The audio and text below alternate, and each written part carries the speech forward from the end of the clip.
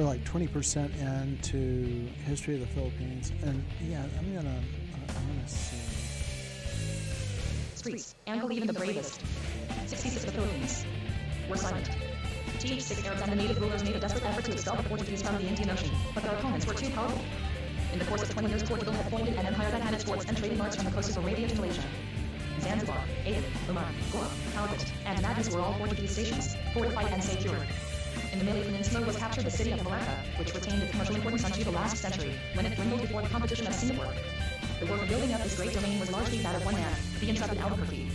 Think what his task was. He was thousands of miles from home and supplies. He had only such forces and munitions as he could bring with him in his little ships, and opposed to him were millions of inhabitants and a multitude of Mohammedan princes. Yet this great captain built up an Indian empire. Portugal at one time became the greatest trading and colonizing power in the world. Her sources of wealth appeared fabulous, and, like Venice, she made every effort to secure her monopoly. The fleets of other nations were warned that they could not make use of the Cape of Good Hope route, on penalty of being captured or destroyed. Reaching India by sailing west. The earth as a sphere.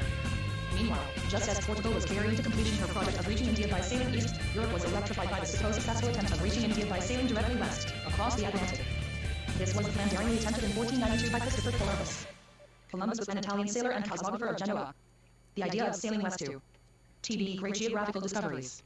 67. India did not originate with him, but his is the immortal glory of having persistently sought the means and put the idea into execution. The Portuguese discoveries along the African coast gradually revealed the extension of this continent and the presence of people beyond the equator, and the possibility of passing safely through the tropics. This knowledge was a great stimulus to the peoples of Europe. The geographical theory of the Greeks, that the world is round, was revived. The geographers, however, in mapping their calculations of the Earth's circumference, had fallen into an error of some thousands of miles. That is, instead of finding that it is fully 12,000 miles from Europe around to the East Indies, they had supposed it about 4,000, or even less. Marco Polo too had exaggerated the distance he had traveled, and from his acquaintance men had been led to believe that China, Japan, and the Spice Islands lay much further to the east than they actually do. By sailing west across one wide ocean, with no intervening lands, it was thought that one could arrive at the island world off the continent of Asia. This was the theory that was revived in Italy and which clung in men's minds for years and years, even after America was discovered. An Italian, named Toscanelli, drew a map showing how this voyage could be made, and sent Columbus a copy. By sailing first to the Azores, a considerable portion of the journey would be passed, with a convenient resting stage. Then about 35 days favorable sailing would bring one to the islands of Stengo, or Japan, which Marco Polo had said lay off the continent of Asia. From here the passage could readily be pursued to Cathay and India. 68 LTPPIS. TL% E Voyage of Christopher Columbus. The romantic and inspiring story of Columbus is told in many books, his poverty, his genius, his long and discouraging pursuit of the means to carry out his plan. He first applied to Portugal. But, as we have seen, this country had been pursuing another plan steadily for a century, and, now that success appeared almost achieved, naturally the Portuguese king would not turn aside to favor Columbus's plan. For years Columbus labored to interest the Spanish court. A great event had happened in Spanish history. Ferdinand, king of Aragon, had wedded Isabella of Castile, and this marriage united these two kingdoms into the modern country of Spain. Soon the smaller states except Portugal were added, and the war for the expulsion of the Moors was prosecuted with new vigor. In 1492, Grenada, the last splendid stronghold of the Mohammedans in the peninsula, surrendered, and in the same year Isabella furnished Columbus with the ships for his voyage of discovery. Columbus sailed from Palos, August 3, 1492, reached the Canaries August 24, and sailed westward on September 6. Day after day, pushed by the strong winds, called the Trays, they went forward. Many doubts and fears beset the crews, but Columbus was stout-hearted. At the end of 34 days from the Canaries, on October 12, they sighted land. It was one of the groups of beautiful islands lying between the two continents of America. But Columbus thought that he had reached the East Indies that really lay many thousands of miles farther west. Columbus sailed among the islands of the archipelago, discovered Cuba and Hispaniola, Haiti, and then returned to Albuquerque with excitement over the newfound way. Studying the Philippines. To the east. He had not found the rich Spice Islands, the peninsula of India, Cathay or Japan, but everyone believed that these must be close to the islands on which Columbus had landed. The tall, straight-haired, copper-colored natives, whom Columbus met on the islands, he naturally called Indians. And this name they still bear. Afterwards the islands were called the West Indies. Columbus made 3 more voyages for Spain. On the 4th, in 1498, he touched on the coast of South America. Here he discovered the great Orinoco River. Because of its large size, he must have realized that a large body of land closed the passage to the Orient. He died in 1506, disappointed at his failure to find India, but never known what he had found, nor that the history of the new hemisphere had begun with him. The Voyage of the Cabots. In the same year that Columbus discovered the Orinoco, Sebastian Cabot, of Italian parentage, H.K.E. Columbus, secured ships from the King of England, hoping to reach China and Japan by sailing west on the northern route. What he did discover was a rugged and uninviting coast, with stormy headlands, cold climate, and gloomy forests of pine reaching down to the sandy shores. For 900 miles he sailed southward, but everywhere this unprofitable coast closed the passage to China. It was the coast of Labrador in the United States. Yet for years and years it was not known that a continent 3,000 miles wide and the greatest of all oceans lay between Cathay and the shore visited by Cabot's ships. This land was thought to be a long peninsula, an island, or series of islands, belonging to Asia. No one supposed or could suppose that there was a continent here. The Great Geographical Discoveries. 71. Naming the New World. But in a few years Europe did realize that a new continent had been discovered in South America. If you will look at your maps, you will see that South America lies far to the eastward of North America and then Brazil approaches very close to Africa. This Brazilian coast was visited by a Portuguese fleet on the African route in 1500, and 2 years later another fleet traversed the coast from the Orinoco to the harbor of Rio de Janeiro. Their voyage was a veritable revelation. They entered the mighty current of the Amazon, the greatest river of the earth. They saw the wondrous tropical forests, full of monkeys, great snakes, and stranger animals. They dealt and fought with the wild and ferocious inhabitants, whose ways startled and appalled the European. All that they saw filled them with greatest wonder. This evidently was not Asia, nor was it the Indies. Here, in fact, was a new continent, a veritable Mundus Novus. The pilot of this expedition was an Italian, named Amerigo Vespucci. On the return, this man wrote a very interesting letter or little pamphlet, describing this new world, which was widely read, and brought the writer fame. A few years later, a German cosmographer, in preparing a new edition of Ptolemy's Geography, proposed to give to this new continent the name of the man who had made known its wonders in Europe. So it was called America. Long after, when the northern shores were also proved to be those of the continent, this great land was named North America. No injustice was intended to Columbus when America was so named. It was not then supposed that Columbus had discovered the continent. The people then believed that Columbus had found a new route to India and had discovered some new islands that lay off the coast of Asia. 72. The Philippines. Spain takes possession of the new lands. Of these newly found islands and whatever wealth they might be found to contain, Spain claimed possession by right of discovery. And of the European nations, it was Spain which first began the exploration and colonization of America. Spain was now free from her long Mohammedan wars, and the nation was being united under Ferdinand and Isabella. The Spaniards were brave, adventurous, and too proud to engage in commerce or agriculture, but ready enough to risk life and treasure in quest of riches abroad. The Spaniards were devotedly religious, and the church encouraged conquest, that missionary work might be extended. So Spain began her career that was soon to make her the foremost power in Europe and one of the greatest colonial empires the world has seen. It is amazing what the Spaniards accomplished in the 50 years following Columbus's first voyage. Hispaniola was made the center from which the Spaniards extended their explorations to the continents of both North and South America. On these islands of the West Indies they found a great tribe of Indians, the Caribs. They were fierce and cruel. The Spaniards waged a warfare of extermination against them, killing many, and enslaving others for working the mines. The Indian proved unable to resist as a slave. And his sufferings drew the attention of a Spanish priest, Las Casas, who by vigorous efforts at the court succeeded in having Indian slavery abolished and African slavery introduced to take its place. This remedy was in the end worse than the disease, for it gave an immense impetus to the African slave trade and peopled America with a race of Africans in bondage. Other Spanish explorations and discoveries. Meanwhile, the Spanish soldier, with incredible energy, courage, the Great Geographical Discoveries. 73. And daring, pushed his conquests. In 1513, Florida was discovered, and in the same year Balboa crossed the narrow isthmus of Panama and saw the Pacific Ocean. Contrary to what is often supposed, he did not dream of its vast extent, but supposed it to be a narrow body of water lying between Panama and the Asian islands. He named it the South Sea, a name that survived after its true character was revealed by Magellan. Then followed the two most romantic and surprising conquests of colonial history, that of Mexico by Cortes in 1521, and of Peru by Pizarro in 1533-34. These great countries were inhabited by Indians, the most advanced and cultured on the American continents. And here the Spaniards found enormous treasures of gold and silver. Then, the discovery of the mines of Potosi opened the greatest source of the precious metal that Europe had ever known. Spaniards flocked to the New World, and in the New Spain, as Mexico was called, was established a great viceroyalty. Year after year enormous wealth was poured into Spain from these American possessions. Emperor Charles V. Meanwhile, a great political power had been added to Spain and Europe. In 1520 the throne of Spain fell to a young man, Charles, the grandson of Ferdinand and Isabella. His mother was Juana, the Spanish princess, and his father was Philip the Handsome, of Burgundy. Philip the Handsome was the son of Maximilian, the Archduke of Austria.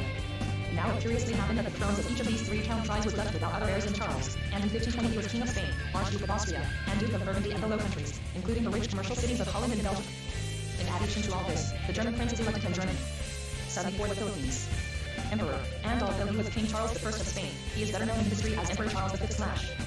He was then an untried boy of 20 years, and no one expected to find in him a man of resolute energy, cold persistence, and great executive ABI duty. But so it proved, and this was the man that made of Spain the greatest power of the time. He was in constant warfare. He fought 4 wars with King Francis I of France, 5 wars with the Turks, both in the Danube Valley and in Africa, and an unending succession of contests with the Protestant princes of Germany. For Charles saw, besides many other important changes, the rise of Protestantism, and the revolt of Germany, Switzerland, and even from Catholicism. The first event in his emperorship was the assembling of the famous German Diet at Worms, where was tried and condemned the real founder of the Protestant religion, Martin Luther. The voyage of Ferdinand Magellan. In the meantime, a way had at last been found to reach the Orient from Europe by sailing west. This discovery, the greatest voyage ever made by man, was accomplished in 1521 by the fleet of Ferdinand Magellan. Magellan was a Portuguese who had been in the east with Albuquerque. He had fought with the Malays in Malacca and had helped to establish the Portuguese power in India. On his return to Portugal, the injustice of the court drove him from his native country, and he entered the service of Spain. Charles V commissioned him to attempt a voyage of discovery down the coast of the south. The classical work on this famous ruler is Robertson's Life of Charles V, but the student should consult if possible more recent works. The Great Geographical Discoveries. 75. America, with the hope of finding a passage to the east. This was Magellan's great hope and faith, that, south of the new continent of America must lie a passage westward, by which ships could sail to China. As long as Portugal was able to keep close to the African route to all other ships than her own, the discovery of some other way was imperative. On the 20th of September, 1519, Magellan's fleet of 5 ships sailed from Sanlúcar, the seaport of the city of Seville, where were equipped the Spanish colonial fleets. On November 29th, they reached the coast of Brazil and then coasted southward. They traded with the natives, and at the mouth of the Rio de la Plata stayed some days to fish. The weather grew rapidly colder and more stormy as they went farther south, and Magellan decided to stop and winter in the Bay of San Julian. Here the cold of the winter, the storms, and the lack of food caused a conspiracy among his captains to mutiny and return to Spain. Magellan acted with swift and terrible energy. He captured one of the mutinous vessels, and the chief conspirator was stabbed by the constable, Espinosa. The rest surrendered. One leader was executed and 2 others were marooned, or left to their fate on the shore. The Straits of Magellan. The fleet sailed southward again in August, but it was not until November 1st, 1520, that Magellan entered the long and tortuous straits that bear his name and which connect the Atlantic and Pacific Oceans. South of them were great bleak islands, cold and desolate.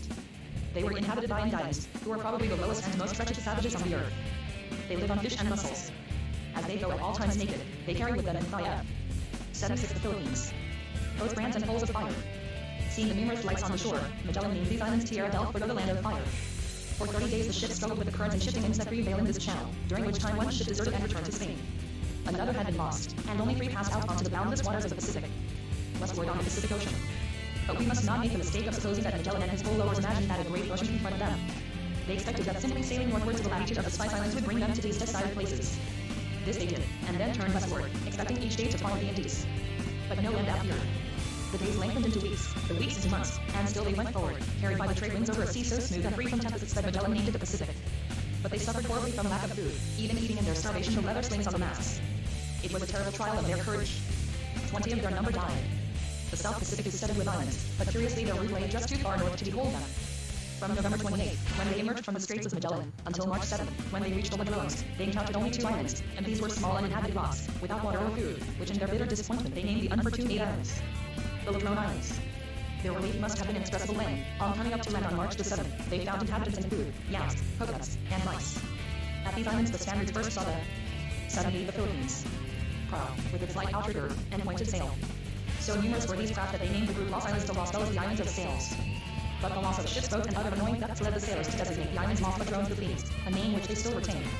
The Philippine Islands. San Juan. Leading the Ladrones, Magellan sailed on westward looking for the Mola Cast, and the first land that he sighted was the eastern coast of San Juan. Pig Head says, Saturday, the 16th of March, we sighted an island which has very lofty mountains. Soon after we learned that it was Samuel, distant 300 leagues from the islands of the Ladrones. Pomacum. On the following day, a seaworn expedition landed on the little uninhabited island south of San Juan which Pig Head called Humanu, and which is still known as Panamon or Jumanjo. It was while staying at this little island that the Spaniards first saw the natives of the Philippines. A prow which contained 9 men approached their ship. They saw other boats fishing near and learned that all of these people came from the island of Sulu, which lies off to the eastward from Jumanjo about 20 kilometers. In their light and appearance, these fishing people were much like the present Sandalot of southern Mindanao and the Sulu archipelago. Limasaya. Pig says that they stayed on the island of Jumanjo 8 days but had great difficulty in securing food. The natives brought them a few cocoa nuts and oranges, palm wine, and a chicken or 2, but this was all that could be spared, so, on the 25th, the Primer Viaje al Líder del Mundo, Spanish translation by Morelli, Madrid, 1899, page 27. The Great Geographical Discoveries T9. Spaniards sailed again, and near the south end of the lake landed on the little island of Limasaya. Here there was a village, where they met 2 chieftains, whom Pig calls kings, and whose names were Raja Kalambu and Raja Sagu. These 2 chieftains were visiting Limasaya and in their residences, one at Butrin and one at Calgayan on the island of Mindanao. Some histories have stated that the Spaniards accompanied one of these chieftains to Butrin, but this does not appear to have been the case. On the island of Limasaya, the natives had dogs, cats, hogs, goats, and fowls. They were cultivating rice, maize, breadfruit, and had also coconuts, oranges, bananas, citron, and ginger. Pig tells how he visited one of the chieftains at his home on the shore. The house was built as Filipino houses are today, raised on posts and thatched. Pig thought it looked like a haystack. It had been the day of St. Lazarus when Spaniards first reached these islands, so that Magellan gave to the group the name of the archipelago of St. Lazarus, the name under which the Philippines were frequently described in the early writings, although another title, Islas del Coniente or Islands of the West, was more common up to the time when the title Filipinas became fixed. Cebu.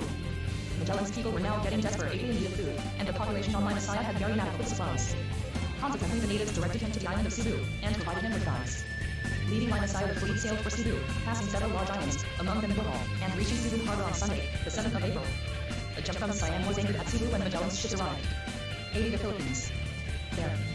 And this, together with the knowledge that the Filipinos showed of the surrounding countries, including China on the one side and the Moluccas on the other, is additional evidence of the extensive trade relations at the time of the discovery. Cebu seems to have been a large town, and it is reported that more than 2,000 warriors with their lances appeared to resist the landing of the Spaniards. But assurances of friendliness finally won the Filipinos, and Magellan formed a compact with the Dato of Cebu, whose name was Himaven. The Blood Compact. The Dato invited Magellan to seal this compact in accordance with the curious custom of the Filipinos. Each chief wounded himself in the breast, and from the wound each sucked and drank the other's blood. It is not certain whether Magellan participated in this blood compact, as it has been called. But later it was observed many times in the Spanish settlement of the islands, especially by Legazpi. The natives were much struck by the service of the Mass, which the Spaniards celebrated on their landing, and after some encouragement desired to be admitted to the Spaniards' religion. More than 800 were baptized, including Himaven. The Spaniards established a kind of factory or trading post on Cebu, and for some time a profitable trade was engaged in. The Filipinos well understood trading, had scales, weights, and measures, and were fair dealers. Death of Magellan. And now follows the great tragedy of the expedition. The Dato of Cebu, or the Christian King, as Pigafetta called their new ally, was at war with the islanders of Mactan. Magellan, eager to assist one who had adopted the Christian faith, landed on Mac. The great geographical discoveries. 81. And with 50 men, and the battle that ensued was killed by a wound in the arm and spear thrust through the breast. So died the one who was unquestionably the greatest explorer and most daring adventurer of all time. Thus, says Pigafetta, perish our guide, our light, and our support. It was the crowning disaster of the expedition. The fleet visits other islands. After Magellan's death, the natives of Cebu rose and killed the Niue. Magellan Monument, Manila. Elected leader, Serrano, and the fleet in fear lifted its anchors and sailed southward from the Visayas. They had lost 35 men and their numbers were reduced to 115. One of the ships was burned, there being too few men surviving to handle 3 vessels. After touching at western Mindanao, they sailed westward, and saw the small group of Cagayan Cebu. Death. 82 the Philippines. Few inhabitants they learned were Moros, exiled from Borneo. They landed on an island called Pulun, hence Palawan, where they observed the sport of cockfighting, indulged in by the natives. From here, still searching for the Moluccas, they were guided to Borneo, the present city of Brunei. Here was the powerful Mohammedan colony, whose adventurers were already in communication with Luzon and had established a colony on the side of Manila. The city was divided into 2 sections, that of the Mohammedan Malays, the conquerors, and that of the Dives, the primitive population of the island. Pigafetta's claims over the riches and power of this Mohammedan city. It contained 25,000 families, the houses built for the most part on piles over the water. The king's house was of stone, and beside it was a great brick fort, with over 60 brass and iron cannon. Here the Spaniards saw elephants and camels, and there was a rich trade in ginger, camphor, ducks, and in pearls from Cebu. Hostilities cut short their stay here, and they sailed eastward along the north coast of Borneo through the Sulu archipelago, where their cupidity was excited by the pearl fisheries, and on to Mindanao. Here they took some prisoners, who piloted them south to the Moluccas, and finally, on November 8th, they anchored at Tidor.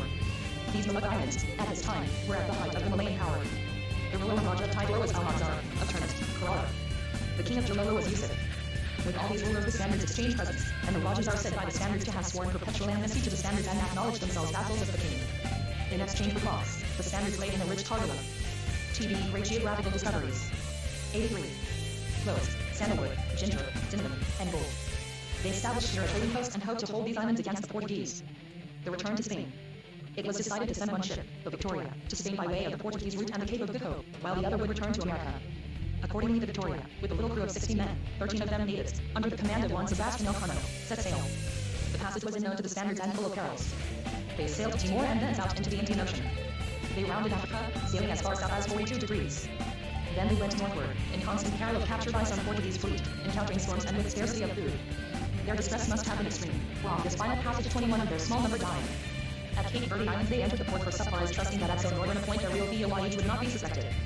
But somewhat of the party, who went ashore for food, in an hour of intoxication boasted of the wonderful journey they had performed and showed some of the products of the Spice Islands.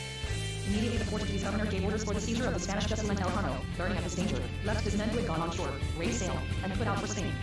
On the 6th of September, 1522, they arrived at Sanlúcar, at the mouth of the Guadalquivir or JVER, on which is situated Seville, 1 ship out of the 5, and 18 men out of the company of 234 who had set sail almost 3 full years before.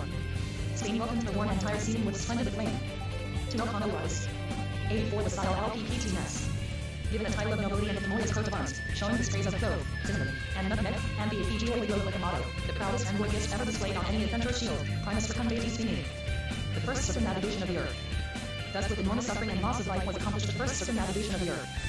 It proved that Asia could be reached, although by a long and circuitous route, by sailing westward from Europe.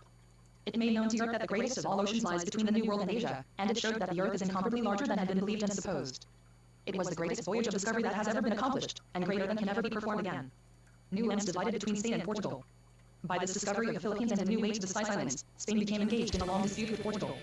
At the beginning of the modern age, there was in Europe no system of rules by which to regulate conduct between states. That system of regulations and customs which we call international law, and by which states at the present time are guided in their dealings, had not arisen. During the Middle Age, disputes between sovereigns were frequently settled by reference to the emperor or to the pope, and the latter had frequently asserted his right to determine all such questions as might arise. The pope had also claimed to have the right of disposing of all heathen and newly discovered lands and peoples. So, after the discovery of the West Indies by Columbus, on request of the court of Spain, Pope Alexander VI divided the new lands between them. He declared that F. Jocelyn Prosuti A. O. T. 1. I. R. 5. G. T. Approximate cost. OIFI 0. N of premium PIFKPM link of IT location. 86 TSE Philippines. All newly discovered countries to the west of the Meridian 100 leagues west of the Azores and Cape Verde Islands as HOTDTV Spanish possessions. A year later, Spain agreed with Portugal to shift this line to the Meridian 370 leagues west of Cape Verde Islands. This division, carried on the same meridian around the globe, resulted in giving India and Malaysia to Portugal and all the New World, except Brazil, to Spain. As a matter of fact, 180 degrees west of the meridian finally agreed upon extended to the western part of New Guinea, and not quite to the Moluccas. But in the absence of exact geographical knowledge, both parties claimed the Spice Islands. Portugal denied to Spain all right to the Philippines as well, and, as we shall see, a conflict in the Far East began, which lasted nearly through the century. Portugal captured the traders whom Elcano had left at Tidor, and broke up the Spanish station in the Spice Islands. The Trinidad, the other ship, which was intended to return to America, was unable to sail against the strong winds, and had to put back to Tidor, after cruising through the waters of New Guinea. Effect of the century of discoveries. This circumnavigation of the globe completed a period of discovery, which had begun 100 years before with the timid, slow attempts of the Portuguese along the coast of Africa. In these years a new era had opened. At its sojourning, the European knew little of any peoples outside of his own countries, and he held scarcely any land outside the continent of Europe. At the end of 100 years, the earth had become fairly well known. The African race, the Malay peoples, the American Indians, and the Pacific Islanders had been seen and described, and from now on the history of the white race was to be connected. TSE Great Geographical Discoveries. 87. With out of these other races, the age of colonization, of worldwide trade and intercourse, had begun. The white man, who had heretofore been narrowly pressed in upon Europe, threatened again and again with conquest by the Mohammedan, was now to cover the seas with his fleets and all lands with his power. Chapter 5. The Filipino people before the arrival of the Spaniards. Position of tribes. On the arrival of the Spaniards, the population of the Philippines seems to have been distributed by tribes in much the same manner as at present. Then, as now, the Bisayas occupied the central islands of the archipelago and some of the northern coast of Mindanao. The Bicals, Tagalogs, and Pampangos were in the same parts of the Luzon as we find them today. The Ilocanos occupied the coastal plain facing the China Sea, but since the arrival of the Spaniards they have expanded considerably and their settlements are now numerous in Pangasinan, Nueva Vizcaya, and the valley of the Cagayan. The number of people. These tribes, which today number nearly 7 million souls, at the time of Magellan's discovery aggregated not more than 500,000. An early enumeration of the population made by the Spaniards in 1591, which included practically all of these tribes, gave a population of less than 700,000. See chapter VIIL, the Philippines 300 years ago. There are other facts too that show us how sparse the population must have been. The Spanish expeditions found many coasts and islands in the Visayan group without inhabitants. Occasionally a sail or a canoe would be seen, and then these would disappear in some small estero or mangrove swamp and the land seen as unpopulated as before. At certain points, like Lima Saya, Yutun, and Bohol, the natives were more numerous, and Cebu was a large and thriving community. But 88. T. Filipino people before 1521. 89. The Spaniards had nearly everywhere to search for settled places and cultivated lands. The sparseness of population is also well indicated by the great scarcity of food. The Spaniards had much difficulty in securing sufficient provisions. A small amount of rice, a pig and a few chickens, were obtainable here and there, but the Filipinos had no large supplies. After the settlement of Manila was made, a large part of the food of the city was drawn from China. The very ease with which the Spaniards marched where they will introduce the Filipinos to obedience shows that the latter were weak in numbers. Laguna de Bay and the Camarines were among the most populous portions of the archipelago. All of these things and others show that the Filipinos were but a small fraction of their present number. On the other hand, the Negritos seem to have been more numerous, or at least more in evidence. They were immediately noticed on the island of Negros, where at the present they are few and confined to the interior. And in the vicinity of Manila and in the Batangas, where they are no longer found, they were mingling with the Tagalog population. Conditions of culture. The culture of the various tribes, which is now quite the same throughout the archipelago, presented some differences. In the southern Visayas, where the Spaniards first entered the archipelago, there seem to have been two kinds of natives, the hill dwellers, who lived in the interior of the islands in small numbers, who wore garments of tree bark and who sometimes built their houses in the trees. And the sea dwellers, who were very much HKE the present-day Moro tribe south of Mindanao, who are known as the Samel, and who built their villages over the sea or on the shoreland. 90 the Philippines. Lived much in boats. These were probably later arrivals and the fourth people. From both of these elements the Visayas Filipinos are descended, but while the coast people have been entirely absorbed, some of the hill folk are still pagan and uncivilized, and must be very much as they were when the Spaniards first came. The highest grade of culture was in the settlements where there was regular trade with Borneo, Siam, and China, and especially about Manila, where many Mohammedan Malays had colonized. Languages of the Malay peoples. With the exception of the Negrito, all the languages of the Philippines belong to one great family, which has been called the Malayo-Polynesian. All are believed to be derived from one very ancient mother tongue. It is astonishing how widely these Malayo-Polynesian tongues have spread. farthest east in the Pacific are the Polynesian languages, then those of the small islands known as Micronesia, then Melanesia or Papuan, the Malayan throughout the East Indian archipelago, and to the north the languages of the Philippines. But this is not all. For far westward on the coast of Africa is the island of Madagascar, many of whose languages have no connection with African but belong to the Malayo-Polynesian family. The Tagalog language. It should be a matter of great interest to Filipinos that the great scientist, Aaron. The discovery of this famous relationship is attributed to the Spanish Jesuit, adds Lorenzo Hermes, whose notable Catalogo de las Lenguas de las Naciones Conocidas was published in 1800-05. But the similarity of Malay and Polynesian had been earlier shown by naturalists who accompanied the second voyage of the famous Englishman, Captain Cook 1772-75. The full proof, and the relation also of Malagasy, the language of Madagascar, was given in 1838 by the great German philologist, Baron William von Humboldt. TFD Filipino people before 1521.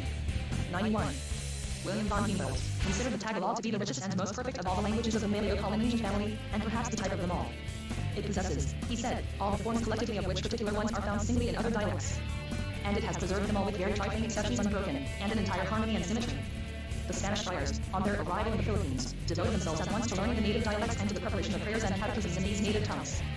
They were very successful in their studies. Father Chirino tells us of one Jesuit who learned sufficient Tagalog in 70 days to preach and hear confession. In this way the Visayan, the Tagalog, and the Ilocano were soon mastered. In the light of the opinion of von Humboldt, it is interesting to find these early Spaniards pronouncing the Tagalog the most difficult and the most admirable. Of all of them, says Padre Chirino, the one which most pleased me and filled me with admiration was the Tagalog. Because, as I said to the first Archbishop, and afterwards to other serious persons, both there and here, I found in it 4 qualities of the 4 best languages of the world, Hebrew, Greek, Latin, and Spanish. Of the Hebrew, the mysteries and obscurities. Of the Greek, the articles and the precision not only of the appellate but also of the proper norms. Of the Latin, the wealth and elegance. And of the Spanish, the good breeding, politeness, and courtesy. And early connection with the Hindus. The Malayan languages contain a considerable proportion of words borrowed from the Sanskrit, and in this the Tagalog. Collection to Los Islas Filipinas, 2 DA, pages 62. 92 the Philippines. Visayan, and Ilocano are included. Whether these words were passed along from one Malayan group to another, or whether they were introduced by the actual presence and power of the Hindu in this archipelago, may be fair ground for debate. But the case for the latter position has been so well and brilliantly put by Dr. Pardo de Tavera that his conclusions are here given in his own words. The words which Tagalog borrowed, he says, are those which signify intellectual acts, moral conceptions, emotions, superstitions, names of deities, of planets, of numerals of high number, of botany, of war and its results and consequences, and finally of titles and dignities, some animals, instruments of industry, and the names of money. From the evidence of these words, Dr. Pardo argues for a period in the early history of the Filipinos, not merely of commercial intercourse, like that of the Chinese, but of Hindu political and social domination. I do not believe, he says, and I base my opinion on the same words that I have brought together in this vocabulary, that the Hindus were here simply as merchants, but that they dominated different parts of the archipelago, where today are spoken the most cultured languages, the Tagdlo, the Visayan, the Pampanga, and the Ilocano. And that the higher culture of these languages comes precisely from the influence of the Hindu race over the Filipino. The Hindus in the Philippines. It is impossible to believe that the Hindus, if they came only as merchants, however great their number, would have impressed themselves in such a way as to give to these islanders the number and the kind of words which they did give. These names of dignitaries, of caciques, of high functionaries of the court, of noble ladies, indicate that all of these high positions with names of Sanskrit origin were occupied at TBE Filipino people be from 15 to 1. 93. One time by men who spoke that language. The words of a similar origin for objects of war, fortresses, and other songs, for designating objects of religious belief, for superstitions, emotions, feelings, industrial and farming activities, show us clearly that the warfare, religion, literature, industry, and agriculture were at one time in the hands of the Hindus, and that this race was effectively dominating the Philippines. Systems of writing among the Filipinos. When the Spaniards arrived in the Filipinos were using systems of writing borrowed from Hindu or Javanese sources. This matter is so interesting that one cannot do better than to quote in full Padre Chirino's account, as he is the first of the Spanish writers to mention it and as his notice is quite complete. So given are these islanders to reading and writing that there is hardly a man, and much less a woman, that does not read and write in letters peculiar to the island of Manila, very different from those of China, Japan, and of India, as will be seen from the following alphabet. The vowels are 3. But they serve for FTDE, and are J, E, 10, U. The consonants are no more than 12, and they serve to write both consonant and vowel, in this form. The letter alone, without any point either above or below, sounds with A. Another possible explanation of the many Sanskrit terms which are found in the Philippine languages is that the period of contact between Filipinos and Hindus occurred not in the Philippines but in Java and Sumatra, whence the ancestors of the Filipinos perhaps came. 94 the Philippines. QXXFQT7X. Bakai Dagahala. KJRFOQQ. Manga Pasataya. Placing the point above, each one sounds with E or with I. A. S. XT. 9. T. By B. QQ. D. D. Guigu. IT. 11. L. 9. CH. 9. W. Me. 9E. IPE. CSA. TT. E.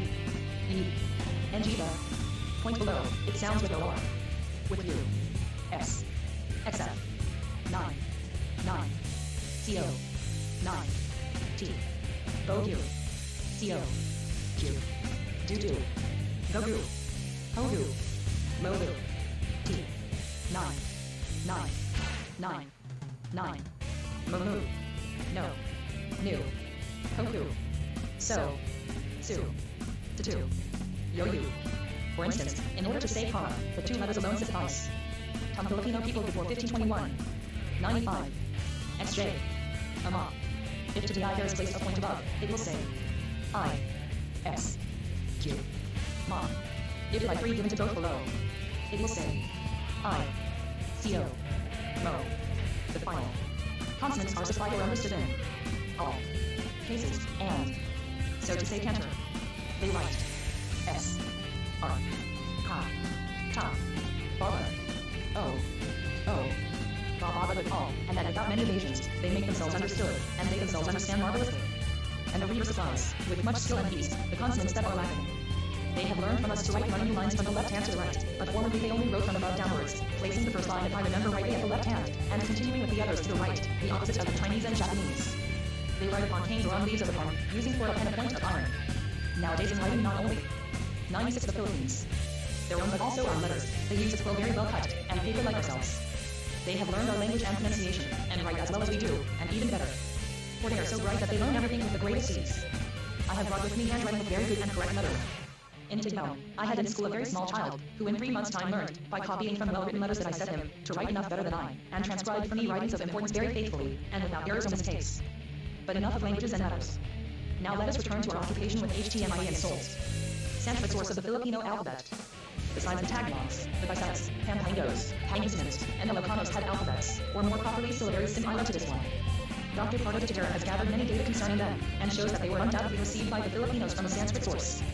Early Filipino writings. The Filipinos used this writing for setting down their poems and songs, which were their only literature.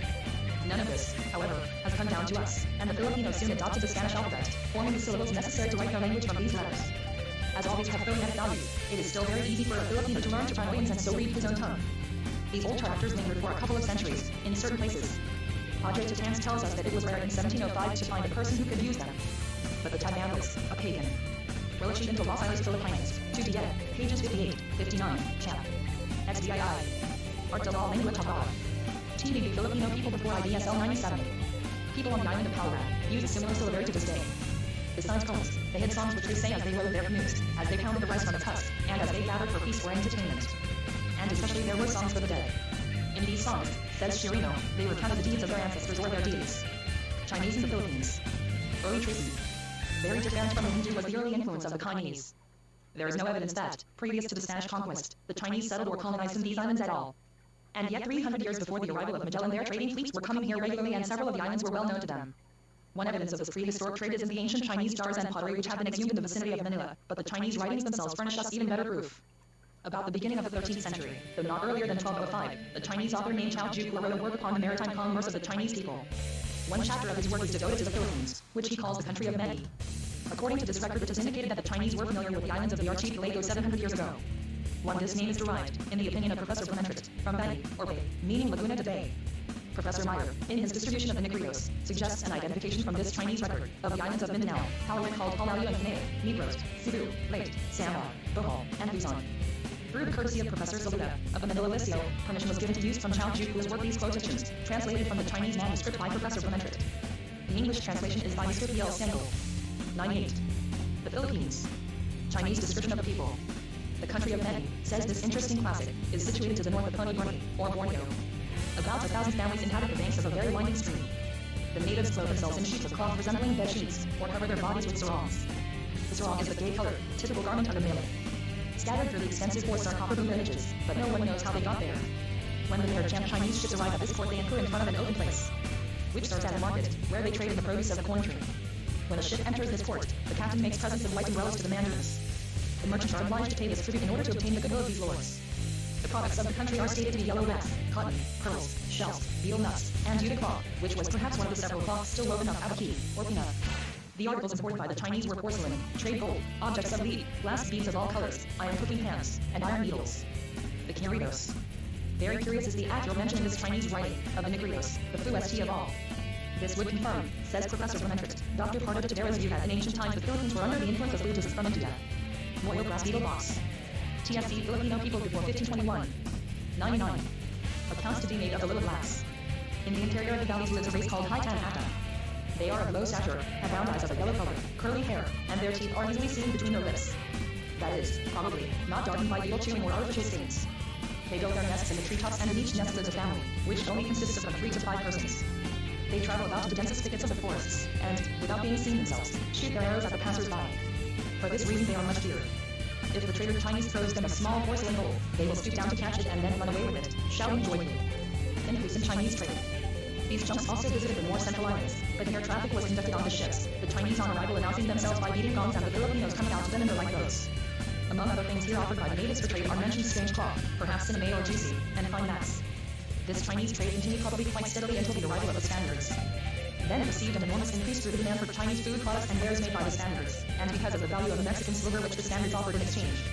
Trade with the Moro Malays of the South. The spread of Mohammedanism and especially the foundation of the colony of Borneo brought the Philippines into important commercial relations with the Malays of the South. Previous to the arrival of the Spaniards, these relations seem to have been friendly and peaceful. The Mohammedan. 100 The Philippines. Malays sent their praus northward for purposes of trade, and they were also settling in the North Philippines as they had in Mindanao.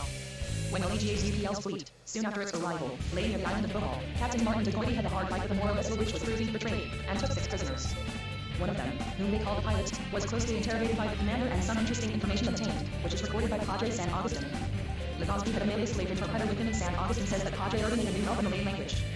The pilot said that those of Borneo brought for trade with the Filipinos, copper and tin, which was brought to Borneo from China, porcelain, dishes, and bells made in their fashion, very different from those that the Christians use, and gunzo, and colored blankets from India, and cooking pans made in China, and that they also brought iron lances very well tempered, and knives and other articles of barter, and that in exchange for them they took away from the island's gold, slaves, rats, and a kind of small seashell which they call sijulis, and which passes for money in the kingdom of Siam and other places. And also they carry off some white cloths, of which there is a great quantity in the islands. Butuan, on the north coast of Mindanao, seems to have been quite a trading place resorted to by vessels from all quarters. This region, like many other parts of the Philippines, has produced from time immemorial small quantities of gold, and all the early voyagers speak of the gold earrings and ornaments of the natives. Butuan also produced sugarcane and was a trading port. Conflicts of the Los Islas Filipinos, pages 95. The Filipino people before ISHL. LOL. Slaves. This unfortunate traffic in human HFP seems to have been not unusual, and was doubtless stimulated by the commerce with Borneo. JIMKS from Siam trading with Cebu were also encountered by the Spaniards. Result of this intercourse and commerce. This intercourse and traffic had acquainted the Filipinos with many of the accessories of civilized life long before the arrival of the Spaniards. Their chiefs and daughters dressed in silks, and maintained some splendor of surroundings. Nearly the whole population of the tribes of the coast wrote at Moro Braskenan, Oiwantaka, communicated by means of oscillatory. Vessels from Luzon traded as far south as Mindanao and Borneo, although the products of Asia proper came through the fleets of foreigners. And perhaps what indicates more clearly than anything else the advance the Filipinos were making through their communication with outside people is then use of firearms. Of this point there is no question. Everywhere in the vicinity of Manila, on Lubang, in Pampanga, at Cainta and Laguna de Bay, the Spaniards and winter forts mounting small cannon, or lantoques. The Filipinos seem to have understood more.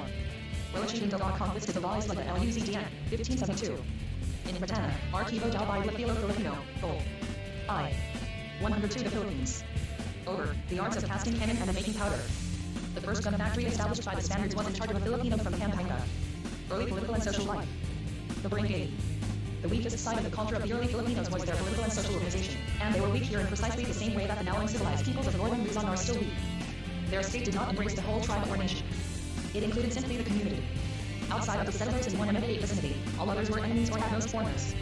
There were in the Philippines no large states, nor even great rajas and sultans such as were found in the Malay archipelago, but instead on every island were a multitude of small communities, each independent of the other and frequently waging war. The unit of their political order was a little cluster of houses of from 30 to 100 families, called the Barangay, which still exists in the Philippines, as the barrio. At the head of each barangay was a chief known as the Dato, a word no longer used in the northern Philippines, though it persists among the Moros of Mindanao. The powers of these datos within their small areas appear to have been great, and they were treated with utmost respect by the people. The barangays were grouped together in tiny federations including about as much territory as the present towns, whose affairs were conducted by the chiefs or datos, although sometimes they seem to have all been in obedience to a single chief, known in some places as the Hari, at other times by the Hindu word Raja, or the Mohammedan term Sultan. Sometimes the power of one of these Rajas seems to have extended over the Filipino people before 1521. 103. Whole of a small island, but usually their kingdoms embraced only a few miles. changes made by the Spaniards. The Spaniards, in enforcing their authority through the islands, took away the real power from the Dalis, grouping the barangays into towns, or pueblos, and making the Dalis, headmen, the Sikhs or principales. Something of the old distinction between the Dalit, or principal, and the common man may be still represented in the Gentilesada, or the more wealthy, educated, and influential class found in each town, and the Gentaha, or the poor and uneducated. Classes of Filipinos under the Dalis. Beneath the Dalis, according to Chirino and Morga, there were three classes of Filipinos. First were the free Maharlika, who paid no tribute to the Dalit, but who accompanied him to war, rowed his boat when he went on a journey, and attended him in his house. This class is called Line Mortines. Then there was a very large class, who appeared to have been freedmen or liberated slaves, who had acquired their own homes and lived with their families, but who owed to Dato or Maharlika heavy debts of service. To sound harvest in his rice fields, to tend his fish traps, to row his canoe, to build his house, to attend him when he had guests, and to perform any other duties that a chief might command. These semi-free were called alike Mamae, and their condition of bondage descended to their children. Beneath these existed a class of slaves. These are the Sigillarists, and they were numerous. Their slavery. Susos de los Filipinos, pages 297. 104 The Philippines arose in several ways. Some were those who as children had been captured and mourned their lives there. Some became slaves by selling their freedom in times of hunger. But most of them became slaves through debt, which descended from father to son. A debt of 5 or 6 pesos was enough in some cases to deprive a man of his freedom. These slaves were absolutely owned by their lord, who could theoretically sell them like cattle. But, in spite of its bad possibilities, this Filipino slavery was apparently not of a cruel or distressing nature. The slaves frequently associated unkindly relations with their masters and were not overlooked. This form of slavery still persists in the Philippines among the Moros of Mindanao and Jolo. Children of slaves inherited their parents' slavery. If one parent was free and the other slave, the first, third, and fifth children were free and the second, fourth, and sixth slaves.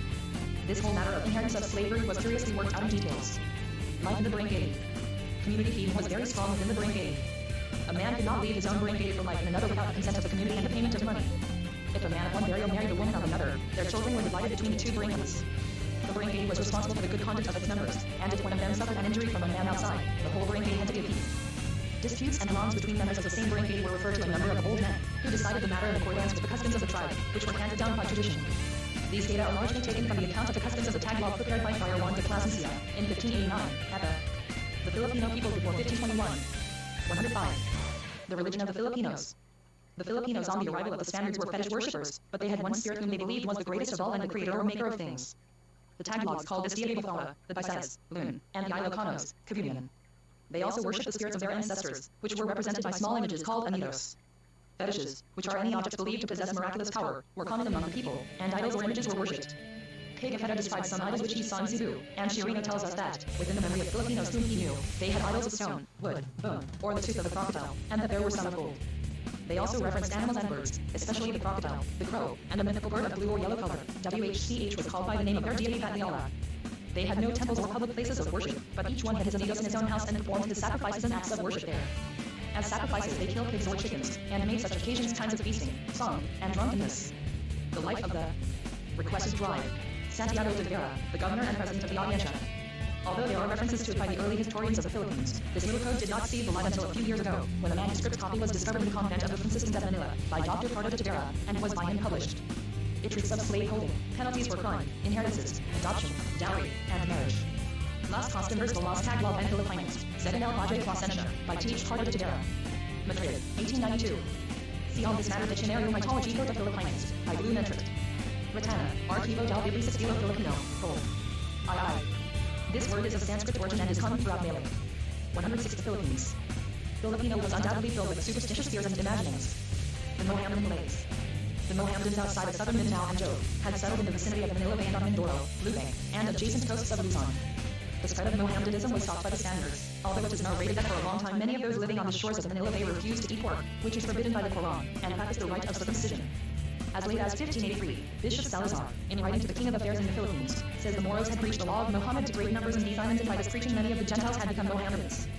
And further he adds, those who received this foul law guarded with much persistence, and there is great difficulty in making them abandon it. And with cause too, for the reasons they give, to our shame and confusion, are that they were better treated by the preachers of Muhammad than they had been by the preachers of Christ. Material progress of the Filipinos. The material surroundings of the Filipino before the arrival of the Spaniards were in nearly every way quite as they are today. The center of population of each town today, with its great church, tribunal, stores and houses of stone and wood, is certainly in marked contrast. But the appearance of a very little distance from the center is today probably much as it was then. Then, as now, the bulk of the people lived in humble houses of land. Well achieved de los Meses de los Filipinos Pecha por Sr. Domingo de Salazar, Primo Obispo de Chaganes, 1583, in Patana, Archive, Vol. III. The Filipino people before 1521. 107. Blue and beef were raised on isles above the dampness of the soil. Then, as now, the food was largely rice and the excellent fish which abound in river and sea. There were on the water the same familiar mangoes and fish corrals, and on them the rice fields and coconut groves.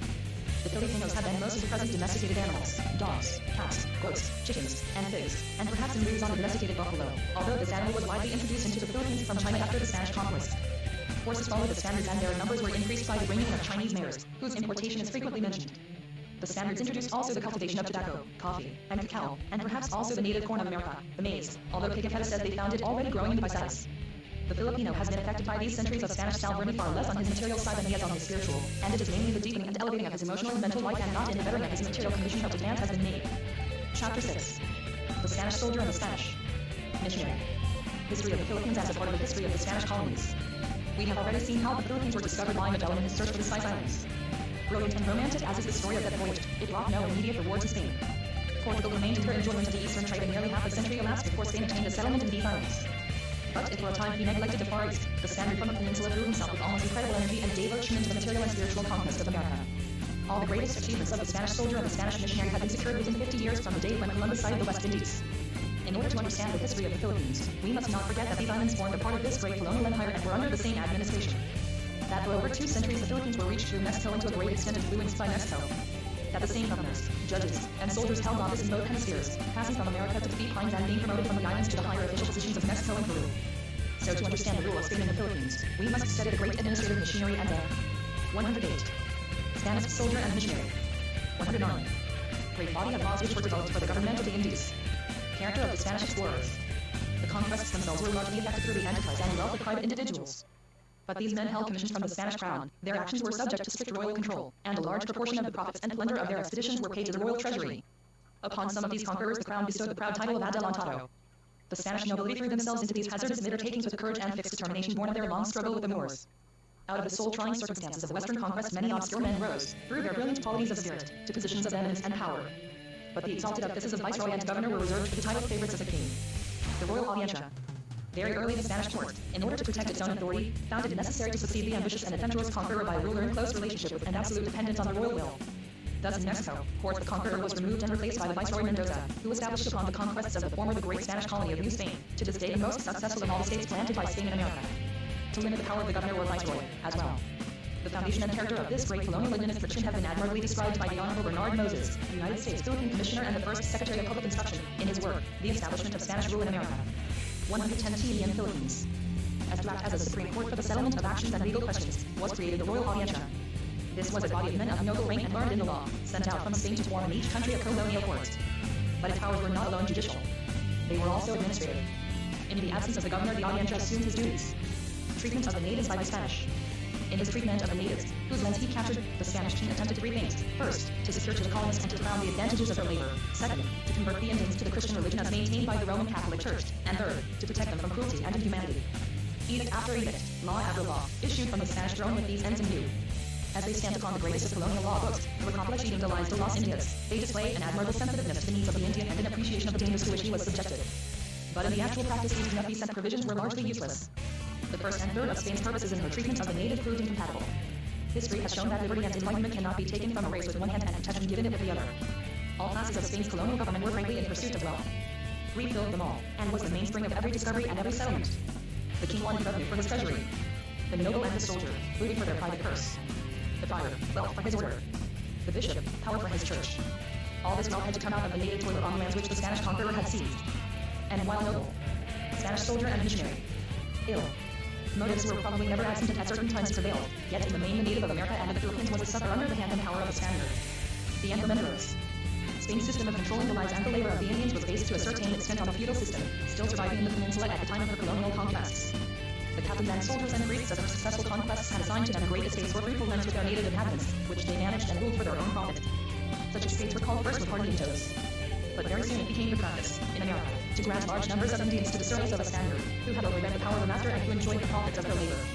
In return, he was supposed to provide for the conversion of the Indians and their religious instruction. Such a grant of Indians was called an encomienda. The encomendero was not absolute lord of the lives and properties of the Indians, for elaborate laws were framed for the latter's protection. Yet the granting of subjects without the land on which they lived made possible their transfer and sale from one encomendero to another, and in this way thousands of Indians of America were made practically slaves, and were forced into labor in the mines. As we have already seen, the whole system was attacked by the Dominican priest. Las Casas, a truly noble character in the history of American colonization, and various efforts were made in America to limit the Inca lands and to prevent their introduction into Mexico and Peru.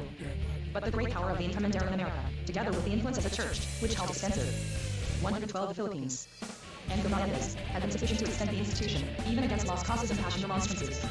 Its abolition in Mexico was decreed in 1544, but commissioners representing the municipality of Mexico and religious orders were sent to Spain to ask the king to revoke at least those parts of the new laws which threatened the interests of the settlers. By a royal decree of October 20, 1545, the desired revocation was granted. This action filled the Spanish settlers with joy and the enslaved Indians with despair. Thus was the institution early established as a part of the colonial system and came with the conquerors to the Philippines. Restrictions on colonization and commerce. For the management of all colonial affairs, the king created a great board, or bureau, known as the Council of the Indies, which sat in Madrid and whose members were among the highest officials of Spain. The Spanish government exercised the closest supervision over all colonial matters, and colonization was never free. All persons, wares, and ships passing from Spain to any of her colonial possessions were obliged to pass through Seville, and this one port alone. This wealthy ancient city, situated on the River Guadalquivir in southwestern Spain, was the gateway to the Spanish Empire. From this port went forth the mailed soldier, the road flyer, the adventurous noble, and the brave and high-born Spanish ladies, who accompanied their husbands to such great distances over the sea. And back to this port were brought the gold of Peru, the silver of Mexico, and the silks and embroideries of China, dispatched through the Philippines. Moses, Establishment of Spanish Rule in America, pages 12. Spanish Soldier and Missionary. 113. It must be observed that all intercourse between Spain and her colonies was rigidly controlled by the government. Spain sought to create and maintain an exclusive monopoly of her colonial trade. To enforce and direct this monopoly, there was at Seville the commercial house, or Casa de Contratación. No one could sail from Spain to a colonial possession without a permit and after government registration. No one could send out goods or import them except through the commercial house and upon the payment of extraordinary imposts. Trade was absolutely forbidden to any except Spaniards. And by her forts and fleets, Spain strove to isolate her colonies from the approach of Portuguese, Dutch, or NUSH, whose ships, no less daringly manned than those of Spain herself, were beginning to traverse the seas in search of the plunder and spoils of foreign conquest and trade. Summary of the colonial policy of Spain. Spain sought foreign colonies, first, for the spoils of accumulated wealth that could be seized and carried away at once, and, secondly, for the income that could be procured through the labor of the inhabitants of the lands she gained. In framing her government and administration of her colonies, she sought primarily the political enlightenment and welfare neither of the Spanish colonists nor the native race, but the glory, power, and patronage of the crown. The commercial and trade regulations were devised, not to develop the resources and increase the prosperity of the colonies, but to add wealth to the peninsula. Yet the purposes of Spain were far from being wholly selfish. With zeal and success she sought the conversion of the heathen natives, whom she subjected, and in this showed a humanitarian interest in advance of the Dutch and English, who rivaled her in colonial empire. 114 the Philippines. The colonial ideals under which the policy of Spain was framed were those of the times. In the centuries that have succeeded, public wisdom and conscience on these matters have immeasurably improved. Nations no longer make conquests frankly to exploit them, but the public opinion of the world demands that the welfare of a colonial subject be sought and that he be protected from official greed. There is great advance still to be made. It can hardly be said that the world yet recognizes that a stronger people should assist a weaker without assurance of material reward, but this is the direction in which the most enlightened feeling is advancing. Every undertaking of the white race, which has such aims in view, is an experiment worthy of profound interest and solicitous sympathy. Result of the voyage of Magellan and Elcano. The mind of the Spanish adventurer was greatly excited by the results of Sebastian Elcano's voyage. Here was the opportunity for rich trade and great profit. Numerous plans were laid before the king, one of them for the building of an Indian trading fleet and an annual voyage to the Moluccas to gather a great harvest of spices. Portugal protested against this move until the question of her claim to the Moluccas, under the division of Pope Alexander, could be settled.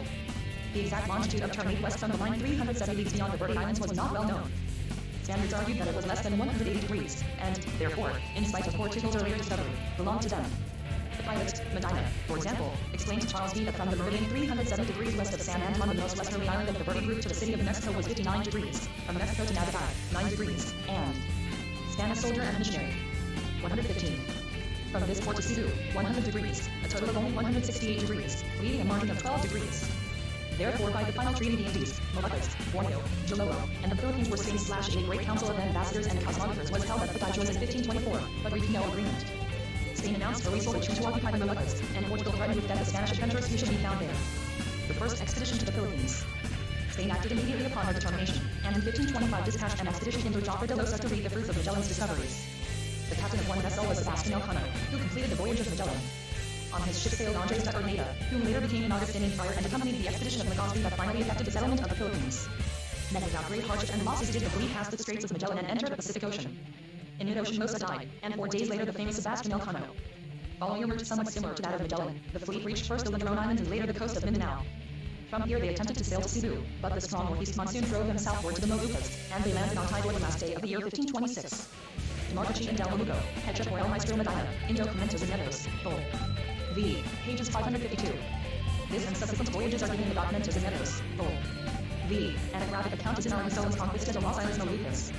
They are also well narrated in English by the Discoveries in the SOBTHC, Cole. I, chapters B, XII, and XIV. 116 The Philippines. The failure of the expedition. The Portuguese were at this moment fighting to reduce the native Rajas of these islands to subjection. They regarded the Spaniards as enemies, and each party of Europeans was shortly engaged in fighting and inciting the natives against the other. The condition of the Spaniards became desperate in the extreme, and indicates at what cost of life the conquests of the 16th century were made. Their ships had become so battered by storm as to be no longer seaworthy. The 2 officers, who had successively followed Losa and Elcano in command, had likewise perished. Of the 450 men who had sailed from Spain, the 120 now survived. These, under the leadership of Hernando de la Torre, threw up a fort on the island of Tidor, unable to go farther or to retire, and awaited hope for succor from Spain. Relief came, not from the peninsula, but from Mexico. Under the instructions of the Spanish king, in October 1527, forts dispatched from Mexico a small expedition in charge of Diavaro de Saavedra. Swept rapidly by the equatorial trades, in a few months Saavedra had traversed the Carolines, reprovisioned on Mindanao, and reached the survivors on Tidor. Twice they attempted to return to New Spain, but strong trade winds blow without cessation north and south on either side of the equator for the space of more than 1,200 miles, and the northern latitude of Kent and prevailing westerly winds were not yet known. Twice Saavedra beat his way eastward among the strange islands of Papua and Melanesia, only to be at last driven back upon Tidor and there to die. The survivors were forced to abandon the Moluccas. By surrendering to the Portuguese they were assisted to return. Spanish soldier and missionary. 117. Here by way of Malacca, Ceylon, and Africa, and they arrived at Lisbon in 1536, the survivors of Los's expedition, having been gone from Spain 11 years. The efforts of the Spanish crown to obtain possession of the Spice Islands, the Moluccas and Celebes, with their coveted products of nutmeg, cinnamon, and pepper, were for the time suspended. By the Treaty of Zaragoza 1529, the Emperor, Charles V, for the sum of 350,000 gold ducats, mortgaged his claim to the Moluccas. For 13 years the provisions of this treaty were respected by the Spaniards, and then another attempt was made to obtain a foothold in the East Indies. The second expedition to the Philippines. The fact that disaster had overwhelmed so many, that 2 oceans must be crossed, and that no sailing route from Asia back to America was known, did not deter the Spaniards from their perilous conquests.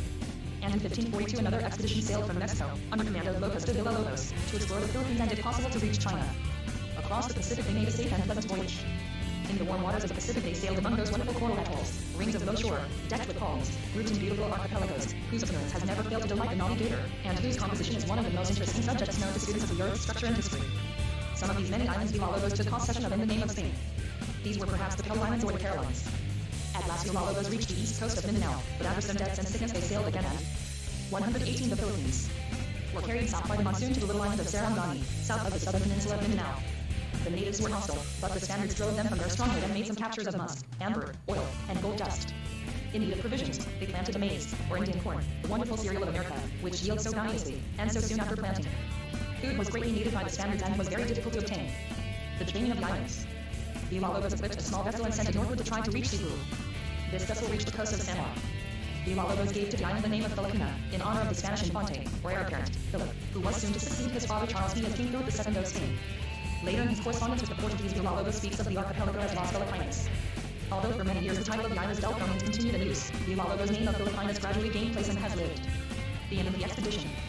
While on Sarangani demands were made by the Portuguese, who claimed that Mindanao belonged with Celebes, and that the Spaniards should leave. Driven from Mindanao by lack of food and hostility of the natives, Villalobos was blown southward by storms to Chilolo. Here, after long negotiations, the Portuguese compelled him to surrender. The survivors of the expedition dispersed, some remaining in the Indies, and some eventually reaching Spain. But Villalobos, overwhelmed by discouragement, died on the island of Amboina. The priest who ministered to him in his last hours was the famous Jesuit missionary to the Indies, St. Francis Xavier. Spanish soldier and missionary. 119. 23 years were to elapse after the sailing of Villalobos' fleet before another Spanish expedition should reach the Philippines. The year 1565 dates the permanent occupation of the archipelago by the Spanish. Increase in political power of the Church. Under Philip II, the champion of ecclesiasticism, the Spanish crown cemented the union of the monarchy with the Church and devoted the resources of the empire, not only to colonial acquisition, but to combating the Protestant revolution on the one hand and heathenism on the other. The Spanish king effected so close a union of the Church and state in Spain, that from this time on religious issues increasingly gained in importance, and profoundly influenced the policy and fate of the nation. The policy of Philip II, however, brought upon Spain the revolt of the Dutch lowlands and the wars with England, and her struggle with these two nations strained her resources both on land and sea, and often to physical and moral decline. But while Spain was constantly losing power and prestige in Europe, the king was extending his colonial domain, lending royal aid to the ambitious adventurer and to the ardent missionary friar. Spain's object being to Christianize as well as to conquer, the missionary became a very important figure in the history of every colonial enterprise, and these great orders to whom missions were entrusted thus became the central institutions in the history of the Philippines. The rise of monasticism. Monasticism was introduced into Europe from the East at the very commencement of the Middle Ages. The fundamental idea of the old monasticism was retirement from human society, the belief that the world was bad and could not be better, and 120 The Bilogians. that men could lead holier lives and better please God by forsaking secular employments and family relations, and devoting all their attention to purifying their characters. The first important order in Europe were the Benedictines, organized in the 6th century. Their rule and organization were the pattern for those that followed. The clergy of the church were divided thus into two groups. First, the parish priests, or ministers, who lived among the people over whom they exercised the cure of souls, and who, because they were of the people themselves and lived their lives in association with the community, were known as the secular clergy. And second, the monks, or regular clergy, who were so called because they lived under the rule of their order. In the early part of the 13th century, monasticism, which had waned somewhat during the preceding 2 centuries, received a new impetus and inspiration from the organization of new orders known as brethren or friars. The idea underlying their organization was noble, and higher than that of the old monasticism, for it emphasized the idea of service, of ministry both to the hearts and bodies of depressed and suffering men. The Dominicans. The order of Dominicans was organized by Saint Dominic, of Spain, about 1215. The primary object of its members was to defend the doctrines of the Church and, by teaching and preaching, destroy the doubts and protests which in the 13th century were beginning to disturb the claims of the Catholic Church and the papacy. The Dominican friars did not live in seclusion, but traveled about, humbly clad, preaching in the villages and towns, and seeking to expose and punish the heretic. Made by several universities, through their study of philosophy and the Roman law. Spanish soldier and missionary. 121. Were producing a class of men disposed to hold opinions contrary to the teachings of the Church. The Dominicans realized the importance of these great centers of instruction and entered them as teachers and masters, and by the beginning of the 15th century had made them strongholds of conservatism and orthodoxy. The Franciscans. In the same epoch of revival, the order of Franciscans was founded by Saint Francis of Assisi in Italy. The aims of this order were not only to preach and administer the sacraments, but to nurse the sick, provide for the destitute, and alleviate the dreadful misery which affected whole classes in the Middle Ages. They took vows of absolute poverty, and so humble was the garb prescribed by their rule that they went barefooted from place to place. The Augustinian order was given organization by Pope Alexander IV in 1256, and still other orders followed. The degeneration of the orders. Without doubt, the early ministrations of these friars were productive of great good both on the religious and humanitarian sides. But, as the orders became wealthy, the friars lost their spirituality and their lives grew vicious.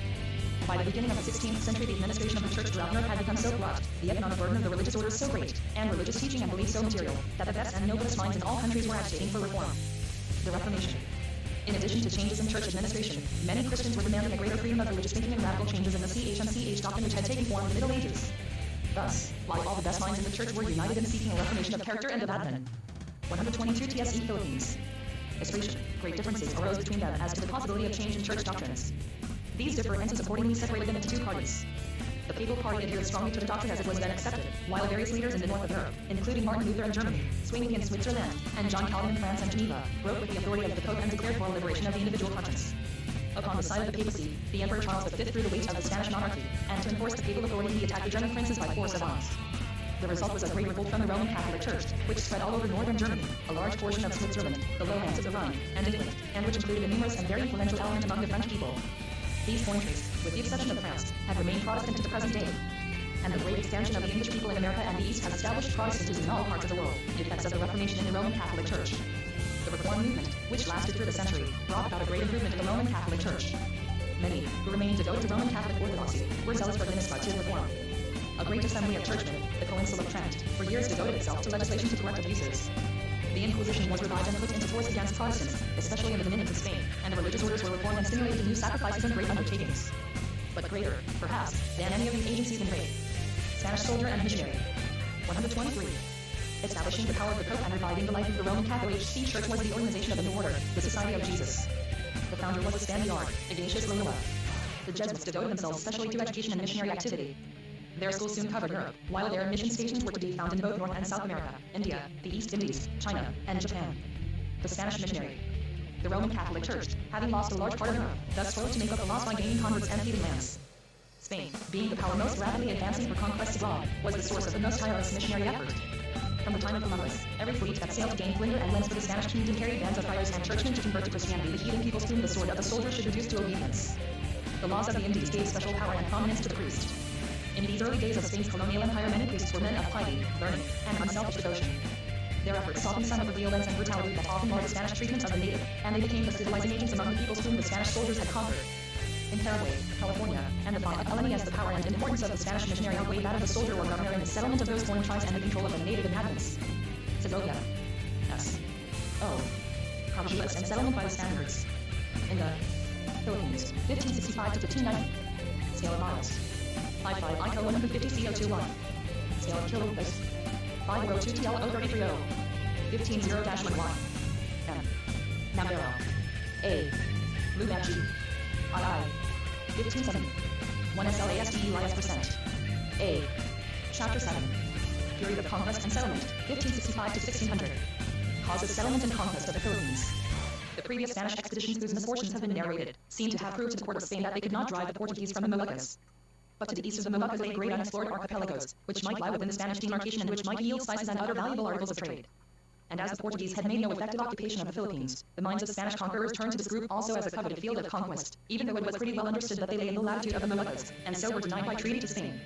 In 1559, the Spanish king, Felipe II, commanded the Viceroy of Mexico to undertake again the discovery of the islands lying toward the Moluccas, but the rights of Portugal to islands within her demarcation were to be respected. 5 years passed before ships and equipments could be prepared, and during these years the objects of the expedition received considerable discussion and underwent some change.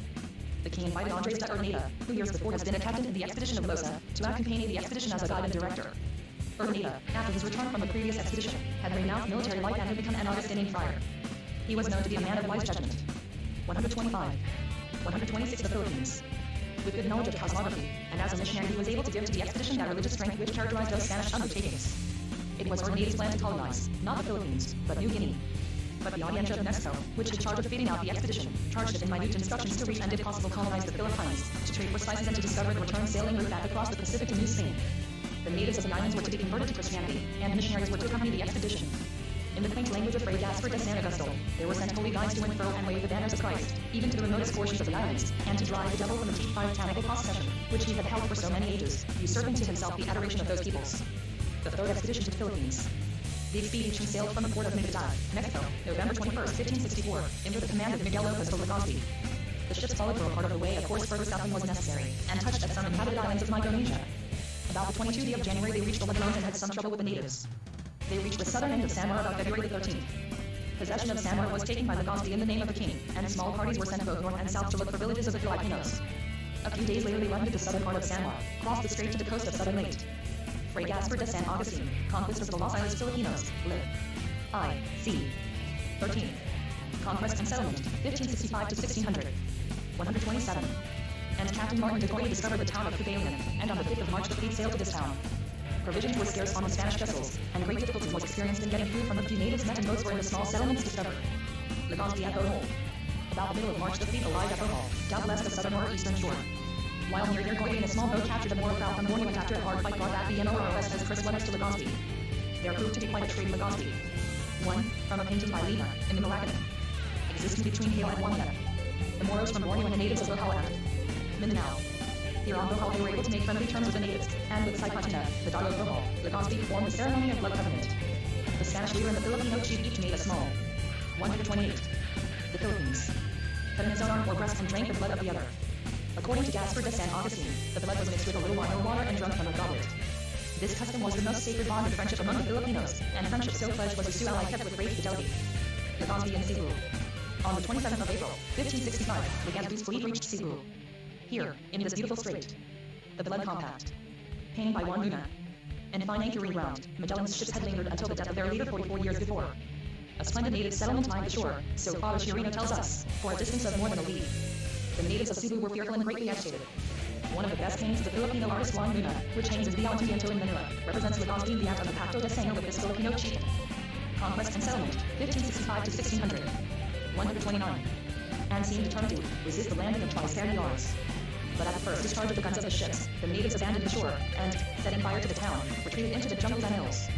Without loss of life the Spaniards landed, and occupied the harbor and town. Finding the bien only child of Ciudad, the Spanish soldiers formed in one of the houses of the natives a small wooden image of the child Jesus. A similar image, Pigafetta tells us, Hihijaiseo had given to a native while on the island with Magellan. It had been researched by the natives and was regarded by them as an object of veneration.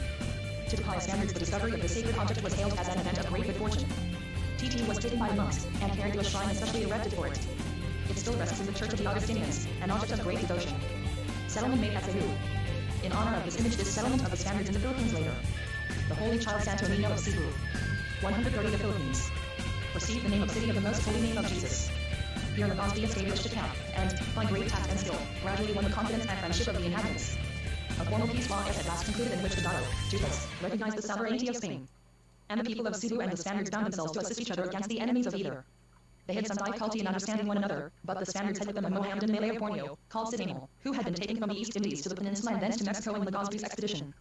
The languages of Malaysia and the Philippines are so closely related that this man was able to interpret almost immediately. However, the missionaries began the study of the native dialect, and Padre Chirino tells us that Friar Martin Hirata made here the first Filipino vocabulary, and was soon preaching the gospel to the natives in their own language.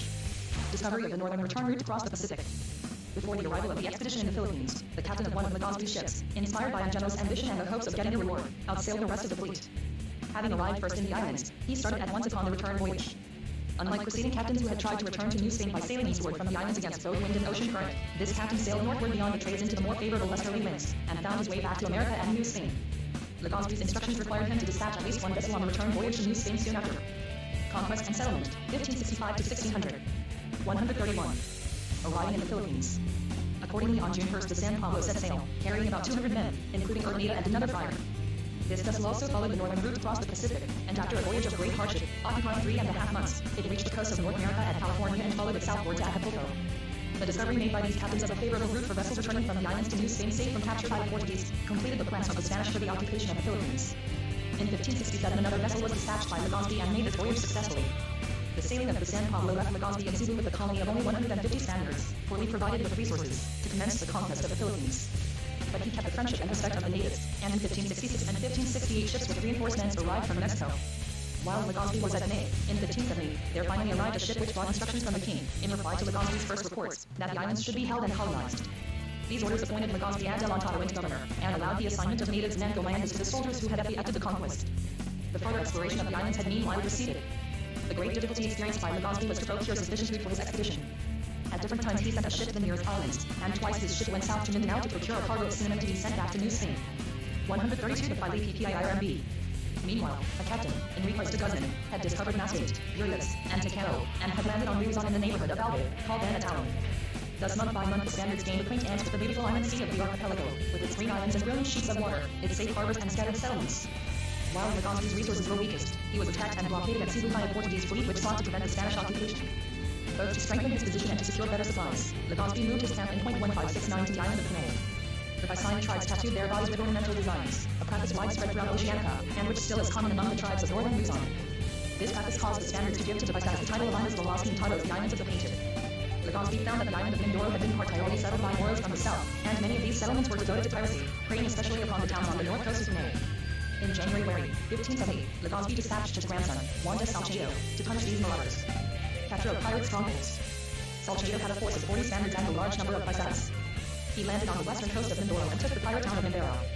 The main stronghold of the Moros he found to be on the small island of Lube, northwest of Mindoro.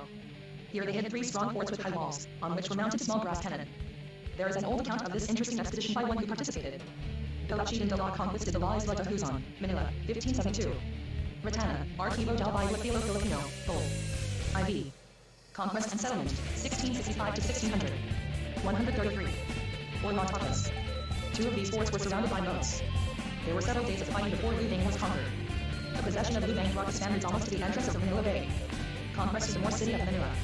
Expedition from Manila. Reports had already come to Legazpi of an important Mohammedan settlement named Manila, on the shore of the Great Lake, and a Mohammedan chieftain, called Milet, was procured to guide the Spaniards on their conquest of this region. For this curve, Straits of Manila. From an old Dutch map. See page 193. Post Legazpi sent his field marshal, Martin de Goiti, with Salcedo, 120 Spanish soldiers, and 14 or 15 boats filled with Visayan allies. They left Manila in May, and, after stopping at Mindoro, came to anchor in Manila Bay, off the mouth of the Pasig River. TJZE Mohammedan City. On the south bank of the river was the fortified town of the Mohammedan chieftain, Raja Solomon. On the north bank was the town of Tondo, under the Raja Alcandora, or Lake Ndola. Morga tells us that these Mohammedan settlers from the island. Morga, Susos de los Islas Filipinos, 2 to pages 10. Susos de los Islas Filipinos, pages 316. Conquest and Settlement, 1565 to 1600. 135. A Borneo had commenced to arrive on the island only a few years before the coming of the Spaniards. They had settled and married among the Filipino population already occupying Manila Bay, and had introduced some of the forms and practices of the Mohammedan religion. The city of Manila was defended by a fort, apparently on the exact side of the present port of Santiago. It was built of the trunks of palms, and had embrasures where were mounted a considerable number of cannon, or lantakas. Capture of the city. The natives received the foreigners at first with a show of friendliness, but after they had landed on the banks of the Pasig, Solomon, with a large force, assaulted them. The impetuous Spaniards charged, and carried the fortifications, and the natives fled, setting fire to their settlement. When the fight was over, the Spaniards found among the dead the body of a Portuguese artillerist, who had directed the defense. Doubtless he was one who had deserted from the Portuguese garrisons far south in the Indian archipelago to cast in his fortunes with the Malays. It being the commencement of a season of rains and typhoons, the Spaniards decided to defer the occupation of Manila, and, after exploring Cavite Harbor, they returned to Panay. A year was spent in strengthening their hold on the Visayas and in arranging for their conquest of Luzon. En masse they were placed of fire and 6 soldiers, so small was the number that could be spared. Founding of the Spanish city of Manila. With a force of 230 men, Legazpi returned in the spring of 1571 to the conquest of Luzon. It was a bloodless victory. The Filipino Rajas declared themselves vassals of the Spanish king, and in the months of May and June the Spaniards established themselves in the present site of the city. 136 of the Philippines. At once Legazpi gave orders for the reconstruction of the fort, the building of the quarters, a convent for the Augustine monks, a church, and 150 houses. The boundary rise of the city followed closely the outlines of the Tagalog city Manila, and it seems probable that the location of buildings then established has been adhered to until the present time. This settlement appeared so desirable to Legazpi that he at once designated it as the capital of the archipelago. Almost immediately he organized its municipal government, or ayuntamiento. The first battle on Manila Bay. In spite of their ready submission, the Rajas, Solomon and Maypindola, did not yield their sovereignty without a struggle. They were able to secure assistance in the Tagalog and Pampanga settlements of Macabebe and Hagonoy. A great fleet of 40 war praus gathered in home-line estuaries on the north shore of Manila Bay, and came sweeping down the shallow coast to drive the Spaniards from the island. Against them were sent 40 and 50 men. The protective mail armor, the heavy swords and lances, the horrible firearms, coupled with the persistent courage and fierce resolution of the Spanish soldier of the 16th century, swept back this native armament. The chieftain Solomon was killed. The conquest of central Luzon. Brady continued his marching and conquering northward until the southern end of the plain of central Luzon, that stretches from Manila Bay to the Gulf of Lingayen, lay submissive before him. A little later the Raja Maypindola died, having accepted Christian baptism, and the only powerful resistance on the island of Luzon was ended. Brady was sent back to the Visayas, and the command of the army of Luzon fell to Salcedo, the prointant. Conquest and settlement, 156 to 1600. 137. Darren Branson of Legazpi, at this time only 22 years of age. This young knight led his command up the Pasig River. Cainta and Taytay, at that time important Tagalog towns, were conquered, and then the coin tried south of Laguna de Bay. The town of Cainta was fortified and defended by small cannon, and although Salcedo spent 3 days in negotiations, it was only taken by storm, in which 400 Filipino men and women perished. From here Salcedo marched over the mountains to the Pacific coast and south into the Canaries, where he discovered the gold mines of Paraquilan and Malao. At about this time the Spaniards discovered the Cuayos and Calamias Islands in the northern part of Calapan. Exploration of the coast of northern Luzon. In 1572, Salcedo, with a force of only 45 men, sailed northward from Manila, landed in Zambios and Pangasinan, and on the long and rich island coast effected the permanent submission of the inhabitants. He also visited the coast farther north, where the great and fertile valley of the Cagayan, the largest river of the archipelago, reaches to the sea. From here he continued his adventurous journey down the Pacific coast of Luzon to the island of Pavilo, and returned by way of Laguna de Bay to Manila. Death of Legazpi. He arrived in September 1572 to find that his grandfather and commander, Legazpi, had died a month before August 20, 1572. After 7 years of labor, the conqueror of difficulties was dead, but almost the entire archipelago had been added to the crown of Spain. 300 years of Spanish dominion secured little more territory than had traversed and pacified. Conquista de la Isla de Luzon, pages 24. 138. The Philippines. By the conquerors of these early years. In spite of their slender forces, the daring of the Spaniards induced them to follow a policy of widely extending their power, effecting settlements, and enforcing submission wherever rich coasts and the gathering of population attracted them. Within a single year's time, most of the coast country of Luzon had been traversed, important positions seized, and the inhabitants fortuned out in incoming baths. On the death of Legazpi, the command fell to Guido de Lazeres. Reasons for this easy conquest of the Philippines. The explanation of how so small a number of Europeans could so rapidly and successfully reduce to subjection the inhabitants of a territory like the Philippines, separated into so many different islands, is to be found in several things. First, the expedition had a great leader, one of those knights combining sagacity with resolution, who glorified the brief period when Spanish prestige was highest. No policy could ever be successful in the Philippines which did not depend for its strength upon giving a measure of satisfaction to the Filipino people. Legazpi did this. P. Legazpi Monument, Luneta. Conquest and Settlement, 1565 to 1600. 139. Appears to have won the native dates, treating them with consideration, and holding out to them the expectations of a better and more prosperous era, which the sovereignty of the Spaniard would bring. Almost from the beginning, the natives of an island already reduced flocked to its standard to assist in the conquest of another. The small forces of the Spanish soldiers were augmented by hundreds of Filipino allies. Second, another reason is FOTMD in the wonderful courage and great fighting power of the Spanish soldier. Each man, splendidly armored and weaponed, deadly with either sword or spear, carrying in addition the arquebus, the most efficient firearm of the time, was equal in combat to many natives who might press upon him with their naked bodies and inferior weapons. Third, Legazpi was extremely fortunate in his captains, who included such old campaigners as the Field Marshal Martin Zagoyli, who had been to the Philippines before with Villalobos, and such gallant youths as Salcedo, one of the most attractive military figures in all Spanish history. Fourth, in considering this Spanish conquest, we must understand that the islands were far more sparsely inhabited than they are today. The Visayan Islands, the rich Camarines, the island of Luzon, had, in Legazpi's time, only a small fraction of their present great populations. This population was not only small, but it was also extremely disunited. Not only were the great tribes separated by the differences of language, but, as we have already seen, each tiny community was practically independent, and the power of the Dado very limited. There were no great princes, with large forces of fighting retainers whom they could call to arms, such as the Portu. 140 The Philippines. GUESE had encountered among the Malays south in the eastern archipelago. But certainly one of the greatest factors in the yielding of the Filipino to the standard was the preaching of the missionary friars. No man is so strong and unenlightened in Barbaro's race as he who claims power from God. And the preaching of the Catholic faith, with its impressive and dramatic services, its holy sacraments, its power to arrest the attention and to admit at once the rude-minded to the circle of its ministry, won the heart of the Filipino. Without doubt he was ready and eager for a loftier and truer religious belief and surrender denial. There was no powerful native priesthood to oppose the introduction of Christianity. The preaching of the faith and the baptism of converts proceeded as rapidly as the missionaries could be obtained. The dangers of the Spanish occupation. Such conditionness promised the success of the Spanish occupation, provided the small colony could be protected from outside attacks. But even from the beginning the position of this little band of conquerors was perilous. Their numbers were small and at times much scattered, and their only source of succor lay thousands of miles away, across the greatest body of water on the earth, in a land itself a colony newly wrested from the hand of the savage. Across the narrow waters of the China Sea, only a few days distant, even in the slow-sailing jumps, lay the teeming shores of the most populous country in the world, in those days not averse to foreign conquest. Attempt of the Chinese under Liu Hong to capture Manila. Activity of the southern Chinese. It was from the Chinese that the first heavy blow fell. The southeastern coast of China, comprising the provinces of Conquest and Settlement, 1566 to 1600. 141. Guangdong and Fuji, has always exhibited a restlessness and a passion for emigration not displayed by other parts of the country.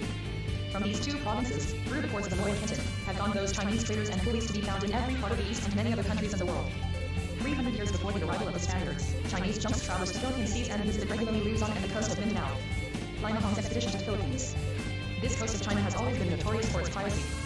The distance of the capital at Peking and the weakness of the provincial viceroys have made impossible its suppression. It was one of these bold filibusters of the China Sea, called Liu Hong, who 2 years after the death of Legazpi attempted the conquest of the Philippines. The stronghold of this corsair was the island of Cayenne, where he fortified himself and developed his power. Here, reports of the prosperous condition of Manila reached him, and he prepared a fleet of 62 more JIMKS, with 4,000 soldiers and sailors. The accounts even state that a large NMNBER of women and artisans were taken on board to form the nucleus of the settlement, as soon as the Spaniards should be destroyed. In the latter part of November, 1574, this powerful fleet came sweeping down the western coast of Luzon and on the 29th gathered in the little harbor of Marvales, at the entrance to Manila Bay. 8 miles south of Manila is the town of Parañaque, on an estuary which affords a good landing place for boats entering from the bay.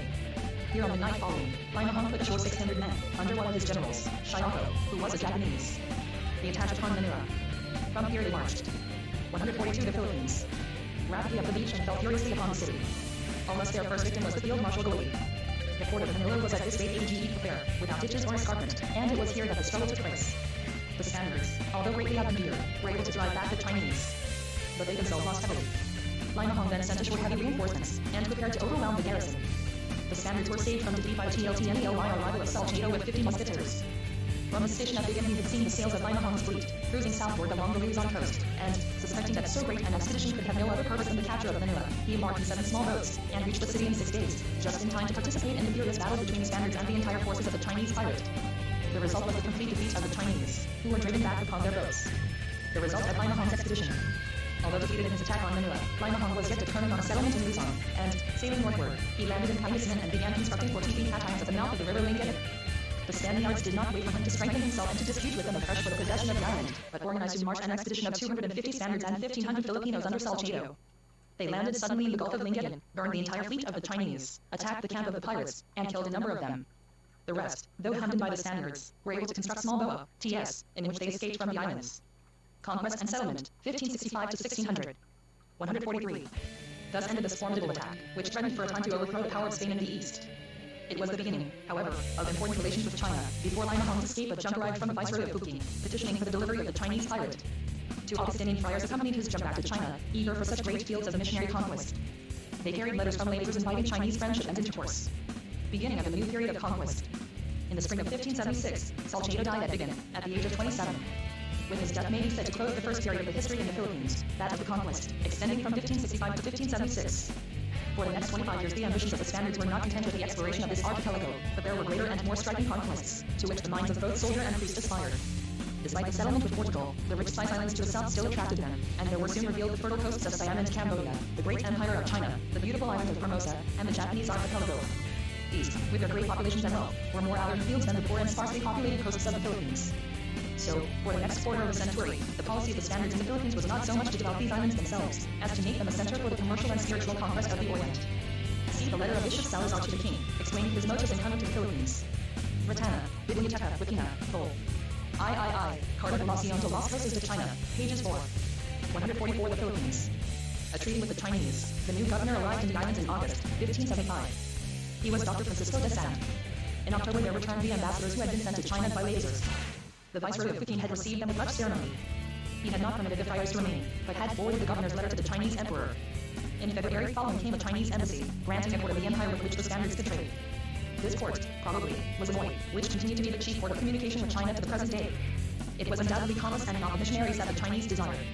Two Augustinians attempted to return with this embassy to China, but the Chinese on leaving the harbor of Manila landed on the coast of San Hills, where they licked the missionaries, killed their servants and interpreter, and left the friars bound to trees, whence they were rescued by a small party of Spaniards who happened to pass that way. Sir Francis Drake's noted voyage. The year 1577 is notable for the appearance in the East of the great English sea captain, freebooter, and naval hero, Francis Drake. England and Spain, at this moment, while not actually at war, were rapidly approaching the conflict which made them for centuries traditional enemies. Spain was the champion of Roman ecclesiasticism. For King Philip VII was not only a cruel bigot, but a politician of sweeping ambition. His schemes included the conquest of France and England, the extermination of Protestantism, and the subjection of Europe to his own and the Roman authority. The English people sent into danger from afar, and conquest and settlement, 1565 to 1600. 145. While the two ports nominally maintained peace, the Dardan seamen of British Devon were quietly putting to sea in their swift and terrible vessels, for the crippling of the Spanish power. The history of naval warfare records no more reckless adventures than those of the English mariners during this period. Audacity could not rise higher. Drake's is the most famous and romantic figure of them all. In the year 1577, he sailed from England with the avowed purpose of sweeping the Spanish Main. He passed the Straits of Magellan, and came up the western coast of South America, despoiling the Spanish shipping from Valparaiso to Panama. Thence he came on across the Pacific, touched the coast of Mindanao, and turned south to the Moluccas. The Portuguese had nominally annexed the Moluccas in 1522, but at the time of Drake's visit they had been driven from Ternate, though still holding Tidor. Drake entered into friendly relations with the Sultan of Ternate, and secured a cargo of cloves. From here he sailed boldly homeward, daring the Portuguese fleets, as he had defied the Spanish, and by way of Good Hope returned to England, his ship the first after Magellan's to circumnavigate the globe. A Spanish expedition to Borneo. The appearance of Drake in the Moluccas roused Sand to ambitious action. The attraction of the southern archipelagos was overpowering, and at this moment the opportunity seemed open to the governor to force southward his power. One of the Malay kings of Borneo, Sirela, arrived in Manila, petitioning aid against his brother, and promising to acknowledge the sovereignty of the King of Spain over the Kingdom of Borneo. Sand went in person to restore 146 the Philippines. This chieftain to power. He had a fleet of galleys and frigates, and, according to Padre Casper de San Agustin, more than 1,500 Filipino bowmen from Pangasinan, Cagayan, and the Visayas accompanied the expedition. He landed on the coast of Borneo, destroyed the fleet of Faust and the city of the usurper, and endeavored to secure Sirela in his principality. Sickness among his fleet and the lack of provisions forced him to return to Manila. The first attack upon the Moros of Jolo. On his return he sent an officer against the island of Jolo. This officer forced the Jolonos to recognize his power, and from there he passed to the island of Mindanao, where he further enforced obedience upon the natives. This was the beginning of the Spanish expeditions against the Moros, and it had the effect of arousing in these Mohammedan pirates terrible retaliatory vengeance. Understand the conquest of the Camarines was completed by Captain Wanchave and the city of Nueva CDCERES was founded. The appointment of Governor Ronquillo. It was the uniform POHCY of the Spanish government to limit the term of office of the governor to a short period of years. This was one of the feudal provisions by which Spain attempted to control both the ambition and the avarice of her colonial captains.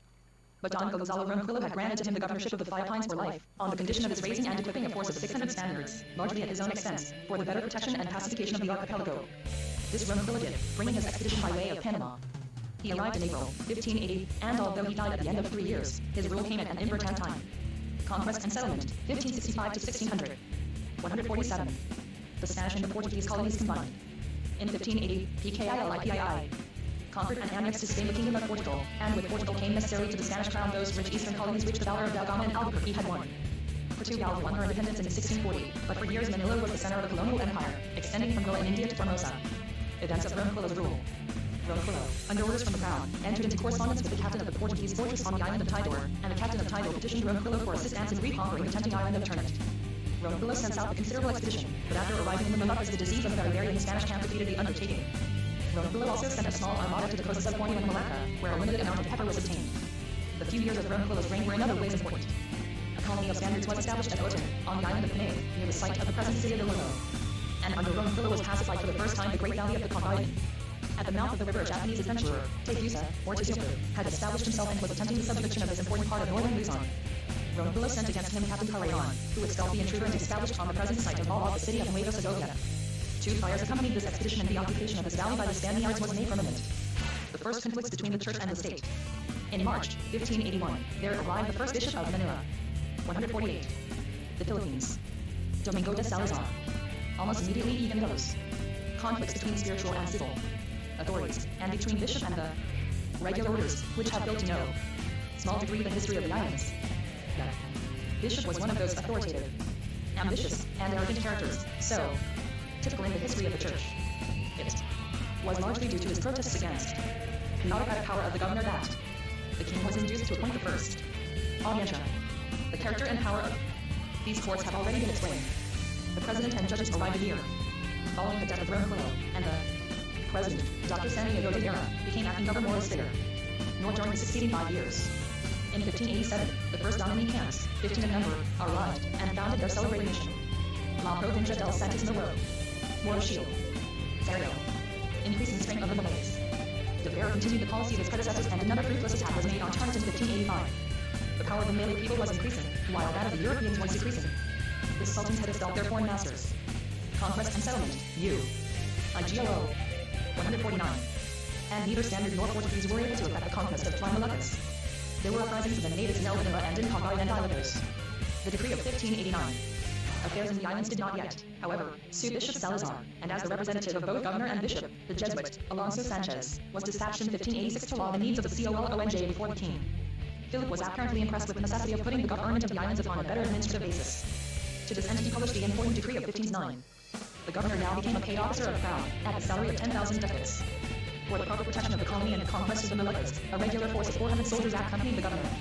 His powers were extended to those of an actual vicegerent of the king, and the audiencia was abolished. The man selected to occupy this important post was Don Gomez Velez das Enriquez, who arrived with the new constitution in May 1590. So great was the chagrin of the bishop at the abolition of the audiencia and the increase of the governor's power, that he himself set out for Spain to lay his wishes before the court. The missionary efforts of the friars. 24. Morrochio. 150 TVE Philippines. Consistence came with Dasmariñas as the presence now of 3 orders necessitated the partition of the islands among them. The keenest rivalry and jealousy existed among them over the prosecution of the missions in still more foreign lands. To the missionaries of this age it seemed a possible thing to convert the great and conservative nations of China and Japan to the Western religion. In the month of Dasmariñas' arrival, a company of Dominicans attempted to found a mission in China, and an embassy coming from Japan to demand vassalage from the Philippines. 4 of the newly arrived Consistence accompanied the Japanese on their return. A year later, in 1592, another embassy from the King of Cambodia arrived, bringing gifts that included 2 eagle-bats, and petitioning for succor against the King of Siam. This was the beginning of an alliance between Cambodia and the Philippines which lasted for many years, and which occasioned frequent military aid and many efforts to convert that country. Death of Dasmariñas. But the center of Dasmariñas' ambitions was the effective conquest of the East Indies and the extension of Spanish power and his own rule through the Moluccas. With this end in view, for 3 years he made preparations. For months the shores were lined with the yards of the shipbuilders, and the great force of Bulacan fell before the axes of the Indians.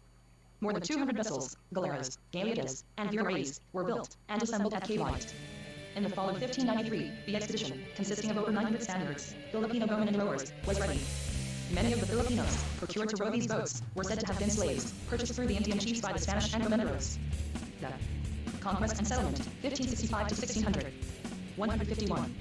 Governor sent forward this great fleet under the command of his son, Don Luis, and in the month of October he himself set sail in a galley with Chinese rowers. But on the night of the second day, while off the island of Maralaban, the Chinese oarsmen rose against the Spaniards, of whom there were about 40 on the ship, and killed almost the entire number, including the governor. They then escaped in the boat to the island coast and thence to China. The murder of this active and illustrious general was a decisive blow to the ambitious projects for the conquest of the East Indies. Among other papers which Dasmariñas brought from Spain was a royal cedula giving him power to nominate his successor, who proved to be his son, Don Luis, who after some difficulty succeeded temporarily to his father's position. Arrival of Morga. In June 1595, there arrived Don Antonio de Morga, who had been appointed lieutenant governor with judicial powers in cases of appeal. With Morga came several Jesuit missionaries. He was also the bearer of an order granting to the Jesuits the exclusive privilege of conducting missions in China and Japan. The other orders were forbidden to pass outside the islands. An attempt to colonize Mindanao. In the year 1596, the Captain Rodriguez de Figueroa received the title of governor of Mindanao, with exclusive right to colonize the island for the space of 2 lives. He left Lolo in April with 214 Spaniards, 2 Jesuit priests, and many natives. They landed in the Rio Grande of Mindanao, where the defiant Dato, Silonga, fortified himself Padre assisted them. Almost immediately Figueroa rashly ventured on shore and was killed by Moros. Reinforcements were sent under Don Juan Ronquillo, who, after nearly 152 the Philippines, bringing the Datos to submission, abandoned all he had gained. The Spaniards burned their forts on the Rio Grande and retired to Caldera, near Zamboanga, where they built a presidio. Death of the Franciscans in Japan. The new governor, Don Francisco Tella de Guzman, arrived on June 1, 1596. He had previously been treasurer of the Casa de Contrada Sign in Seville. Soon after his arrival, an important and serious tragedy occurred in Japan. The ship for Acapulco went ashore off the Japanese coast and its rich cargo was seized by the feudal prince where the vessel saw assistance. The Franciscans already had missions in these islands, and a quarrel existed between them and the Portuguese Jesuits over this missionary field. The latter succeeded in prejudicing the Japanese court against their rivals, and when the Franciscans injudiciously pressed for the return of the property of the wrecked galleon, the feudal ruler, greedy for the rich plunder, and exasperated by their preaching, met their petitions with the sentence of death. They were horribly crucified at the court of Nagasaki, February 5, 1597. This feudal lord was the proud and mighty Hideyoshi. He was planning the conquest of the Philippines themselves, when death ended his plans. The first archbishop in the Philippines. Meanwhile, the efforts of Salazar at the Spanish court had effected further important changes for the islands. The re-establishment of the royal audiencia was ordered, and his own position was elevated to that of archbishop, with the three episcopal sees of Ilocos, Cebu, and Camarines. He did not live to assume this office, and the first archbishop of the Philippines was Ignacio Santibáñez, who also died 3 months after his arrival, on May 28, 1598. Conquest and settlement, 1565 to 1600. 153. Re-establishment of the audiencia. The audiencia was re-established with great pomp and ceremony. The royal seal was borne on a magnificently caparisoned horse to the cathedral, where a Te Deum was chanted, and then to the Casas Reales, where was inaugurated the famous court that continued without interruption down to the end of Spanish rule. Dr. Morga was one of the first roidores, and the earliest judicial record which can now be found in the archives of this court is a sentence bearing his signature. The rise of Moro piracy. The last years of the Guzman's governorship were filled with troubles on for the future of the islands. The Presidio of Caldera was destroyed by the Moros. Following this victory, in the year 1599, the Moros of Jolo and Maguindanao equipped a piratical fleet of 50 caracoles, and swept the coasts of the Bisayas. Cebu, Negros, and Panay were ravaged, their towns burned, and their inhabitants carried off as slaves. The following year saw the return of a larger and still more dreadful expedition. The people of Panay abandoned their towns and fled into the mountains, under the belief that these terrible attacks had been inspired by the Spaniards. To check these pirates, Juan Galanado, with a force of 200 Spaniards, was sent against Jolo, but, like so many expeditions that followed his, he accomplished nothing. The inability of the Spaniards was now revealed and the era of Moro piracy had begun. From this time until the present day, about the year 1800, Rhodes Zuniga, these Moros have not ceased to infest our colonies. Innumerable are the Indians they have captured, the towns they have looted, the ranch areas they have destroyed, the vessels they have taken. It seems as if God has preserved them for. 154.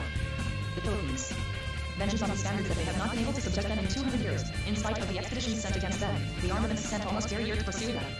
In a very little while we conquered all the islands of the Philippines. But the HTTLE island of Jolo, a part of Mindanao, Moro Pinta, and other islands nearby we have not been able to subjugate to this day. Battle at Marvales with the Dutch. In October 1600, 2 Dutch vessels appeared in the islands. It was the famous expedition of the Dutch admiral, Van Noort. They had come through the Straits of Magellan, on a voyage around the world.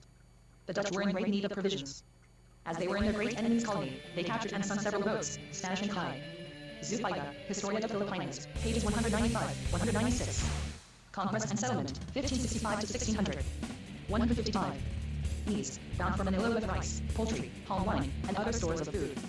At Marvales, a Japanese vessel from Japan was overhauled. Meanwhile in Manila great excitement and activity prevailed. The Spaniards beated up 2 galleons and the Oyer Morga himself took command with a large crew of fighting men. On December 14, they attacked the Dutch, whose crews had been reduced to no more than 80 men on both ships. The vessel commanded by Morga ran down the flagship of Van Noort, and for hours the ships lay side by side while a hand-to-hand fight raged on the deck and in the hold. The ships taking fire, Morga disengaged his ship, which was so badly shattered that it sank, with great loss of life. But Morga and some others reached the little island of Fortuna. Van Noort was able to extinguish the fire on his vessel, and escape from the islands. He eventually reached Holland. His small vessel was captured with its crew of 13 men and 6 boys. The men were hanged at Cavite. Other troubles of the Spanish. In the year 1600, 2 ships sailed for Acapulco. The one went down off the Cape in Dunes and the other was shipwrecked on large roads. On top of all other misfortunes, Manila suffered, in the last months of this government, a terrible earthquake, which destroyed many houses and the church of the Jesuits. The Moros, the Dutch, anxieties and losses by sea, the visitations of God, how much of the history of the 17th century in the Philippines is filled with these 4 things. Both Van Noort and Morgan have left us accounts of the sea fight, the former in his journal, description of the failsome voyage made around the world, and the latter in his famous, Susos de los Islas Filipinas. Montero Y. by Down, Historia de Filipinas, Vol. I, pages 199. Chapter 8. The Philippines 300 years ago. Condition of the archipelago at the beginning of the 17th century. The Spanish rule completely established. At the close of the 16th century, the Spaniards had been in possession of the Philippines for a generation. In these 35 years, the most striking of all the results of the long period of Spanish occupation were accomplished. The work of these first soldiers and missionaries established the limits and character of Spanish rule as it was to remain for 250 years. Into its first third of a century, the Spaniard crowded all his early feats of arms and exploration. Thereafter, down to 1850, few new fields were explored, but all through the 17th century the missionaries were Christianizing the conquered peoples. The survey of the archipelago given by Morga soon after 1600 reads like a narrative of approximately modern contingents. It reveals to us how great had been the activities of the early Spaniard and how small the achievements of his countrymen after the 17th century began. All of the large islands, except Palawan and Moro country, were, in that day, under Engomanes, their inhabitants paying tributes and for the most part ready to embrace the Catholic faith. The smaller groups and others were almost as thoroughly excluded. Even of the little Quindones, flying off the Pacific coast of Luzon, Morga could say, they are well populated with natives, a good race, all in. 156. 300 years ago. 157. Comites of Spaniards, with doctrine and churches, and an alcalde mayor, who does justice among them. The Badians at the north of the We stream them live over the internet. Can I help They are you? not implemented, nor is tribute collected among them, nor are there standards among them, because they are of little reason and politeness, and there have neither been Christians made among them nor have they justices. In 1591, however, the Badians had been given an encomienda to I Escobar, love Serna, doing and that. Francisco Castillo.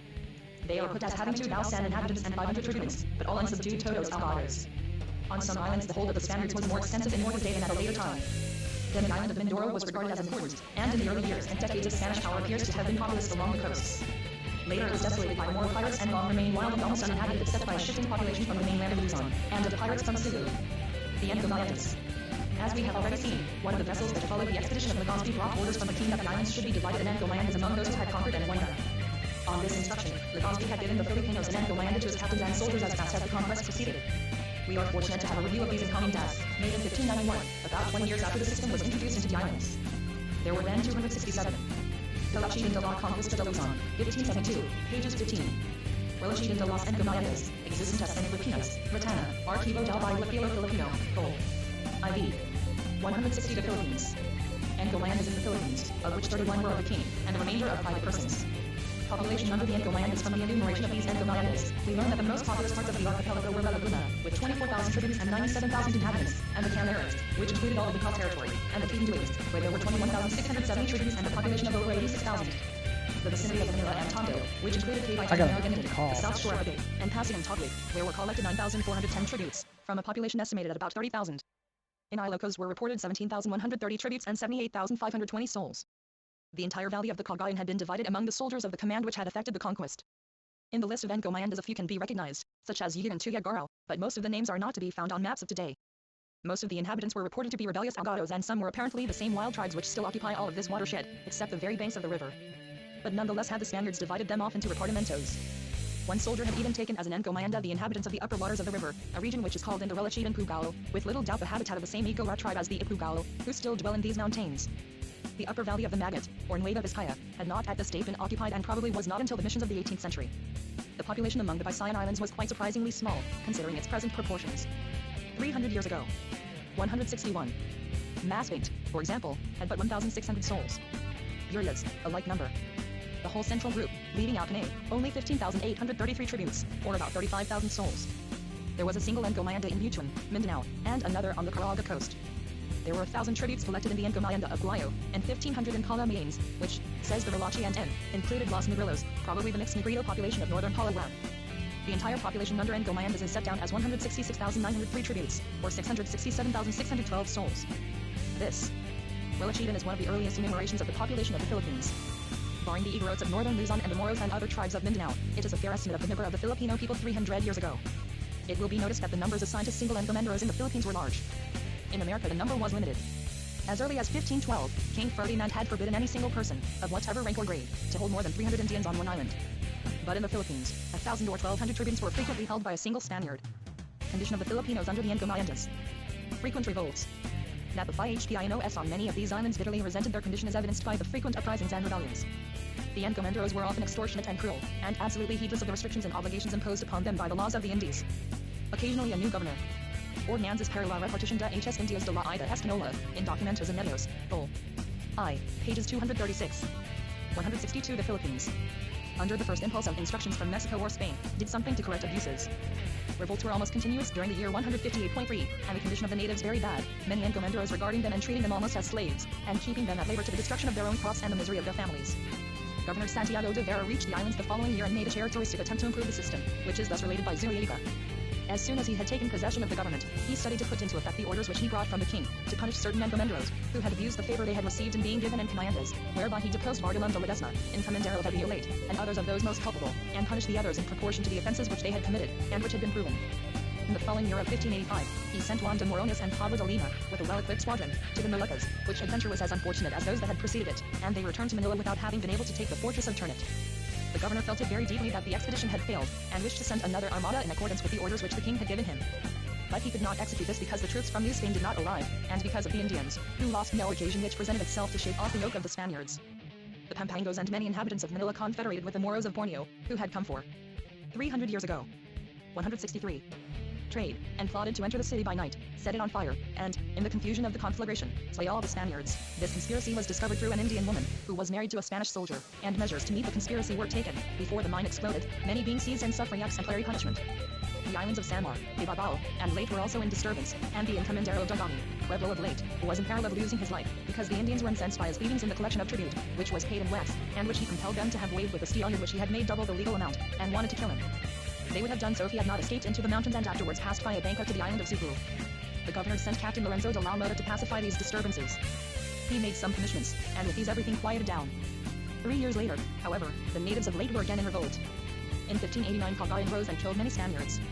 The revolt seems to have spread from here to the town of Dingras, Ilocos, where the natives rose against the collectors of tribute, and slew 6 Spaniards of the Pueblo of Fernandina. Effects of the Spanish government. The Spanish occupation had brought ruin and misery to some parts of Historia de Filipinas, pages 157, et SQ.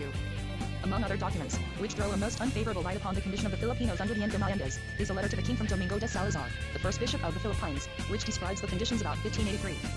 Zuniga, Historia de Filipinas, pages 165. 164 The Philippines. The country. Salazar describes with bitterness the evil condition of the Filipinos. In the rich fields of Bulacan and Pampanga, great gangs of laborers had been impressed, felling the forests for the construction of the Spanish fleets and manning these fleets at the hours, on voyages which took them for 4 and 6 months from their homes. The governor, Don Gonzalo Ronquillo, had forced many Indians of Pampanga into the mines of Ilocos, taking them from the sowing of their rice. Many had died in the mines and the rest returned so enfeebled that they could not plant. Hunger and famine had descended upon Pampanga, and on the Encomienda of Guido de Labazars over 1,000 had died from starvation. The tribute. The tribute was a source of abuse. Theoretically, the tax upon Indians was limited to the tributo, the sum of 8 reals, about $1 yearly from the heads of all families, payable either in gold or in produce of the district. But in fixing the prices of these commodities there was much extortion, the encomenderos delaying the collection of the tribute until the season of scarcity, when prices were high, but insisting then on the same amount as at harvest time. The principal, who occupied the place of the former Dato, or Maharlika, like the gobernadorcillo of recent times, was responsible for the collecting of the tribute, and his lot seems to have been a hard one. If they do not give as much as they ask, or do not pay for as many Indians as they say there are, they abuse the poor principal, or throw him into the pillory seat of Cabeza, because all the encomenderos, when they go to make collections, take their pillories with them, and there they keep. Domingo de Salazar, Relachidon de las Cosas de las Filipinas, 1583, pages 5, in Ratana, Archivo, Vol. I.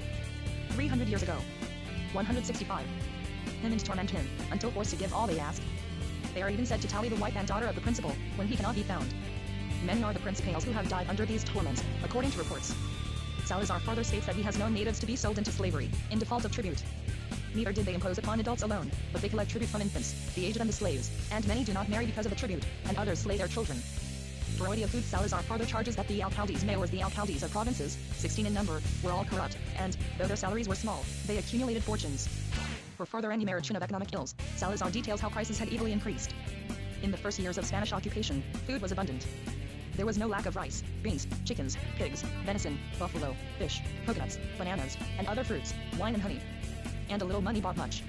100 ganas, about 300 liters of rice, could then be bought for a tosina Portuguese coin, worth about a half peso, 8 to 16 fowls for a like amount, a fat pig for from 4 to 6 reals. In the year of his writing, about 1583, products were scarce and prices exorbitant. Rice had doubled, chickens were worth a real, a good pig 6 to 8 pesos. Population had decreased, and whole towns were deserted, their inhabitants having fled into the hills. General improvement under Spanish rule. This is one side of the picture. It probably is overdrawn by the bishop, who was jealous of the civil authority and who began the first of those continuous clashes between the Relacion, pages 13, 14. 166 The Philippines. Church and political power in the Philippines. Doubtless if we could see the whole character of Spanish rule in these decades, we should see that the actual condition of the Filipino had improved and his grade of culture had risen. No one can estimate the actual good that comes to a people in being brought under the power of a government able to maintain peace and dispense justice. Taxation is sometimes grievous, corruption without excuse. But almost anything is better than anarchy. Before the coming of the Spaniards, it seems unquestionable that the Filipinos suffered greatly under 2 terrible grievances that inflict barbarous society. In the first place, warfare, with its murder, pillage, and destruction, not merely between tribe and tribe, but between town and town, such as even now prevails in the wild mountains of northern Luzon, among the primitive Malayan tribes. And in the second place, the weak and poor man was at the mercy of the strong and rich. The establishment of Spanish sovereignty had totally mitigated, if it did not wholly remedy, these conditions. All of these provinces, Morga could write, are pacified and are governed from Manila, having alcaldes, mayors, corregidors, and lieutenants, each one of whom governs in his district or province and dispenses justice. The chieftains, principios, who formerly held the other natives in subjection, no longer have power over them in the manner which they tyrannically employed, which is not the least benefit these natives have received in escaping from such slavery. Old social order of the Filipinos but little disturbed.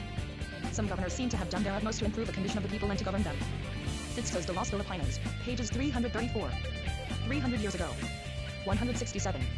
Well, Santiago de Vera, as we have seen, even went so far as to commission the worthy priest, Padre Juan de Plasencia, to investigate the customs and social organization of the Filipinos, and to prepare an account of their laws, that they might be more suitably governed. This brief code for so it is was distributed to alcaldes, judges, and encomenderos, with orders to turn their decisions in accordance with Filipino custom. In ordering local affairs, the Spaniards to some extent left the old social order of the Filipinos undisturbed. The several social classes were gradually suppressed, and at the head of each barrio, or small settlement, was appointed a head, or cabeza de barangay. As these barangays were grouped into pueblos, or towns, the former daughters were appointed captains and gobernadorcillos. The payment of tribute. The tribute was introduced in 1570. It was supposed to be 8 reals or a peso of silver for each family. Children under 16 and adults over 60 were exempt. In 1590 the amount was raised to 10 reals. To this was added a real for the church, known as sanctorum, and, on the organization of the towns, a real for the Caja de Comunidad or municipal treasury. Under the encomiendas the tribute was paid to the encomenderos, except on the royal encomiendas. But after several generations, as the encomiendas decreased in number, these collections went directly to the insular treasury. There was later, besides the tribute, a compulsory service of labor on roads, bridges, and public. Las Costumbres de los Taglaos en Filipinas según el Padre Plasencia. Madrid, 1892. Implementrix, Organización Comunal y des Indigentes des Philippines, Traduas Diamond, Paragot. 1881. 168 terabytes pound. Philippines. Works, known as the corte, a feudal term, or perhaps more generally as the polos y servicios. Those discharging this enforced labor were called polistans. Conversion of the Filipinos to Christianity. The population was being very rapidly Christianized. All accounts agree that almost no difficulty was encountered in baptizing the more advanced tribes. There is not in these islands a province, says Morga, which resists conversion and does not desire it. Indeed, the islands seem to have been ripe for the preaching of a higher faith, either Christian or Mohammedan. For a time these two great religions struggled together in the vicinity of Manila, but at the end of 3 decades Spanish power and religion were alike established. Conversion was delayed ordinarily only by the lack of sufficient numbers of priests. We have seen that this conversion of the people was the work of the missionary friars. In 1591 there were 140 in the islands, but the Relachidon de los Encomiendas calls for 116 more to properly supply the peoples which had been laid under tribute. Coming of the missionaries. The Augustinians had been the pioneer order, a few accompanying Legazpi. The first company of Franciscans arrived in 1577. The first Jesuits, Padres Antonio Sedano and Alonso Sanchez, had come with the Bishop of the Islands, Domingo de Salazar, in 1581.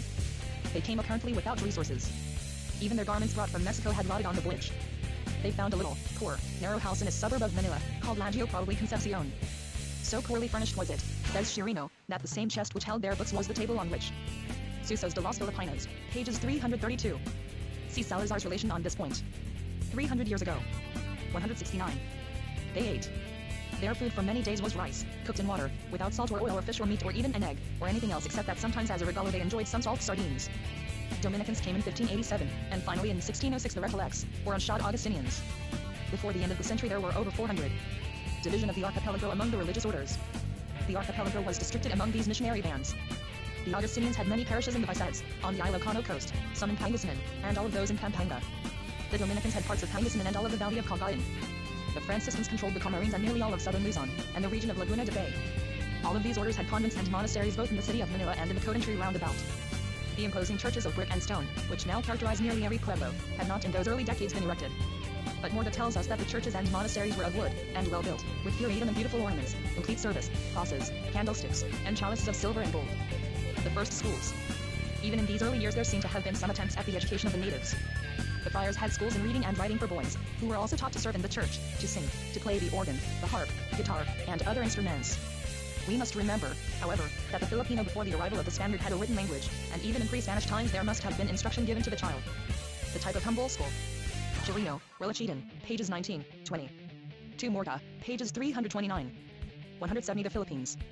That is found today in remote barrios, conducted by an old man or woman, on the floor or in the yard of a home, where the ordinary family occupations are proceeding, probably does not owe its origin to the Spaniards, but dates from a period before their arrival. The higher education established by the Spaniards appears to have been exclusively for the children of Spaniards. In 1601 the Jesuits, pioneers of the Roman Catholic orders in the Education, established the College of San Jose VI. Establishment of hospitals. The city early had notable foundations of charity.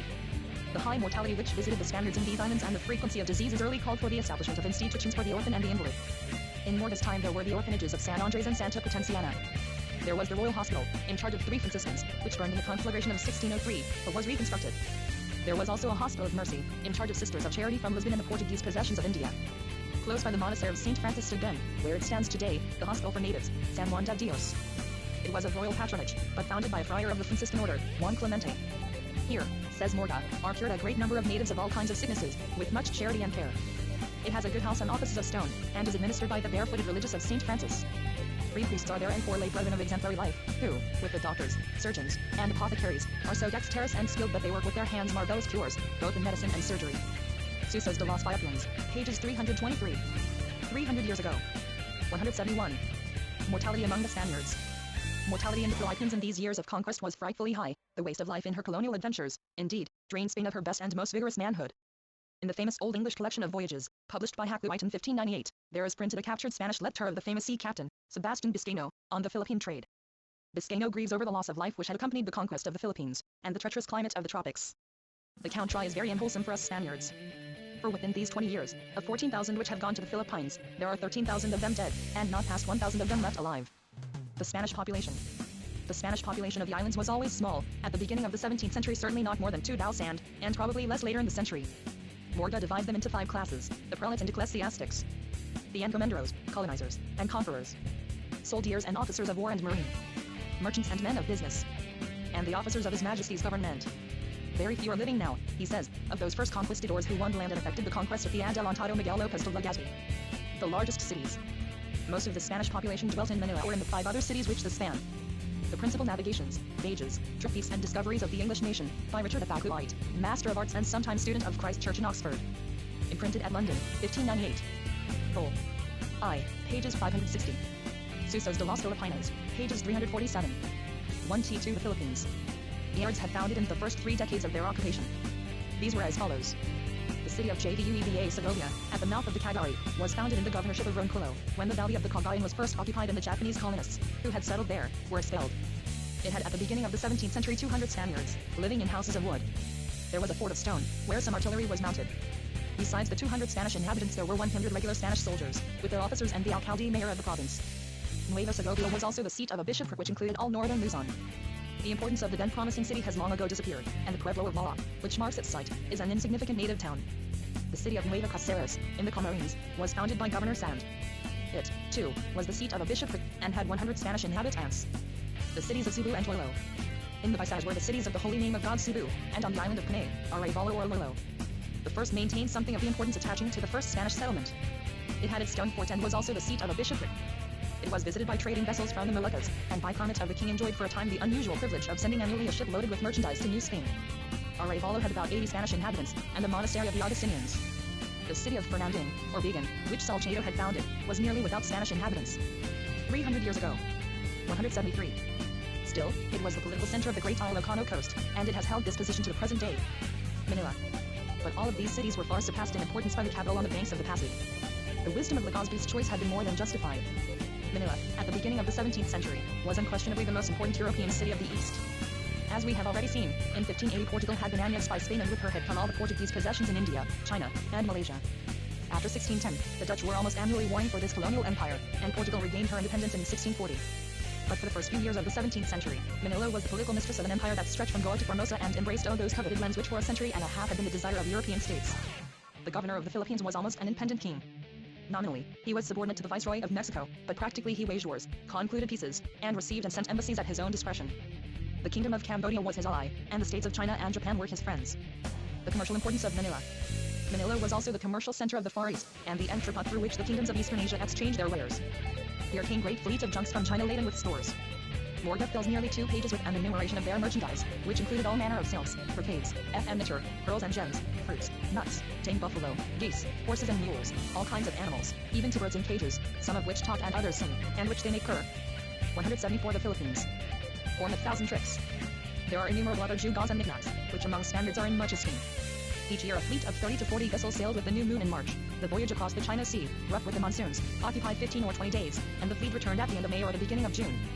Between October and March there came, each year, Japanese ships from Nagasaki which brought wheat, silks, objects of art, and weapons, and took away from Manila the raw silk of China, gold, deer horns, woods, honey, wax, palm wine, and wine of Castile. From Malacca and India came fleets of the Portuguese subjects of Spain, with spices, slaves, negroes and Kaffirs, and the rich productions of Bengal, India, Persia, and Turkey. From Borneo, too, came the smaller craft of the Malays, who from their boats sold the fine palm mats, the best of which still come from Cagayan de Sulu and Borneo, slaves, sago, water pots and glazed earthenware, black and fine. From Siam and Cambodia also, but less often, there came trading ships. Manila was thus a great emporium for all the countries of the East, the trade of which seems to have been conducted largely by and through the merchants of Manila. Trade with Mexico and Spain restricted. The commerce between the Philippines and Mexico and Spain, though it was of vast importance, was limited by action of the crown. It was a commerce which apparently admitted of infinite expansion, but the short-sighted merchants and manufacturers of the peninsula clamored against its development, and it was subjected to the severest limitations. 4 galleons were at first main. Susos de las Filipinas, pages 352. 300 years ago. 175. Obtained for this trade, which were dispatched 2 at a time in successive years from Manila to the port of Acapulco, Mexico. The letter on the Philippine trade, already quoted, states that these galleons were great ships of 600 and 800 tons apiece. They went very strong with soldiers, and they carried the annual mail, reinforcements, and supplies of Mexican silver for trade with China, which has remained the commercial currency of the East to the present day. Later the number of galleons was reduced to 1. The rich cargoes of the galleons. The track of the Philippine galleon wound from Luzon northeastward to about the 42nd degree of latitude, where the westerly winds prevail, thence nearly straight across the ocean to Cape Mendocino in northern California, which was discovered and mapped by Bustamante in 1602. Thence the course lay down the western coast of North America nearly 3,000 miles to the port of Acapulco. We can imagine how carefully selected and rich in quality were the merchandises with which these solitary galleons were freighted, the peak of all the rich stores which came to Manila. The profits were enormous, 600 and 800%. Bustamante wrote that with 200 ducats invested in Spanish wares and some Flemish commodities, he made 1,400 ducats.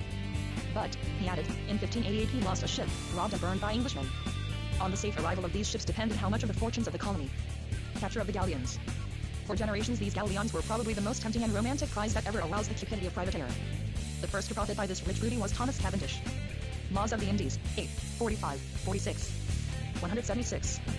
T.R.E. Philippines, who in 1587 came through the Straits of Magellan with a fleet of 3 vessels. Like Drake before him, he ravaged the coast of South America and then steered straight away across the sea to the Moluccas. Here he acquired information about the rich commerce of the Philippines and of the yearly voyage of the galleon. Back across the Pacific went the fleet of Cavendish for the coast of California. In his own narrative he tells how he beat up and capture of the galleon Cavadonga, off the coast of Samar. From a Pinta Nansen's voyage around the world. Down between Cape San Lucas and Mendocino until the galleon, heavy with her riches, appeared. She fell into his hands almost without a fray. She carried 122,000 pesos of gold and a great and rich store of sedums, damask, and musk. Cavendish landed the Spanish on the California coast, burned the Santa Ana, and then returned to the Philippines and made an attack upon the shipyard of the Lolo, but was 300 years ago. 177. Pulsed. He sent a letter to the governor at Manila, boasting of his capture, and then sailed for the Cape of Good Hope and home. There is an old story that tells how his sea-going ships came up the Thames, their masts HXMG with silk and damask sails. From this time on the venture was less safe. In 1588 there came to Spain the overwhelming disaster of her history, the destruction of the Great Armada. From this date her power was gone, and her name was no longer a terror on the seas. English freebooters controlled the oceans, and in 1610 the Dutch appeared in the east, never to withdraw. The city of Manila 300 years ago.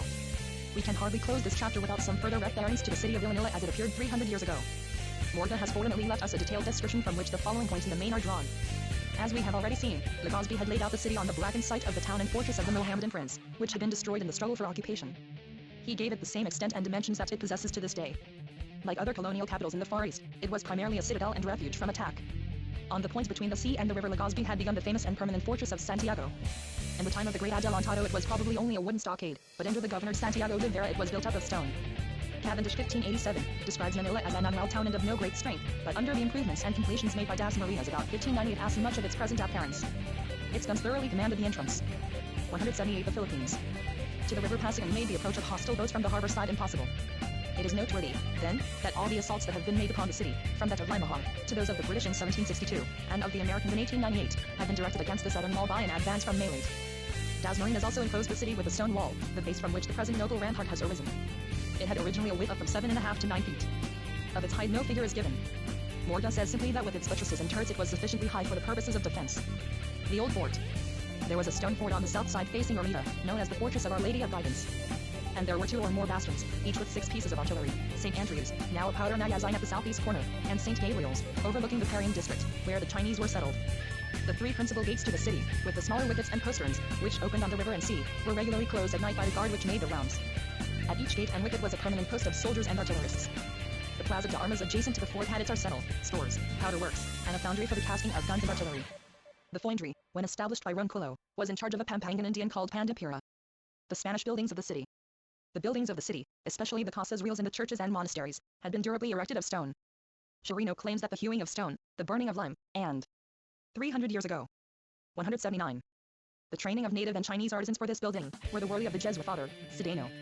He himself fashioned the first clay tiles and built the first stone house, and so urged and encouraged others, himself directing the building of public works, that the city, which a little before has been solely of timber and cane, had become one of the best constructed and most beautiful in the Indies. He it was also who sought out Chinese painters and decorators and ornamented the churches with images and paintings. Within the walls, there were some 600 houses of a private nature, most of them built of stone and tile, and an equal number outside the suburbs, or arrabales, all occupied by Spaniards. Todo's son giving the Y post office box Legion de los Españoles. This gives some 1,200 Spanish families or establishments, exclusive of the religious, who in Manila numbered at least 150, the garrison, at certain times, about 400 trained Spanish soldiers who had seen service in Holland and the Low Countries, and the official classes, the Malin and the Luneta. It is interesting at this early date to find mention of the famous recreation drive, the Paseo de Bagumbayan, now commonly known as the Malin and Luneta. Manila, says our historian, has two places of recreation on land. The one, which is clean and wide, extends from the point called Our Lady of Guidance for about a league along the sea, and through the street and village of natives, called Bagumbayan, to Relachidan de los Islas Filipinos, chap. V. Pages 23, and chap. XII. Pages 47. 2 Morga, Churchos de los Las Filipinos, pages 323. Ibid, pages 321. 180 The Philippines. A very devout hermitage ermita, called the Hermitage of Our Lady of Guidance, and from there a good distance to a monastery and mission doctrina of the Augustinians, called Mahalit Malit. The other drive lay out through the present suburb of Concepcion, then called Lagio, to Paco, where was a monastery of the Franciscans, the Chinese in Manila.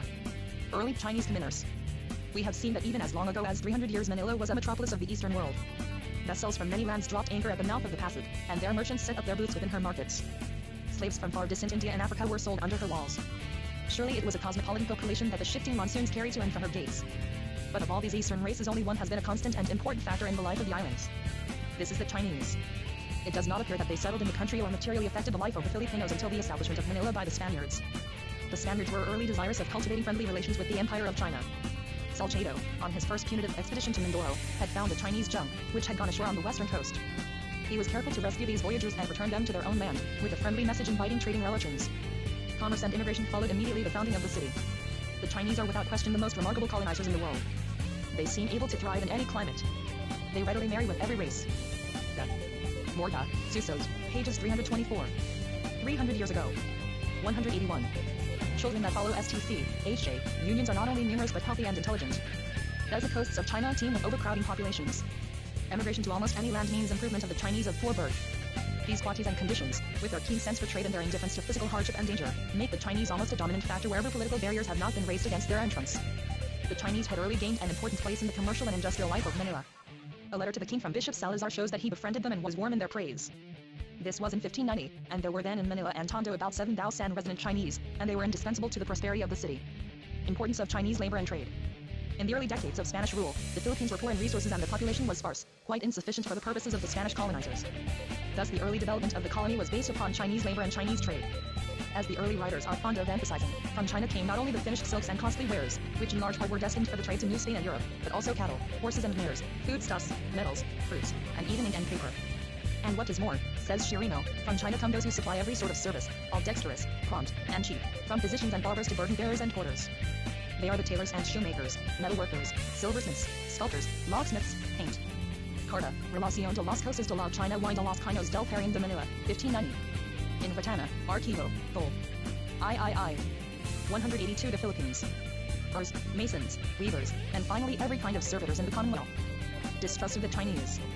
In those days, not only were the Chinese artisans and traders, but they were also farmers and fishermen, occupations in which they are now not often seen. But in spite of their economic necessity, the Chinese were always looked upon with disfavor and their presence with dread. Thoughts of murder and insurrection were supposedly rife among them. Writers object that their numbers were so great that there was no security in the land. Their life was bad and vicious. Through intercourse with them the natives advanced but little in Christianity and customs. They were such terrible eaters that they made food scarce and prices high. If permitted, they went everywhere through the islands and committed 1,000 abuses and offenses. They explored every spot, river, estero, and harbor, and knew the country better even than the Spaniard himself, so that if any enemy should come they would be able to cause infinite mischief. When we find so just and high-minded a man as the president of the Audiencia, Morga, giving voice to such charges, we may be sure that the feeling was deep and terrible, and practically universal among all Spanish inhabitants. The first massacre of the Chinese each race feared and suspected the other, and from this mutual cowardice came in 1603 a cruel outbreak and massacre. 3 Chinese mandarins arrived in that year, stating that they had been sent by the emperor to investigate a report that there was a mountain in cavite of solid precious metal. Relachidan de los Islas Filipinos, pages 18. See also Salazar, Carta Relación. Susos de los Islas Filipinas, pages 364. 300 years ago. 183. This myth was no more absurd than many pursued by the Spaniards themselves in their early conquests, and it doubtless arose from the fact that Chinese wares were largely purchased by Mexican bullion. But the Spaniards were at once filled with suspicion of an invasion, and their distrust turned against the Chinese in the islands. How far these latter were actually plotting sedition and how far they were driven into attack by their fears at the conduct of the Spaniards can hardly be decided. But the fact is, that on the evening of St. Francis Day the Chinese of the Parian rose. The dragon banners were raised, war gongs were beaten, and that night the pueblos of Tarco and Tondo were burned and many Filipinos murdered. In the morning a force of 130 Spaniards, under Don Luis Dasmariñas and Don Tomas Bravo, were sent across the river, and in the fight nearly every Spaniard was slain. The Chinese then assaulted the city, but, according to the tradition of the priests, they were driven back in terror by the apparition of St. Francis on the walls. They threw up forts on the site of the Parian and Indalao, but the power of their wild fury was gone and the Spaniards were able to dislodge and drive them into the country about San Pablo del Monte. From here they were dispersed with great slaughter. 23,000 Chinese are reported by Zuñiga to have perished in this sedition. If his report is true, the number of Chinese in the islands and MST have increased very rapidly between 1590 and 1603. Restriction of Chinese immigration and travel. Commerce and immigration began again almost immediately. The number of Chinese, however, allowed to remain was reduced. The Chinese ships that came annually to trade, 184 the Philippines, were obliged to take back with them the crews and passengers which they brought. Only a limited number of merchants and artisans were permitted to live in these lands. They were confined to 3 districts in the city of Manila, and to the Great Market, the Alcasiria or Parian. The word Parian was first used for the Chinese quarter adjoining the walled city on the present site of the Botanical Garden, but about 1640 the new Parian was built in Binondo, about the present Calle San Fernando. It consisted of a block of stores in the form of a square, with small habitations above them. Here was the Great Market of Manila. They could not travel about the islands, nor go 2 leagues from the city without a written license, nor remain overnight within the city after the gates were closed, on penalty of their lives. They had their own alcalde and judge, a tribunal and jail. And on the north side of the river Dominican friars, who had learned the Chinese language, had erected a mission and hospital. There was a separate barrier for the baptized Chinese and their families, to the number of about 500. The Chinese in the Philippines from the earliest time to the present have been known by the name of Sanglais. The derivation of this curious word is uncertain. But Navrit, who must have understood Chinese well, says that the word arose from a misapprehension of the words spoken by the Chinese who first presented themselves at Manila. Being asked what they came for, they answered, Sanglai, that is, we come to trade. The Spaniards, who understood not their language, conceiving it to be the name of a country, and putting the 2 words together, made one of them, by which they still distinguish the Chinese, calling them Sanglais. 300 years ago. 185. The Japanese colony. There was also in these early years quite a colony of Japanese. Their community lay between the Parian and the barrio of Laguio. There were about 500, and among them the Franciscans claimed a goodly number of converts. The Filipino district of Tondo. We have described at some length the city south of the river and the surrounding suburbs, most of them known by the names they hold today. North of the Pasig was the great district of Tondo, the center of that strong, independent Filipino feeling which at an early date was colored with Mohammedanism and to this day is strong in local feeling. This region has driven and built up until it has long been by far the most important and populous part of the metros, but not until very recent times was it regarded as a part of the city of Manila, which name was reserved for the walled city alone. A bridge across the Pasig, on the site of the present Punta Espaya, connected the 2 districts at a date later than more this time. It was one of the first things noticed by Navrit, who, without describing it well, says it was very fine. It was built during the governorship of Nino de Tabra, who died in 1632. Montero states that it was of stone, and that this same bridge stood for more than 2 centuries, resisting the incessant traffic and the strength of floods. The decline of Manila during the next century. Such was Manila 35 and 40 years after its foundation. It was at the zenith of its importance, the capital of the eastern colonies, the mart of Asia, more splendid than Goa, more powerful than Malacca or Macau, more. Zufiga, Historia de los Filipinos, pages 252. Historia General de Filipinos, Vol. I, pages 187. 186 The Philippines. Populous and far more securely held than Ternate and Tidor. Truly /Expound Chirino, it is another tire, so magnified by Ezekiel. It owed its great place to the genius and daring of the men who founded it, to the freedom of action which it had up to this point enjoyed, and to its superlative situation. In the years that followed we have to record for the most part only the process of decline. Spain herself was fast on the wane. A few years later and the English had almost driven her navies from the seas, the Portuguese had regained their independence and lost empire, the Dutch were in the east, harrying Portuguese and Spaniard alike and fast monopolizing the rich trade. The commerce and friendly relations with the Chinese, on which so much depended, were broken by massacre and reprisal. And, most terrible and piteous of all, the awful wrath and lust of the Malay pirate, for decade after decade, was to be visited upon the archipelago. The colonial policy of the motherland, selfish, short-sighted, and criminal, was soon to make its paralyzing influence felt upon trade and administration alike. These things were growing and taking place in the next period which we have to consider, the years from 1600 to 1663. They left the Philippines despoiled and insignificant for a whole succeeding century, a decadent colony and an exploited treasure. Chapter 9 The Dutch and Moor Wars. 1600 to 1663. Loss of the naval power of Spain and Portugal. The seizure of Portugal by Philip II in 1580 was disastrous in its consequences to both Portugal and Spain. For Portugal it was humiliation and loss of colonial power. Spain was unequal to the task of defending the Portuguese possessions, and her jealousy of their prosperity seems to have caused her deliberately to neglect their interests and permit their decline. In one day Portugal lost possession of that splendid and daring navy which had first found a way to the Indies. Several hundred Portuguese ships, thousands of guns, and large sums of money were appropriated by Spain upon the annexation of Portugal. Many of these ill-fated ships went down in the English Channel with the Great Armada. When the terrible news of the destruction of this powerful armament, on which rested Spanish hopes for the conquest and humiliation of England, was brought to be Escorial, the magnificent palace where the years of the king were passed, Philip II, that strange man, whose countenance seldom changed at tidings of either defeat or victory, is reported to have simply said, "I thank God that I have the power to replace the loss." He was foutriously mistaken. The loss could never be made good. The navies of Spain and Portugal were never fully rebuilt. In that year, 1588, preeminence on the sea passed to the English and the Dutch. Mauffris, The History of Colonization, Vol. I, pages 215 SQ. 187. 188 The Philippines. The Netherlands become an independent country. Who are these Dutch, or Hollanders? How came they to wrest from Spain and Portugal a colonial empire, which they hold today without loss of prosperity or evidence of decline?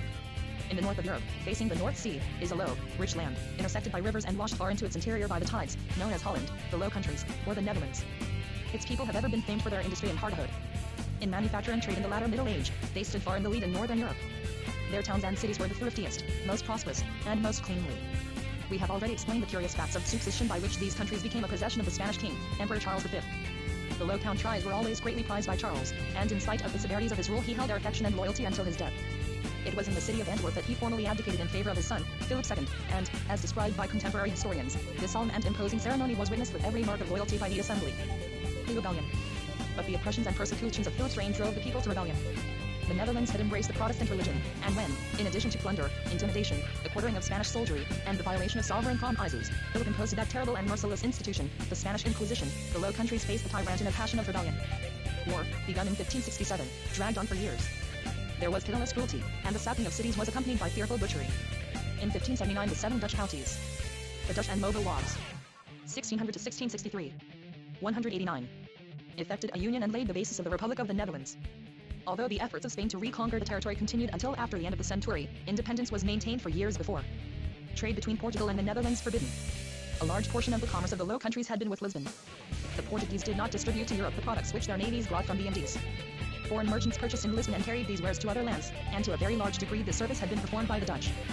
But after the annexation of Portugal, Philip forbade all commerce and trade between the two countries. By this act the Dutch, deprived of their Lisbon trade, had to face the alternative of commercial ruin or the gaining of those eastern products for themselves. They chose the latter course with all its risks. It was soon made possible by the destruction of the Armada. The Dutch expeditions to the Indies. In 1595 their first expedition, led by one Cornelius Houtman, who had sailed in Portuguese galleons, rounded the Cape of Good Hope and entered the Indian domain. The objective point was Java, where an alliance was formed with the native princes and a cargo of pepper secured. Two things were shown by the safe return of this fleet, the great wealth and profit of the Indian trade, and the inability of Spain and Portugal to maintain their monopoly. In 1598 the merchants of Amsterdam defeated a combined Spanish and Portuguese fleet in the east, and trading settlements were secured in Java and Johor. In 1605 they carried their factories to Amboina and Tidore. Effect of the success of the Dutch. The exclusive monopoly over the waters of the Pacific and Indian Oceans. 190 The Philippines, which Portugal and Spain had maintained for a century, was broken. With the concurrence of the Roman Sea, they had tried to divide the New World and the Orient between them. That effort was now past. They had claimed the right to exclude from the vast oceans they had discovered the vessels of every other nation but their own. This doctrine in the history of international law is known as that of mere clausem, or close sea. The death blow to this domination was given by the entrance of the Dutch into the Indies, and it is not a mere coincidence that we find the doctrine of close sea itself scientifically assailed, a few years later, by the great Dutch jurist, Grotius, the founder of the system of international law and his work, De Libera Mare. The trading methods of the Dutch. The Dutch made no attempts in the Indies to found great colonies for political domination and religious conversion. Commerce was their sole object. Their policy was to form alliances with native rulers, promising to assist them against the rule of the Portuguese or Spaniard in return for exclusive privileges of trade. In this they were more than successful. In 1602 they obtained permission to establish a factory at Bantam, on the island of Java. This was even then a considerable trading point. Chinese, Arabs, Persians, Moors, Turks, Balabars, Peguans, and merchants from all nations were established there, the principal object of trade being pepper. The character of the treaty made by the Dutch with the King of Bantam is stated by Raffles. The Dutch stipulated to assist him against foreign invaders, Partaku. Raffles, History of Java, Vol. II. Pages 116. The Dutch and Moro Wars. 1600 to 1663. 191. Barley Spaniards and Portuguese. And the king, on his side, agreed to make over to the Dutch a good and strong port, a free trade, and security for their persons and property without payment of any duties or taxes, and to allow no other European nation to trade or reside in his territories. Spanish expedition against the Dutch in the Moluccas. The Spaniards, however, did not relinquish the field to these new foes without a struggle, and the conflict fills the history of the 18th century. When the Dutch expelled the Portuguese from Amboina and Tidore in February 1605, many of the Portuguese came to the Philippines and enlisted in the Spanish forces. The governor, Don Pedro Bravo da Cunha, filled with wrath at the loss of these important possessions, with great activity organized an expedition for their conquest. In the previous year there had arrived from Spain 800 troops, 200 of them being native Mexicans. Thus Aquileo was able to organize a powerful fleet that mounted 75 pieces of artillery and carried over 1,400 Spaniards and 1,600 Indians. The fleet sailed in January 1606. Tidor was taken without resistance and the Dutch factory seized, with a great store of money, goods, and weapons. The Spaniards then assailed Ternate. The fort and plaza were bombarded, and then the town was carried by storm. Thus, at last was accomplished the adventure which for nearly a century had inspired the ambitions of the Spaniards, which had drawn the fleet of Magellan, which had wrecked the expeditions of Losa and Villalobos. 4. On the history of this notable expedition see Argensola, Conquista de las Islas Moluccas. Madrid, 1609. 192 The Philippines, which the Spaniards in the Philippines had prepared expedition after expedition, and for which Governor Das Marinas had sacrificed his youth. At last the Moluccas had been taken by the forces of Spain. Capture of a Dutch fleet at Marvales. So far from disposing of their enemies, however, this action simply brought the Dutch into the Philippines. In 1609, Juan de Silva became governor of the island, and in the same year arrived the Dutch admiral, Wittert, with a squadron. After an unsuccessful attack on Iloilo, the Dutch fleet anchored off Marvales, to capture vessels arriving for the Manila trade. At this place, on the 25th of April, 1610, the Spanish fleet, which had been hastily fitted at Cavite, attacked the Dutch, killing the admiral and taking all the ships but one, 250 prisoners, and a large amount of silver and merchandise.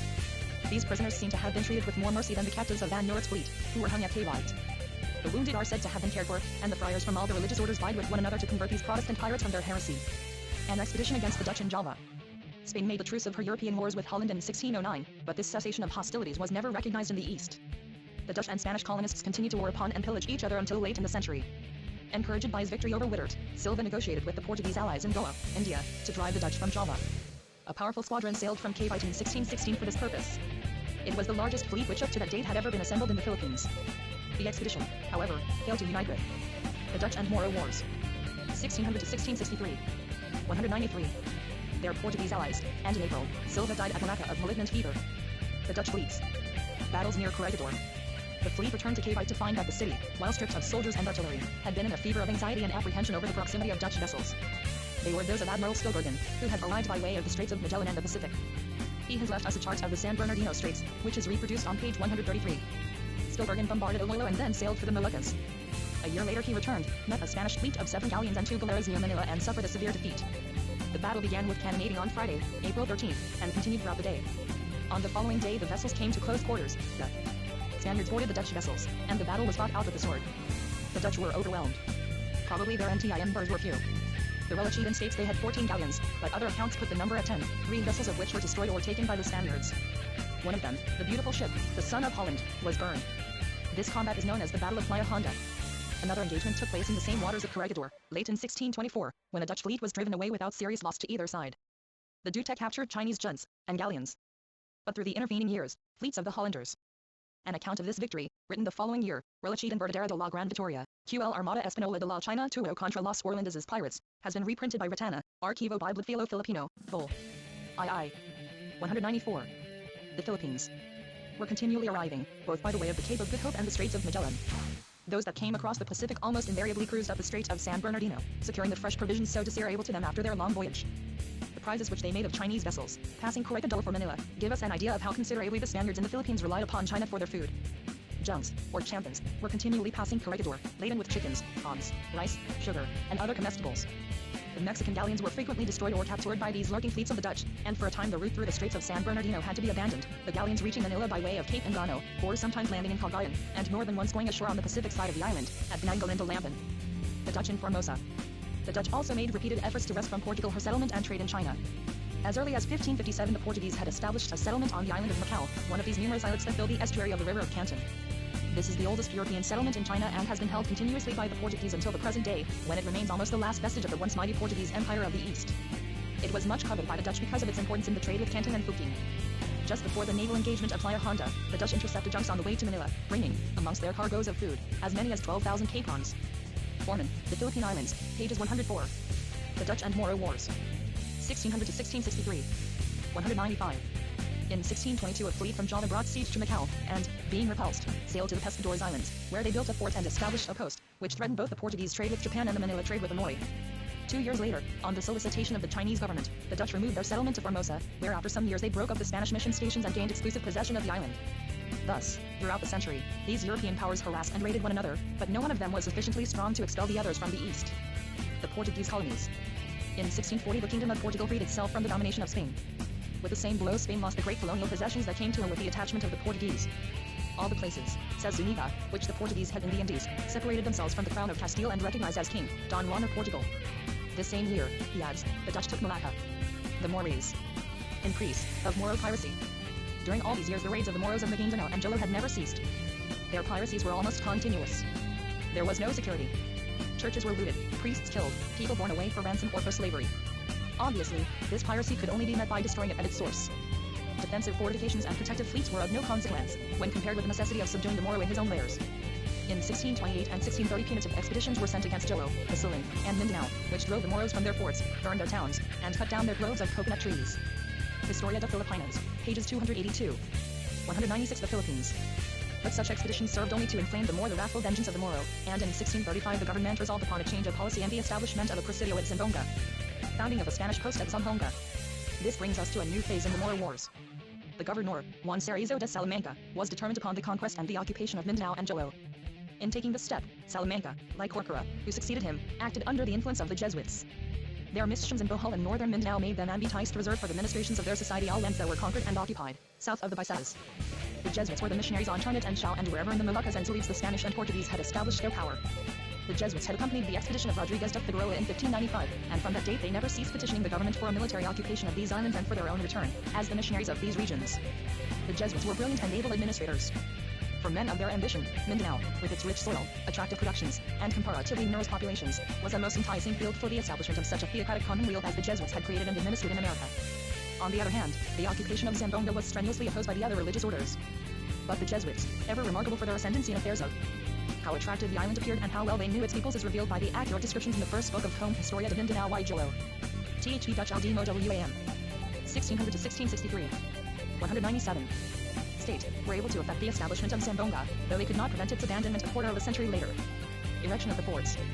The Presidio was founded in 1635, by a force under Don Juan de Chaves. His army consisted of 300 Spaniards and 1,000 Bisayas. The end of the peninsula was swept of Moro inhabitants and their towns destroyed by fire. In June the foundations of the stone fort were laid under the direction of the Jesuit, Father Vera, who was described as being experienced in military engineering and architecture. To supply the new site with water, a ditch was built from the river to Maga, a distance of 6 or 7 miles, which brought a copious stream to the very walls of the fort. The advantage or failure of this expensive fortress is very hard to determine. Its planting was a partisan measure, and it was always subject to partisan praise and partisan blame. Sometimes it seemed to have checked the Moros and sometimes seemed only to be stirring them to fresh anger and aggression. The same year that saw the establishment of Zamboanga, Hurtado de Corcuera became governor of the Philippines. He was much under the influence of the Jesuits and confirmed their policy of conquest. Defeat of the Moro pirate Tagle. K. Few months later a notable fleet of pirates, recruited from Mindanao, Jolo, and Borneo, and headed by a chieftain named Tagle, a brother of the notorious Caralit, Sultan of Maguindanao, went defiantly past the new Presidio and northward through the Mindoro Sea. For more than 7 months they cruised the Bisayas. The islands of the Camarines especially felt their ravages. In Cuayo they captured the Corregidor and 3 friars. Finally, with 198. The Philippines. 650 captives and rich booty, including the ornaments and services of churches, Tagle turned southward on his return. The Presidio of Zamboanga had prepared to intercept him. And a fierce battle took place off the Quinta de Flechas, 30 leagues to the northeast of Zamboanga. According to the Spanish writers, this point was one held sacred by superstitions. A deity inhabited these waters, whom the Moros were accustomed to propitiate on the departure and arrival of their expeditions, by throwing into the sea lances and arrows. The victory was a not able one for the Spanish arms. Tagle and more than 300 Moros were killed, and 120 Christian captives were released. Corcuera's expedition against the Moros at Laminum. Corcuera had meanwhile been preparing an expedition. Moro helmet and coat of mail. The Dutch and Moro Wars. 1600 to 1663. 199. Which had taken on the character of a holy war. Jesuit and soldier mingled in its company and united in its direction. The Jesuit saint, Francis Xavier, was proclaimed patron of the expedition, and Mass was celebrated daily on the ships. Corcuera himself accompanied the expedition, and at Zamboanga, where they arrived February 22, 1637, he united a force of 760 Spaniards and many Bisayas and Pampangos. From Zamboanga the force started through Lambton, the stronghold of Caralit, and the center of the power of the Moro sword and scatbird. Maguindanao. It seems to have been situated on the coast, south of the region of Lake Lanao. The fleet encountered rough weather and contrary winds off Punta de Flechas, which they attributed to the influence of the Moro demon. To rid the locality of this unholy influence, Padre Marcelo, the Jesuit superior, occupied himself for 2 days. Padre Combs has left us an account of a ceremony. The demon was dispossessed by exorcism. Mass was celebrated. Various articles, representing Moroin. 1 Historia de Mindanao y Join, lib. IV. Chap. 7. 200. The Philippines. Fidelity, including arrows, were destroyed and burned. Holy relics were thrown into the waters, and the place was finally sanctified by baptism in the name of Saint Sebastian. On the 14th of March, the expedition reached Laminum, Sulubarang and Sheath, fortified and defended by 2,000 Moro warriors. The Spanish force, however, was overwhelming, and the Moro Spinner city was taken by storm. Here were captured 8 bronze cannon, 27 Versos Lantakas or swivel guns, and over 100 muskets and arquebuses and a great store of Moro weapons. Over 100 vessels were destroyed, including a fleet of Malay merchant praus from Java. 16 villages were burned. TSC Butch and Moro Wars. 1600 to 1663. 201. And 72 Moros were hanged. Corralit, though pursued and wounded, was not captured. The conquest of Jolo. Corcora returned to Zamboanga and organized an expedition for the conquest of Jolo. Although defended by 4,000 Moro warriors and by allies from Basilan and Taytay, Corcora took Jolo after some months of siege. The Sultan saved Old Moro's sailing boat, himself by flight, but the Sultana was taken prisoner. Corcora reconstructed the fort, established a garrison of 200 Spaniards and an equal number of Pampankas, left some Jesuit fathers, and, having nominated. This important victory was commemorated in a number of writings, some of which have been reprinted by Kutana. See Susos Felices, Q por Mar y Tierra Dado 1-1. 3. Las Armas Espanolas, 1637. Another is published in the appendix to Baron's Il Historia de Vioras Radicas. The subject is also fully treated by Holmes' success. 202 The Philippines. Major Almonte, chief of all the forces in the south, returned in May, 1638, to Manila, with all the triumph of a conqueror. Almonte continued the work of subjugation. In 1639 he conquered the Morodado of Lahim, in the valley of the Rio Grande, where a small presidio was founded. And in the same year the Jesuits prevailed upon him to invade the territory of the Malinao, now known as the Laguna de Lanao. This expedition was made from the north through Iligan, and for a time brought even this warlike and difficult territory TMDER the authority of the governor and the spiritual administration of the Jesuits. Loss of the Spanish settlement on Formosa. The full military success of Corcora's governorship was marred by the loss of Macau and the capture of the Spanish settlement on the island of Formosa by the Dutch. In the attempt to hold Macau, Corcora sent over the Encomendero Pasig, Don Juan Claudio. The populace of Macau, however, rose in tumult, assassinated the governor, Sebastian Lobo, and pronounced in favor of Portugal. Later, by decree of the Portuguese governor of Goa, all the Spanish residents and missionaries were expelled. The Dutch seizure of Formosa, a year later, has already been described. The archipelago and the religious orders.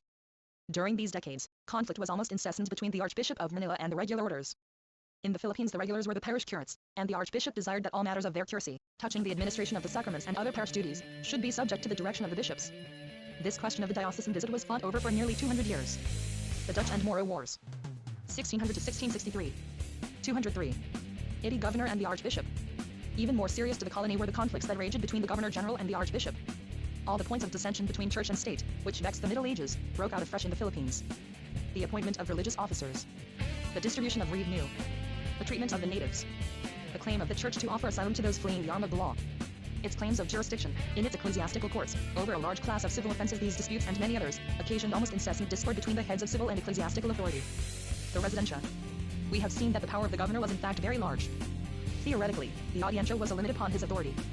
But in fact the governor was usually the president of this body, and the oidores were frequently his abettors and rarely his opponents. At the end of each governor's rule there took place a characteristic Spanish institution, called the Residencia. This was a court held by the newly elected governor, for an examination into the conduct of his predecessor. Complaints of every description were received, and often, in the history of the Philippines, one who had ruled the archipelago almost as an independent monarch found himself, at the end of his office, ruined and in chains. It was upon the occasion of the Residencia that the ecclesiastical powers, after a governorship stormy with disputes, exercised their power for revenge. Unquestionably many a governor, despite his actual power, facing, as he did, the Residencia at the termination of his rule, made peace with his enemies and yielded to their demands. 204 The Philippines.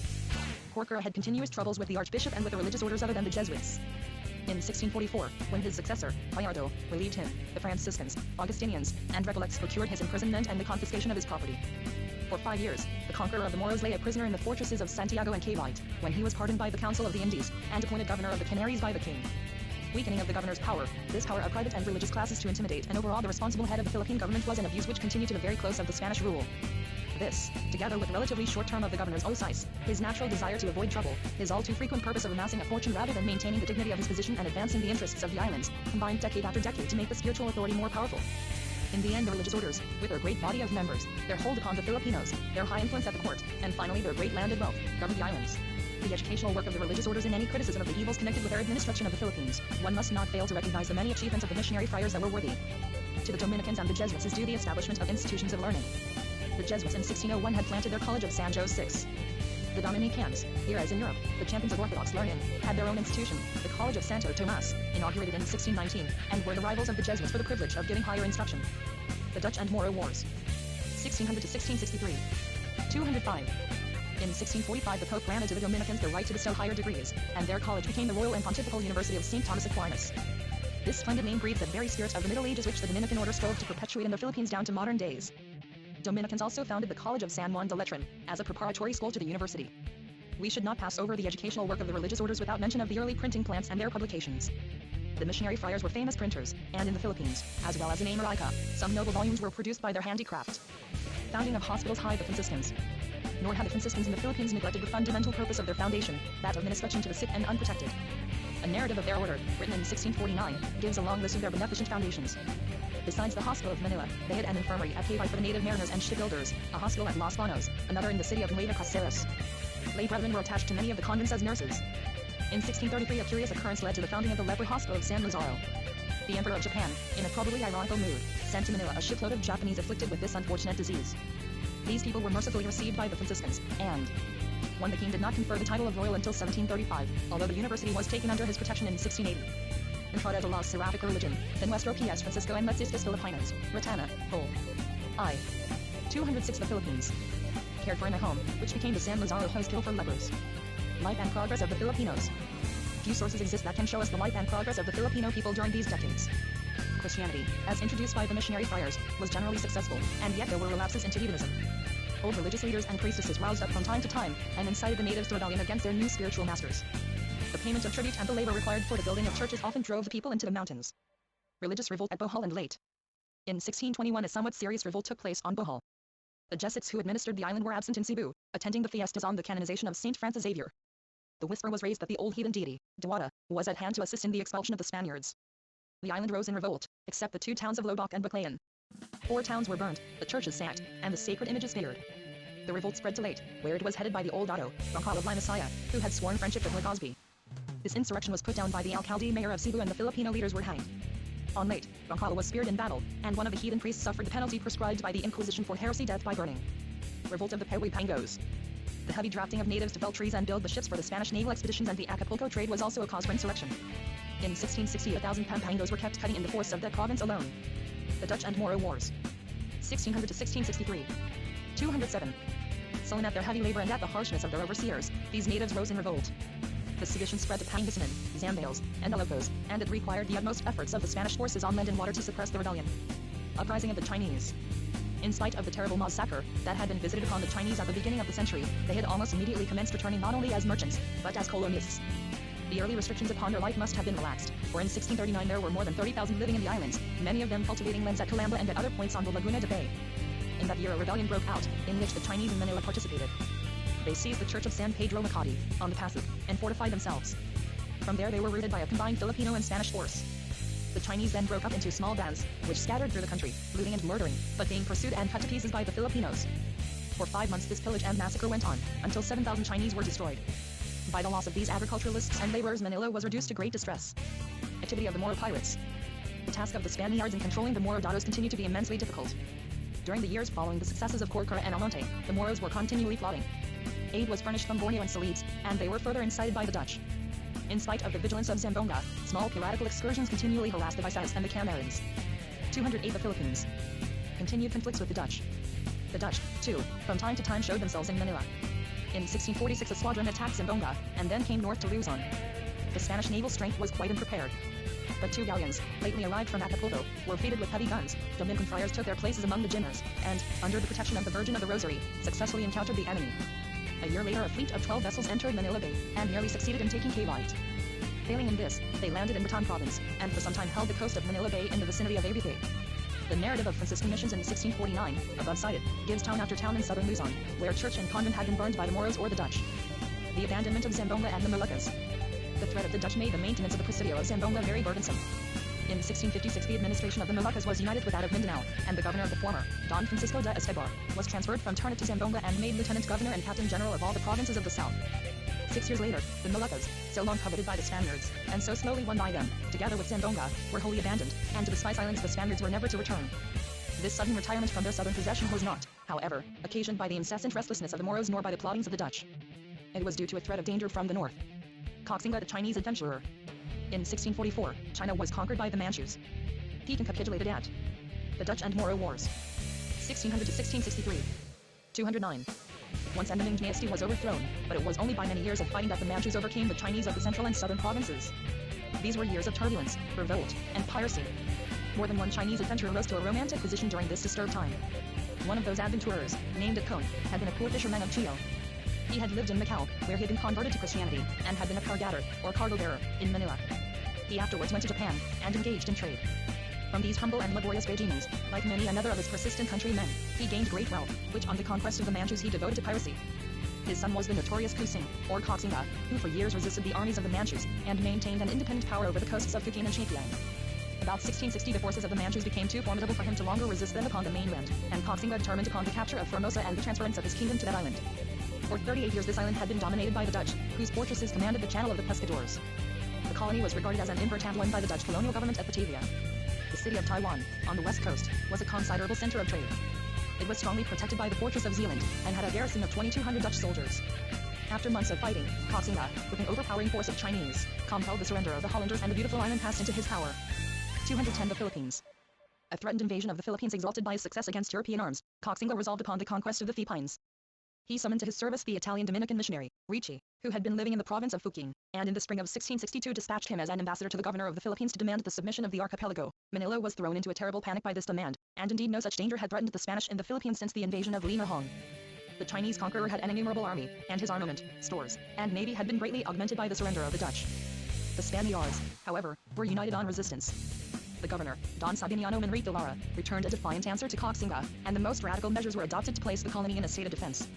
All Chinese were ordered immediately to leave the islands. Fearful of massacre, these wretched people again broke out in rebellion, and assaulted the city. Many were slain, and other bands wandered off into the mountains, where they perished at the hands of the natives.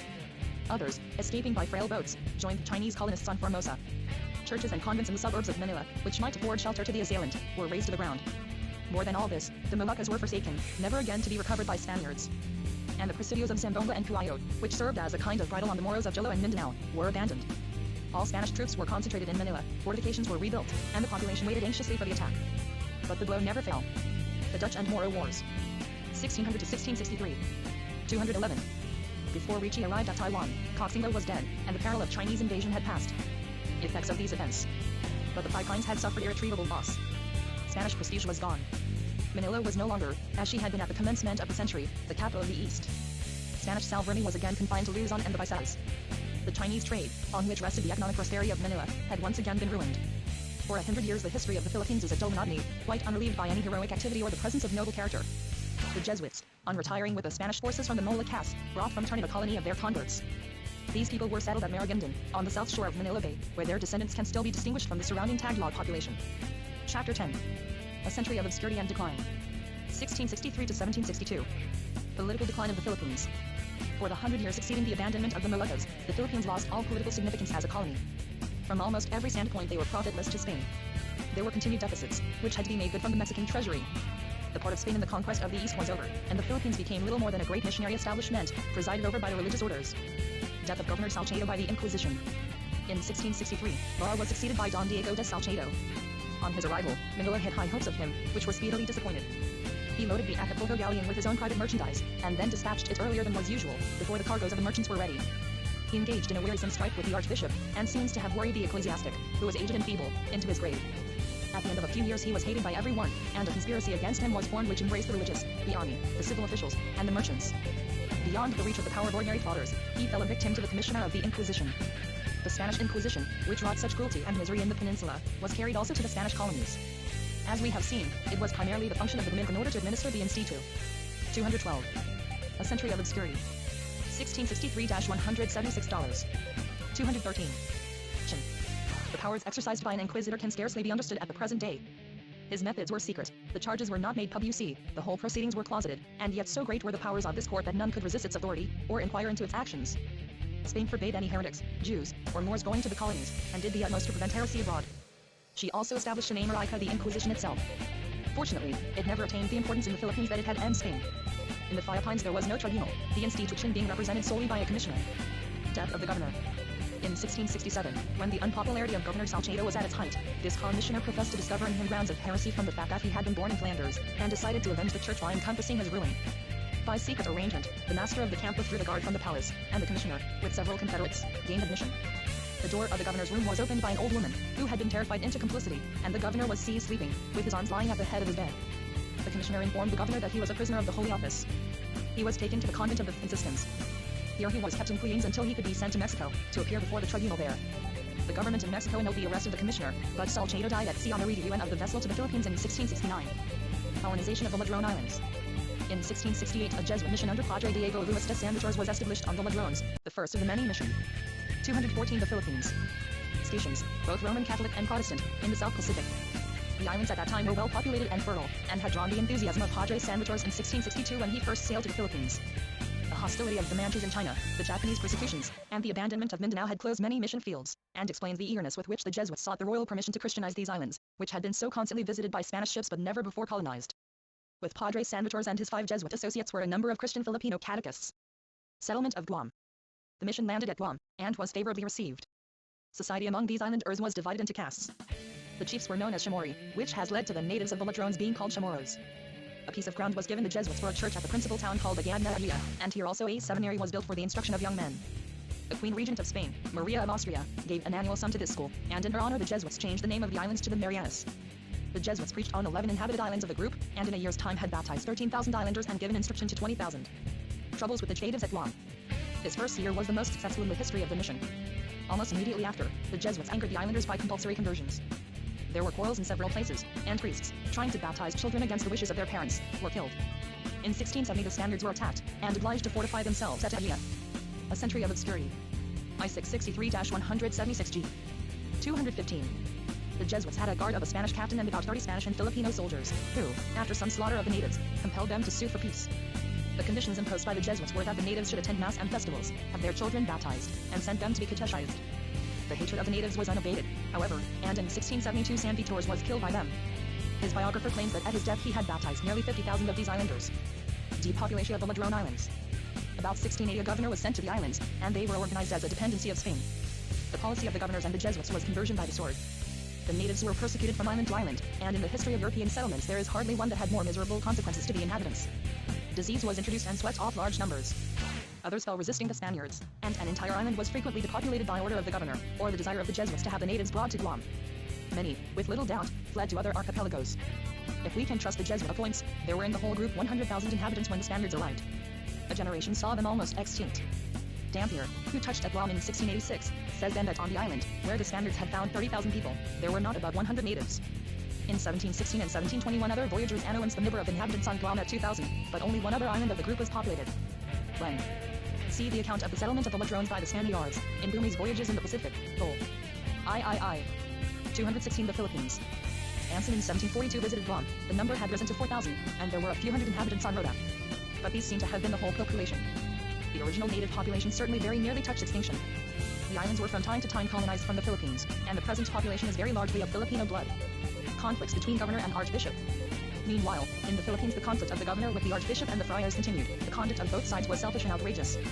In 1683 the actions of Archbishop Pardo became so violent and seditious that the Audiencia decreed his banishment to Pangasinan or Cagayan.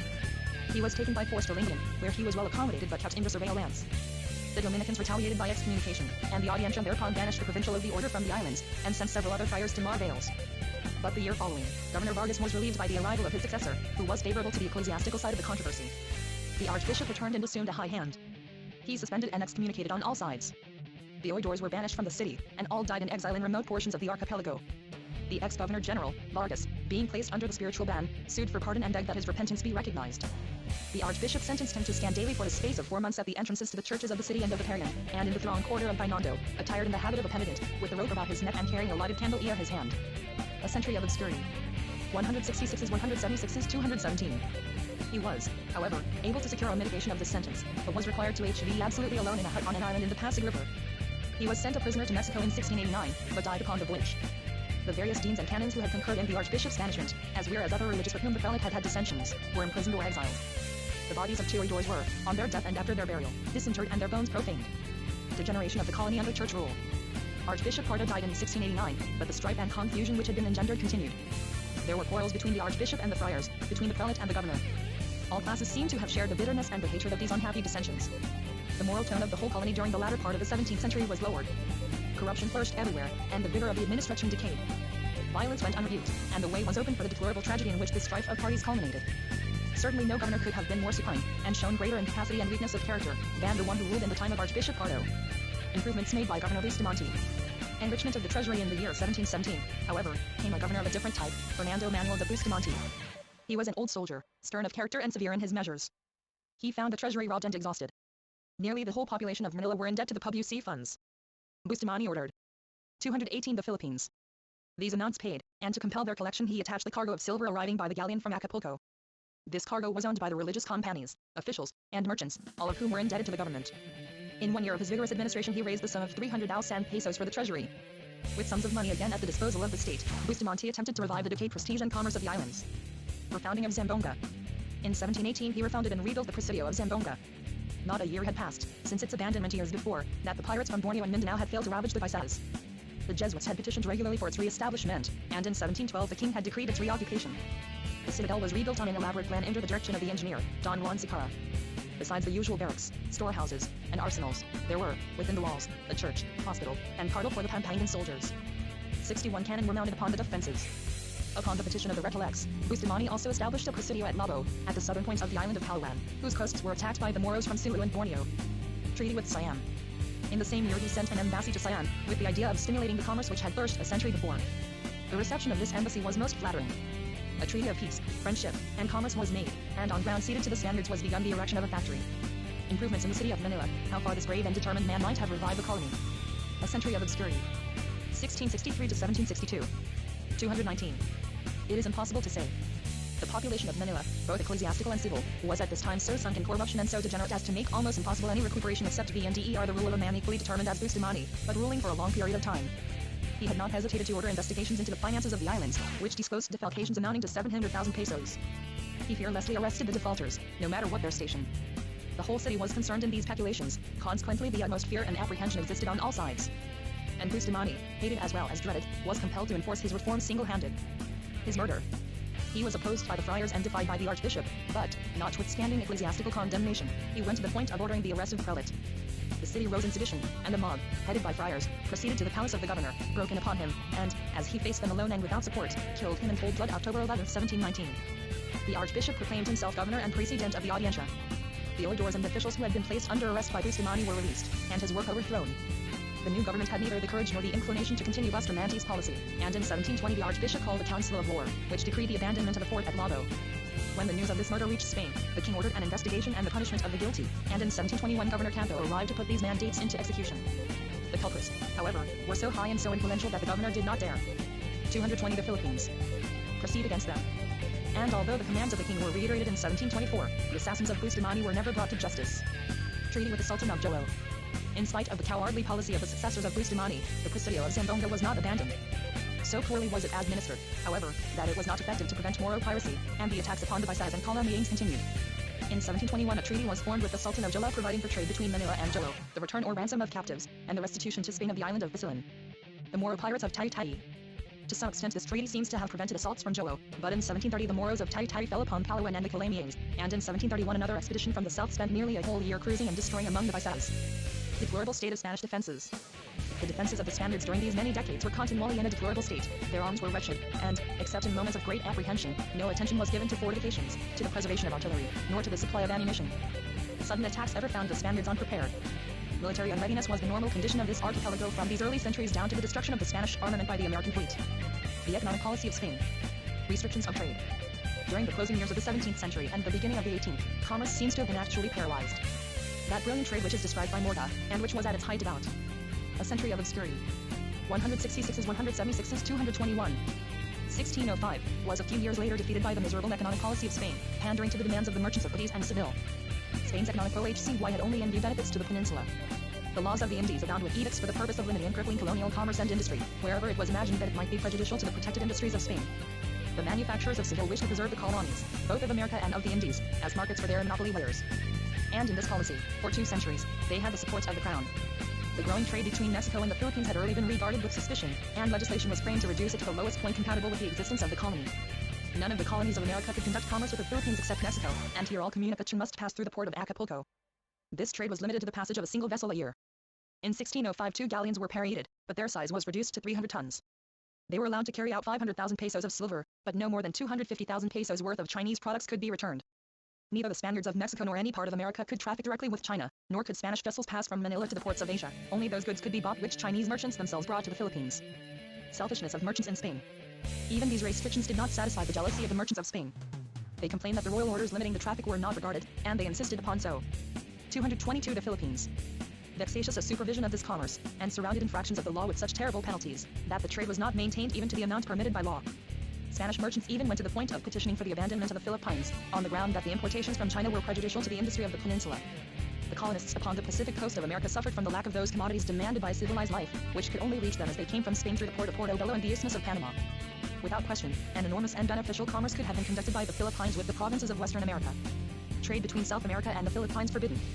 But this traffic was absolutely forbidden, and to prevent Chinese and Philippine goods from entering South America, the trade between Mexico and Peru was in 1636 wholly suppressed by a decree.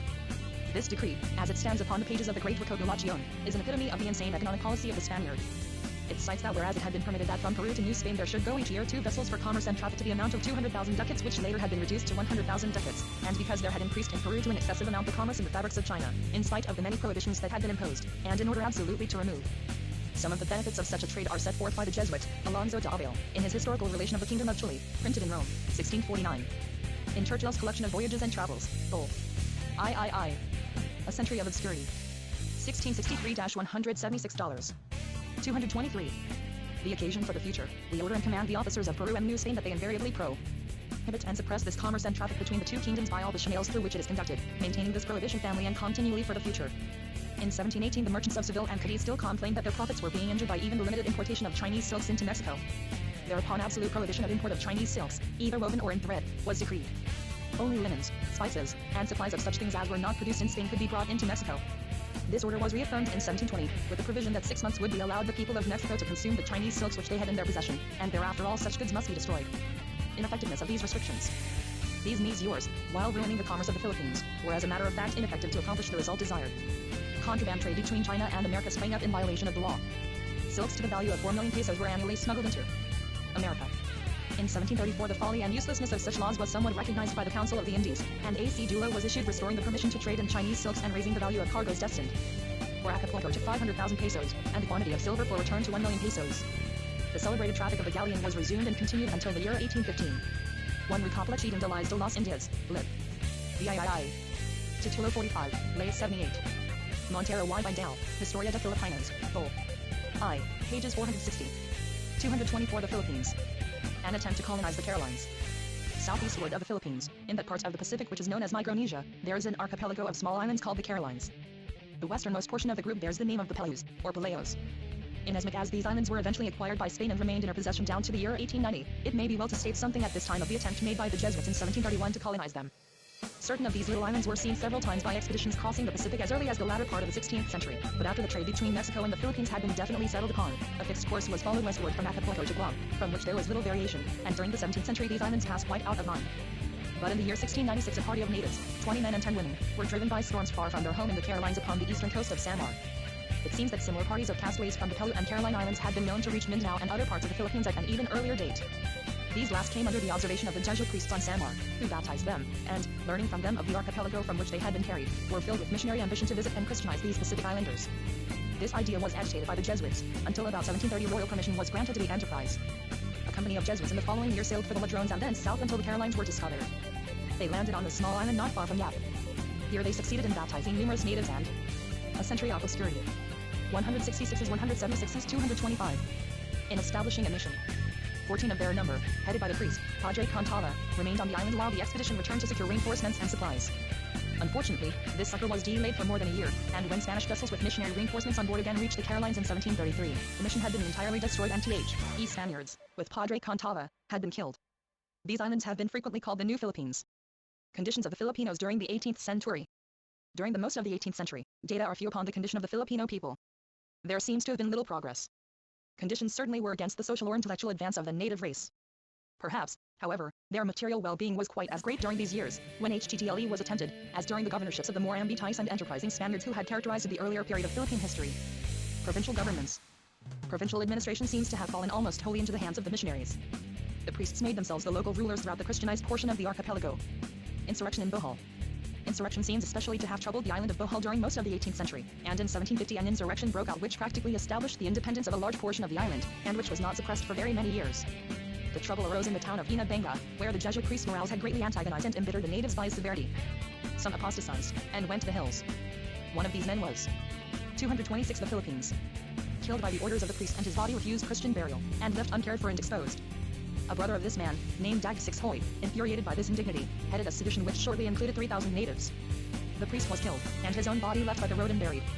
In spite of the efforts of the alcalde of Cebu, Dagohoy was able to maintain himself, and practically established a small NATI.VE state, which remained until the occupation of the island by the Recolex, after the Jesuits had been expelled from the Spanish dominions. Activity of the Jesuits. During the 18th century, the Jesuits alone of the religious orders seem to have been active in prosecuting their efforts and seeking new fields for conversion. The sloth and inactivity which overcame the other orders place in greater contrast the ambition and the activities, both secular and spiritual, of the Jesuits. Conversion of the Sultan Alamuddin. In 1747 they established a mission even on Jolo.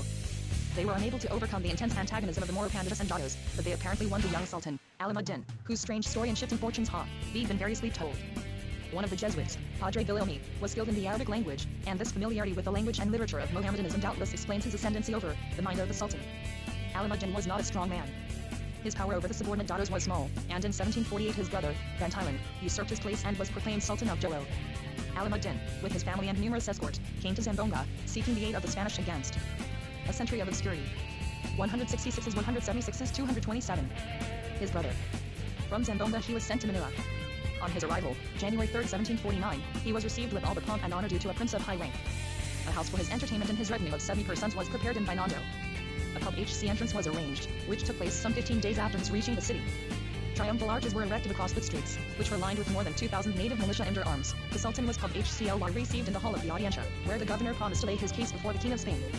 The Sultan was showered with presents, which included chains of gold, fine garments, precious gems, and gold canes, while the government sustained the expense of his household.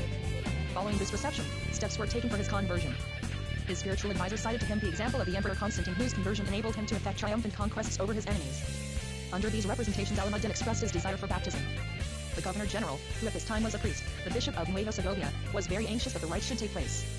But this was opposed by his spiritual superior, the Archbishop of Manila, who, with some others, entertained doubts as to the sincerity of the Sultan's profession. In order to accomplish his baptism, the governor sent him to his own diocese, where at Paniqui, on the 29th of April, 1750, the ceremony took place with great solemnity. On the return of the party to Manila, the Sultan was received with great pomp, and in his honor. Relachid in la entrada del Sultan Rey de Jolo, in Archivo del Bibliosexplo Filipino, Vol. I. 228 the Philippines. Were held games, theatrical representations, fireworks, and bullfights.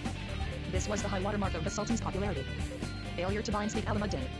Meanwhile the usurper, Bantilan, was giving abundant evidence of his hostility. The Spaniards were driven from Jolo, and the fleets of the Moros again ravaged the Visayas. In July arrived a new governor, the Marquis of Obando, who determined to restore Alamuddin and suppress the Moro piracy. An expedition set sail, with the Sultan on board, and went as far as Zamboanga, but accomplished nothing. Here the conduct of the Sultan served to confirm the doubts of the Spaniards as to the sincerity of his friendship. He was arrested, and returned to Manila, and imprisoned in the fortress of Santiago. With varying treatment he remained in the hands of the Spaniards until 1763, when he was returned to Jolo by the English. Great increase in Moro piracy. The year 1754 is stated to have been the bloodiest in the history of Moro piracy. No part of the Visayas escaped ravaging in this year, while the Camarines, Batangas, and Albay suffered equally with the rest. The conduct of the pirates was more than ordinarily cruel. Priests were slain, towns wholly destroyed, and thousands of captives were carried south into Moro slavery. The condition of the islands at the end of this year was probably the most deplorable in their history. Reforms under General Aranfa. The demoralization and misery with which Obando's rule closed were relieved somewhat by the capable government of Arandia, who succeeded him. Arandia was one of the few men of talent, energy, and integrity who stood at the head of affairs in these islands during 2 centuries. A century of obscurity. 166 is 1762. 229. He reformed the greatly disorganized military force, establishing what was known as the Regiment of the King, made up very largely of Mexican soldiers. He also formed a corps of artillerists composed of Filipinos. These were regular troops, who received from Aranda sufficient pay to enable them to live decently and like an army. He reformed the arsenal at Cavite, and, in spite of opposition on all sides, did something to infuse efficiency and honesty into the government. At the head of the armament which had been sent against the Moros he placed a Jesuit priest, Father Ducos. A capable officer was also sent to command the Presidio at Zamboanga, and while Moro piracy was not stopped, heavy retaliation was visited upon the pirates. Arandia's most popular act of government was the expulsion of the Chinese from the provinces, and in large part from the city. They seem to have had in their hand then, perhaps even more than now, the commerce or small trade between Manila and provincial towns. To take over this trade, Arandia founded the commercial company of Spaniards and mestizos, which lasted only for a year. The Christianized Chinese were allowed to remain under license, and for those having shops in Manila, Arandia founded the Alcazarea of San Fernando. It consisted of a great square of shops built about an open interior, and stood in Binondo, on the site of the former Parian, in what is still a populous Chinese quarter. Death of Arandia and decline of the colony. Arandia died in May 1759, and the government was assumed by the Bishop of Cebu, who in turn was forced from his position by the arrival of the Archbishop of Manila, Don Manuel Rojo. The Archbishop revoked the celebrated 230 the Philippines ORDECG of good government which Aranda had put into force, and the colony promised to relapse once more into its customary dormant condition. This was, however, prevented by an event which brought to an end the long period of obscurity and inertia under which the colony had been gradually decaying, and introduced, in a way, a new period of its history. This was the capture of the Philippine Islands by the British in 1762. Chapters I. The Philippines during the period of European Revolution. 1762 to 1837. The new philosophy of the 18th century. The middle of the 18th century in Europe was a time when ideas were greatly liberalized. A philosophy became current which professed to look for its authority not to churches or hereditary custom and privilege, but to the laws of God as they are revealed in the natural world. Men taught that if we could only follow nature we could not do wrong. Natural law became the basis for a great AMOTMT of political and social discussion and the theoretical foundation of many social rights. The savage, ungoverned man was by many European philosophers and writers supposed to live a freer, more wholesome and more natural life than the man who is bound by the conventions of society and the laws of state. Most of this reasoning we now know to be scientifically untrue. The savage and the hermit are not, in actual fact, types of human happiness and freedom. Ideal life for man is found only in governed society, where there is order and protection, and where also should be freedom of opportunity. But to the people of the 18th century, and especially to the scholars of France, where the government was monarchical and oppressive, and where the people were terribly burdened by the aristocracy, this teaching was welcomed as a new gospel. Nor was it devoid of grand and noble ideas which, carried out in a conservative way, have greatly bettered society. It is from this philosophy and the revolution which 231. 232 the Philippines succeeded it that the world received the modern ideas of liberty, equality, fraternity, and democracy. These ideas, having done their work in America and Europe, are here at work in the Philippines today. It remains to be seen whether a society can be rebuilt here on these principles, and whether TEA too will be reformed under their influence. Colonial conflicts between the great European countries. During the latter half of the 18th century there culminated the long struggle for colonial empire between European states, which we have been following. We have seen how colonial conquest was commenced by the Portuguese, who were very shortly followed by the Spaniards, and how these two great Latin powers attempted to exclude the other European peoples from the rich Far East and the great New World which they had discovered. We have seen how this attempt failed, how the Dutch and the English broke in upon this gigantic reserve, drove the Spanish fleets from the seas, and despoiled and took of this great empire almost whatever they would. The Dutch and English then fought between themselves. The English excluded the Dutch from North America, capturing their famous colony of New Amsterdam, now New York, and incorporating it 1674, with their other American colonies, which later became the United States of America. But in the East Indies the Dutch maintained their trade and power, gradually extending from island to island, until they gained what they still possess, an almost complete monopoly of spice production. War between England and France. In India, England in the 18th century won great possessions and laid the foundation for what has been an almost complete period of European Revolution. 233. Subjugation of this Eastern Empire. Here, however, and even more so than in America, England encountered a royal and brilliant antagonist in the monarch of France. French exploration in North America had given France claims to the two great river systems of the St. Lawrence and the Mississippi, the latter by far the greatest and richest region of the temperate zone. So, during much of this 18th century, England and France were involved in wars that had for their prizes the possession of the continent of North America and the great peninsula of India. This conflict reached its climax between 1756 and 1763. Both states put forth all their strength. France called to her support those countries whose reigning families were allied to her by blood, and in this way Spain was drawn into the struggle. The monarchs of both France and Spain belonged to the great house of Bourbon. War was declared between England and Spain in 1762. Spain was totally unfitted for the combat. She could inflict no injury upon England and simply lay impotent and helpless to retaliate, while English fleets in the same year took Havana in the west and Manila in the east. English victory over French in India and America. English power in India was represented during these years by the greatest and most striking figure in England's colonial history, Lord Clive. To him is due the defeat of France in India, the capture of her possessions, and the founding of the Indian Empire, which is still regarded as England's greatest possession. The French were expelled from India in the same year that the great citadel of New France in America, Quebec, was taken by the English under General Wool. 234 the Philippines. The Philippines under the English. Expedition from India to the Philippines. The English were now free to strike a blow at France's ally, Spain. And in Madras an expedition was prepared to destroy Spanish power in the Philippines. Notice of the preparation of this expedition reached Manila from several sources in the spring and summer of 1762. But with a fatality which per S. JJFFEY. Percent. BWJ. S. H. JVW1IFFWMIIJFMIINTFRFLTBTJNIIH. RA. Church Appellate. Sued the Spaniard to the end of his history in the Philippines. No preparations were made by him, until on the 22nd of September a squadron of 13 vessels anchored in Manila Bay. Through the mist, the stupid and negligent authorities of Manila mistook them for Chinese trading junks. but it was the fleet of the English Admiral Cornish, with a force of 5,000 British and Indian soldiers under the command of General Draper. For her defense, Manila had. Period of European Revolution. 235. Only 550 men of the regiment of the King and 85 HPINO artillerists. Yet the Spaniards determined to make resistance from behind the walls of the city. Surrender of Manila to the English. The English disembarked and occupied Malate. From the churches of Malate, Orita, and Santiago, the British bombarded Manila, and the Spaniards replied from the batteries of San Andres and San Diego, the firing not being very effective on either side. On the 25th, Draper summoned the city to surrender. But a council of war, held by the Archbishop, who was also governor, decided to fight on. 3,600 Filipino militia from Pampanga, Bulacan, and Laguna marched to the defense of the city, and on the 3rd of October 2,000 of these Filipinos made a sally from the walls and recklessly assaulted the English lines, but were driven back with slaughter. On the night of the 4th of October, a breach in the walls was made by the artillery, and early in the morning of the 5th, 400 English soldiers entered almost without resistance. A company of militia on guard at the Puerta Real was bayoneted, and the English then occupied the plaza, and here received the surrender of the fort of Santiago. The English agreed not to interfere with religious liberty, and honors of war were granted to the Spanish soldiers. Guards were placed upon the convent of the nuns of Santa Clara and the Baterios, and the city was given over to pillage, which lasted for 40 hours, and in which many of the Chinese assisted. Independent Spanish capital under Anda at Bulacan. The English were thus masters of the city, but during their period of occupation they never extended their power far beyond the present limits of Manila. 236 The Philippines. Biased to the final assault and occupation of Manila, the authorities had nominated the older Don Simon de Anda y Salazar, lieutenant governor and judge at large of the islands, with instructions to maintain the country in its obedience to the King of Spain. Anda left the capital on the night of October 4th, passing in a little banca through the Nipa swamps and estuaries on the north shore of Manila Bay to the provincial capital of Bulacan. Here he called together the provincial of the Augustinian monks, the alcalde mayor of the province, and some other Spaniards. They resolved to form an independent government representing Spain, and to continue the resistance. This they were able to do as long as the British remained in the islands. The English made a few short expeditions into Bulacan and up the Pasig River, but there was no hard fighting and no real effort made to pursue Anda's force. The Chinese welcomed the English and gave them some assistance, and for this Anda slew and hanged great numbers of them. The Philippines returned to Spain. By the Treaty of Paris in 1763, peace was made, by which France surrendered practically all her colonial possessions to England. But England returned to Spain her captures in Cuba and the Philippines. In March 1764, there arrived the Spanish frigate Santa Rosa, bringing the first lieutenant of the king for the islands, Don Francisco de la Torre, who brought with him news of the Treaty of Paris and the orders to the English to abandon the islands. Resistance of the English by the friars. In resistance to the English and in the efforts to maintain Spanish authority, a leading part had been taken by the friars. T.V. Sacred Orders, says Martinez de Zufaiga/Historia de Filipinas, pages 682. Period of European Revolution. 237. Had much to do with the success of Señor Anda. They maintained the Indians of their respective administrations loyal to the orders. They inspired the natives with horror against the English as enemies of the king and of religion, inciting them to die fighting to resist them. They contributed their estates and their property. And they exposed their own persons to great dangers. The friars were certainly most interested in retaining possession of the islands and did most to lose by their falling into English hands. Increase of the Jesuits in wealth and power. In this zealous movement for defense, however, the Jesuits bore no part.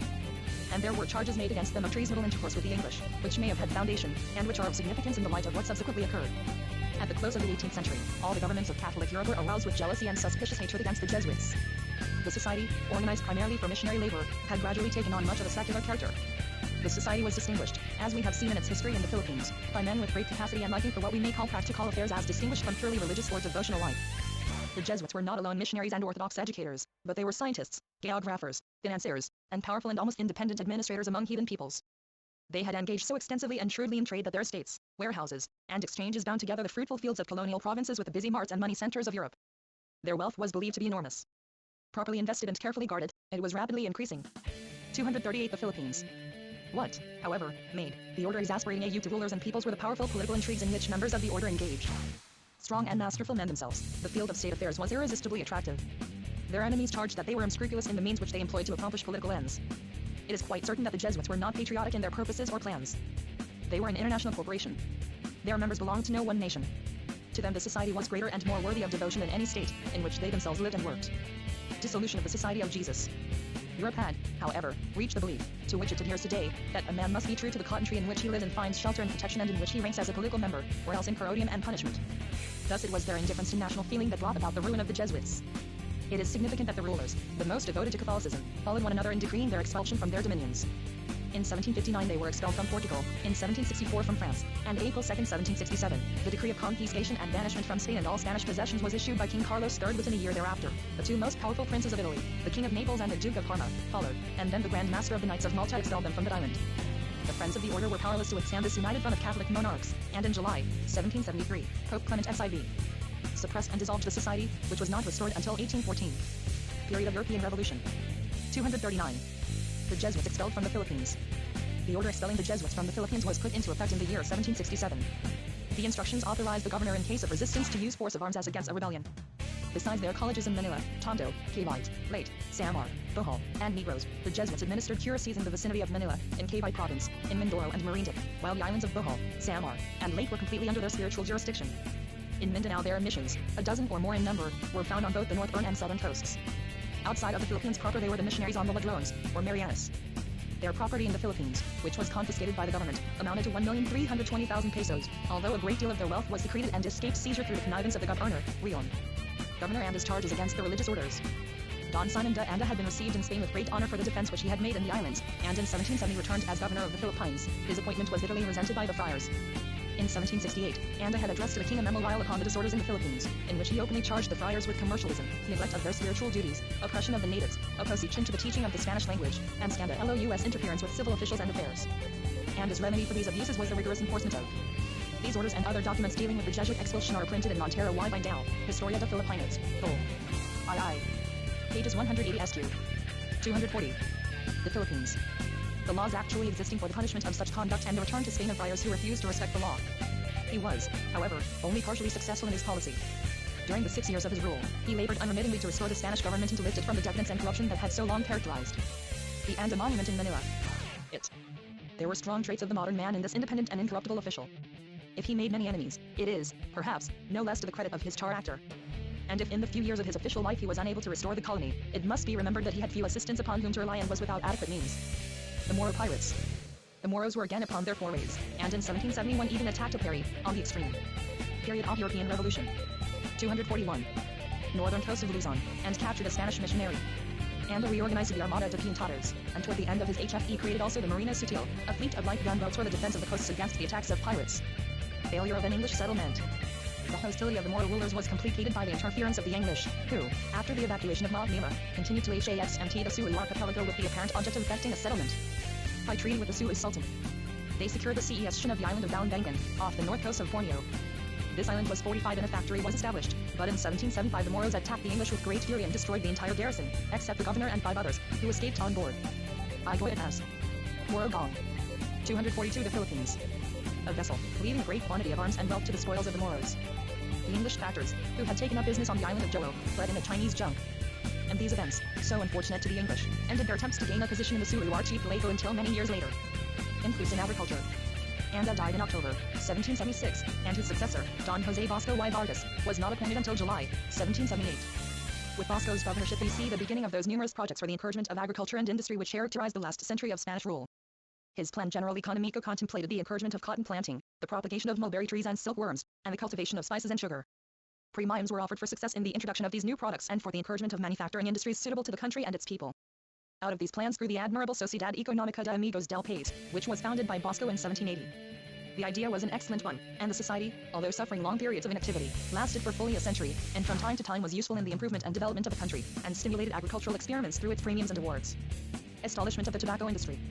Up to this time the Philippine revenues had been so unproductive that the government was largely supported by a subsidy of 250,000 pesos a year paid by Mexico. Bosco was the first to put the revenues of the islands upon a lucrative basis. To him was due the establishment, in 1782, of the famous tobacco monopoly Estanco de Tabacos which v. OFG European Revolution. 2I3. Igorot drum. Came of great importance many years later, as new and rich tobacco lands like the Cagayan were brought under cultivation. Favorable commercial legislation. The change in economic ideas, which had come over Europe through the liberalizing thought of the 18th century, is shown also by a most radical step to direct into new channels of commerce of the Philippines. This was the creation in 1785 of a great trading corporation with special privileges and crown protection, the Royal Company of the Philippines. The company was given the complete monopoly of all the commerce between Spain and the Philippines, except the long-established direct traffic between Manila and Acapulco.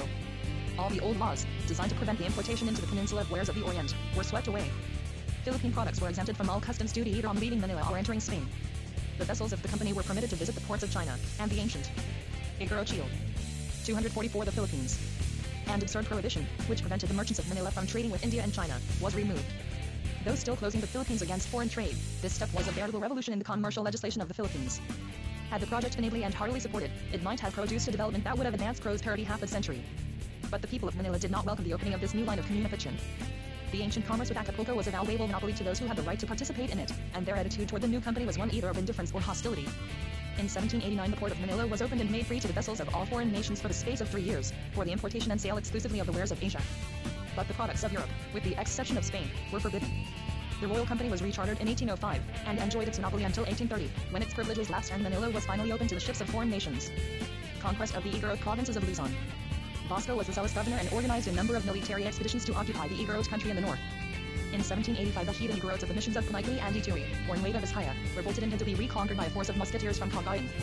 Conquest of the Batanes Islands. Vasco also effected the conquest of the Batanes Islands to the north of Luzon, establishing garrisons and definitely annexing them to the colony. The Dominican missionaries shortly before this. Period of European Revolution. 246. Time had attempted to convert these islands to Christianity, but the poverty of the people and the fierceness of the typhoons which sweep these little islands prevented the cultivation of anything more than camotes and taro, and had made them unprofitable to hold. Vasco was honored, however, for his reoccupation of these islands, and on his return to Spain, at the expiration of his governorship, received the title of Count of the Conquest of the Batanes. A scientific survey of the coast of the islands. About 1790, the Philippines were visited by 2 Spanish frigates, the Descubierta and the Atrevida, under the command of Captain Malaspina. These vessels formed an exploring expedition sent out by the Spanish government to make a hydrographic and astronomic survey of the coasts of Spanish America, the Ladrones, and the Philippines. It was one of those creditable enterprises for the widening of scientific knowledge which modern governments have successively and with great honor conducted. The expedition charted the Strait of San Bernardino, the coasts of several of the Visayan Islands, and Mindanao.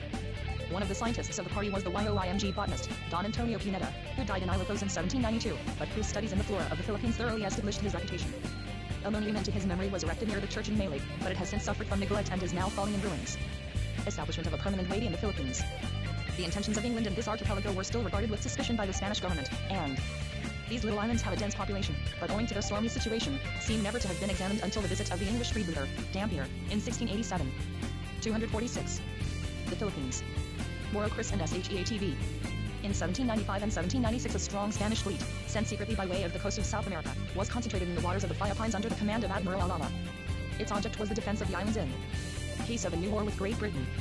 News of the declaration of war between these 2 countries reached Manila in March 1797, but though for many months there was anxiety, England made no attempt at reoccupation.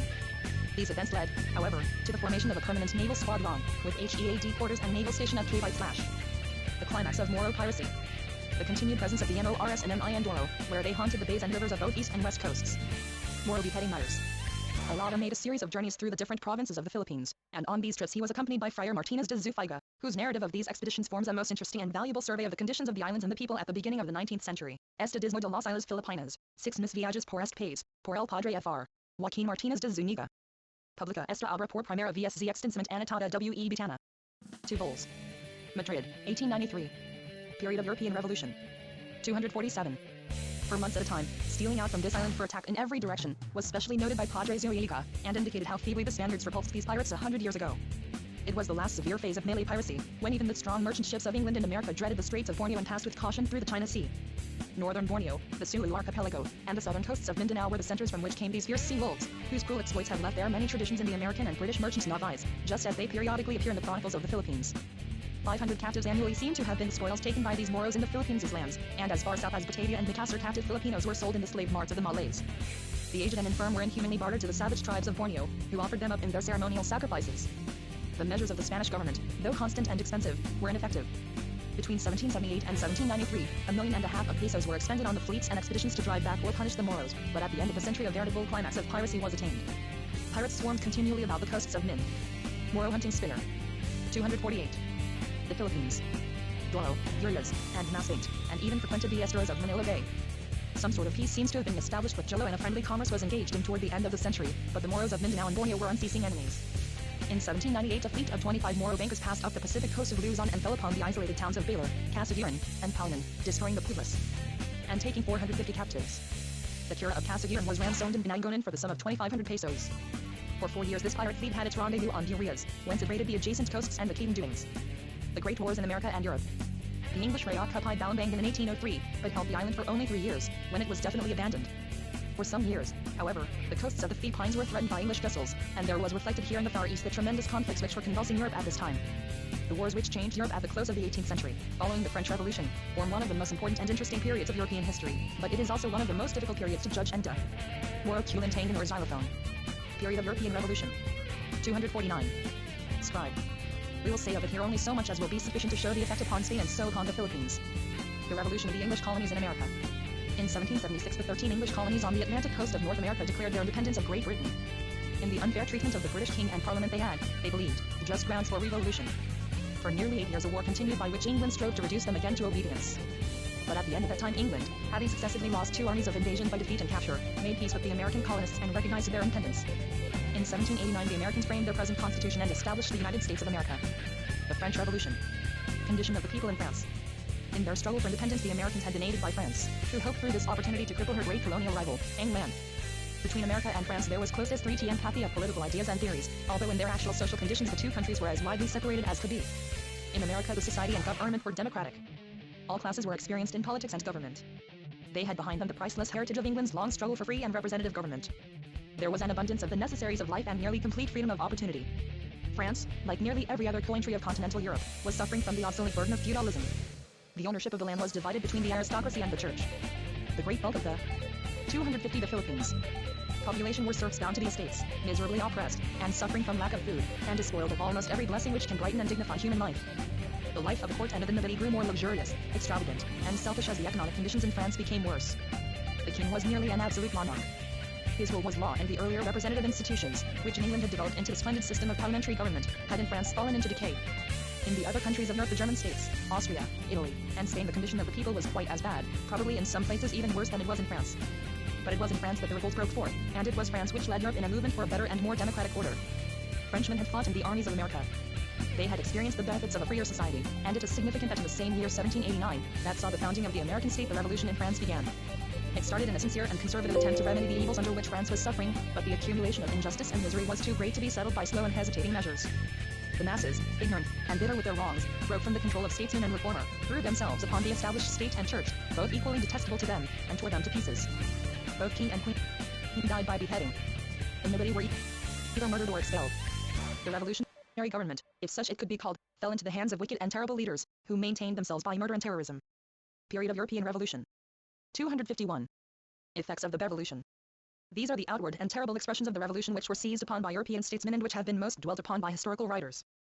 But, apart from the bloody acts of the years from 1793 to 1795, the revolution modernized France and brought incalculable gains to the French people. By the seizure of the great estates and their division among the peasantry, the agricultural products of the country were doubled in a single year, and that terrible condition of semi-starvation which had prevailed for centuries was ended. The other monarchies of Europe regarded the events in France with horror and alarm. Monarchs felt their own thrones threatened, and a coalition of European monarchies was formed to destroy the Republic and to restore the French monarchy and old regime. France found herself invaded by armies upon every frontier. It was then that the remarkable effects produced by the revolution upon the people of France appeared. With a passionate enthusiasm which was irresistible, the people responded to the call for war. Great armies were enlisted, which by an almost uninterrupted series of victories threw back the forces of the Allies. Men rose from obscurity to the command of armies, and there was developed that famous group of commanders, the Marshals of France. Out of this terrible period of warfare there arose, too, another, who was perhaps, if we accept the Macedonian king, Alexander, the greatest man ever permitted to lead armies and to rule men, Bonaparte, later the emperor. Napoleon I. France and Europe under Napoleon Bonaparte. From 1795, when Bonaparte was given command of the invasion of Italy, until 1815, when he was finally defeated. 252 the Philippines. At Waterloo and Belgium, Europe experienced almost continuous war. The genius of Napoleon reduced to the position of vassal states Italy, Switzerland, Holland, Belgium, Germany, and Austria. In all these countries the ancient thrones were humbled, feudalism was swept away, and the power of a corrupt church and aristocracy was broken. In spite of the humiliation of national pride, these great benefits to Europe of Napoleon's conquests cannot be overestimated. Wherever Napoleon's power extended there followed the results of the revolution, a better system of law, the introduction of the liberal code Napoleon, the liberation of the people from the crushing toils of medievalism, and the founding of a better society. These are the debts which Europe owes to the French Revolution. The decline of Spain. Lack of progress. In this advance and progress Spain did not share. The empire of Napoleon was never established in the peninsula. In 1811 the Spaniards, with the assistance of the English under the great general, Wellington, repulsed the armies of the French. This victory, so gratifying to national pride, was perhaps a real loss to Spain, for the reforms which prevailed in other parts of Europe were never carried out in Spain, and she remains even yet unliberated from aristocratic and clerical power. A liberal constitutional government was, however, set up in Spain in 1812 by the courts. But in 1814 King Ferdinand VII, aided by the Spanish aristocracy and clergy, was able to overthrow this representative government and with tyrannical power to cast reforms aside. 50,000 people were imprisoned for their liberal opinions, the Inquisition was restored, the courts abolished, and its acts nullified. The effect of these acts upon the Philippines will be noticed presently. Period of European Revolution. 253. Separation of the Philippines from Mexico. The events of these years served to separate the Philippines from their long dependency on Mexico. In 1813 the courts decreed the suppression of the subsidized Acapulco galleon. The The Mexican trade had long been waning and voyages had become less profitable. The last of the galleons left Manila in 1811 and returned from Acapulco in 1815, never again to attempt this classical voyage. The cessation of these voyages only briefly preceded the complete separation from America. From the first period of settlement, the Philippines had in many respects been a dependency of the New World. Mexico had until late afforded the only means of communication with the mother country, the only land of foreign trade. Mexican officials frequently administered the government of the islands, and Mexican Indians formed the larger part of the small standing army of the Philippines, including the regiment of the king. As we have seen, a large subsidy, the situado, was annually drawn from the Mexican treasury to assist the deficient revenues of the Philippines. Rebellion of the South American countries. But the grievances of the Spanish-American colonists were very great and very real. The revolution which had successively stirred North America and Europe now passed back again to the Spanish countries of the New World, and between 18LD and 1825 they fought themselves free of Spain. The last of the colonies from which the Spaniards were forced to retire was Peru. Mexico achieved her separation in 1820. Spain lost every possession upon the mainland of both Americas, and the only vestiges of her once vast American empire were the rich islands of the Greater Antilles, Cuba and Puerto Rico. 254 The Philippines. Limited trade with the Philippines. The Philippines were now forced to communicate by ship directly with Spain. The route for the next 50 years lay by sailing vessels around the Cape of Good Hope. It occupied from 4 to 6 months, but this route had now become practically a neutral passage. Its winds and currents were well understood, and it was annually followed by great numbers of vessels of Europe, England, and the United States. Trade was still limited to the ships of the Royal Philippine Company, and this shipping monopoly lasted until 1835, when a new era in the commercial and industrial life of the Philippines opened. An English commercial house was established in Manila as early as 1809. Volcanic eruptions. The terrible eruptions of Mount Taal, the last of which occurred in 1754, were followed in the next century by the destructive activity of Mount Mayon. In 1814 an indescribable eruption of ashes and lava occurred, and the rich hemp towns around the base of this mountain were destroyed. Father Francisco Aragonés, cura of Kansaya, an eyewitness, states that 12,000 people perished. In the church of Budayao alone 200 lay dead. Rebellions in the Philippines. The liberal Spanish courts. 2 revolts in the Philippines that occurred at this period are of much importance and show the effect in the Philippines of the political changes in Spain. In 1810 the liberal Spanish courts had declared that the kingdoms and provinces of America and Asia are, and ought to have been always, reputed an integral part of the Spanish monarchy, and for that same, their natives. Jagger, Viajes por Filipinos, pages 81. Translated from the German. Madrid, 1895. Period of European Revolution. 255. And free inhabitants are equal in rights and privileges to those of the peninsula. This important declaration, which if carried out would have completely revolutionized Spain's colonial policy, was published in the Philippines, and with that remarkable and interesting facility by which such news is spread, even among the least educated classes of Filipinos, this proclamation had been widely disseminated and discussed throughout the islands. It was welcomed by the Filipino with great satisfaction, because he believed it exempted him from the enforced labor of the polos y servicios. These were the unremunerated tasks required of Filipinos for the construction of public works, bridges, roads, churches, and convents. Effect of the repeal of the Declaration of the Courts. King Ferdinand VII in May, 1814, on his return to power, as we have seen, published the famous decree abolishing constitutional government in Spain and denewing all the acts of the courts, including those which aimed to liberalize the government of the colonies. These decrees, when published in the Philippines, appeared to the Filipinos to return them to slavery, and in many places their disaffection turned to rebellion. In Ilocos 1,200 men banded together, sacked convents and churches, and destroyed the books and documents of the municipal archives. Their fury seems to have been particularly directed against the petty tyrants of their own race, the caciques or principales. The result of Spanish civilization in the Philippines had been to educate, and, to a certain degree, enrich the SMAU class of Filipinos, usually known as distinguidos or the gentle espada. It is this class which has absorbed the direction of municipal and local affairs, and which almost 256 The Philippines. Alone of the Filipino population has shared in those benefits and opportunities which civilized life should bring. The vast majority of the population have, unfortunately, fallen or remained in a dependent and almost semi-servile position beneath the principales. In Ilocos this subordinate class, or dependientes, is known as Kalian, and it was these Kalian who fell upon their more wealthy masters, burning their houses and destroying their property, and in some instances killing them. The assignment of compulsory labor had been left to the principales in their positions as gobernadorcillos and cabezas de barangay, and these officials had unquestionably abused their power and had drawn down upon themselves the vengeance of the Kalian. This revolt, it will be noticed, was primarily directed neither against friars nor Spanish authorities, but against the unfortunate social order which the rule of Spain maintained. A revolt led by Spaniards. A plot, with far more serious motives, took place in 1823. The official positions in the regiments and provinces had previously been held almost entirely by Spaniards born in America or the Philippines. The government now attempted to fill these positions with Spaniards from Spain. The Authie Charles, deprived of their positions, incited the native troops which they had commanded, into a revolt, which began in the walled city in Manila. About 800 soldiers followed them, and they gained possession of the Cardinal of the King, of the Royal Palace, and of the Cabildo, but they failed to seize the fortress of Santiago. See Estado de las Islas Filipinas N184s, by D. Sinvaldo de Maz. Period of European Revolution. 257.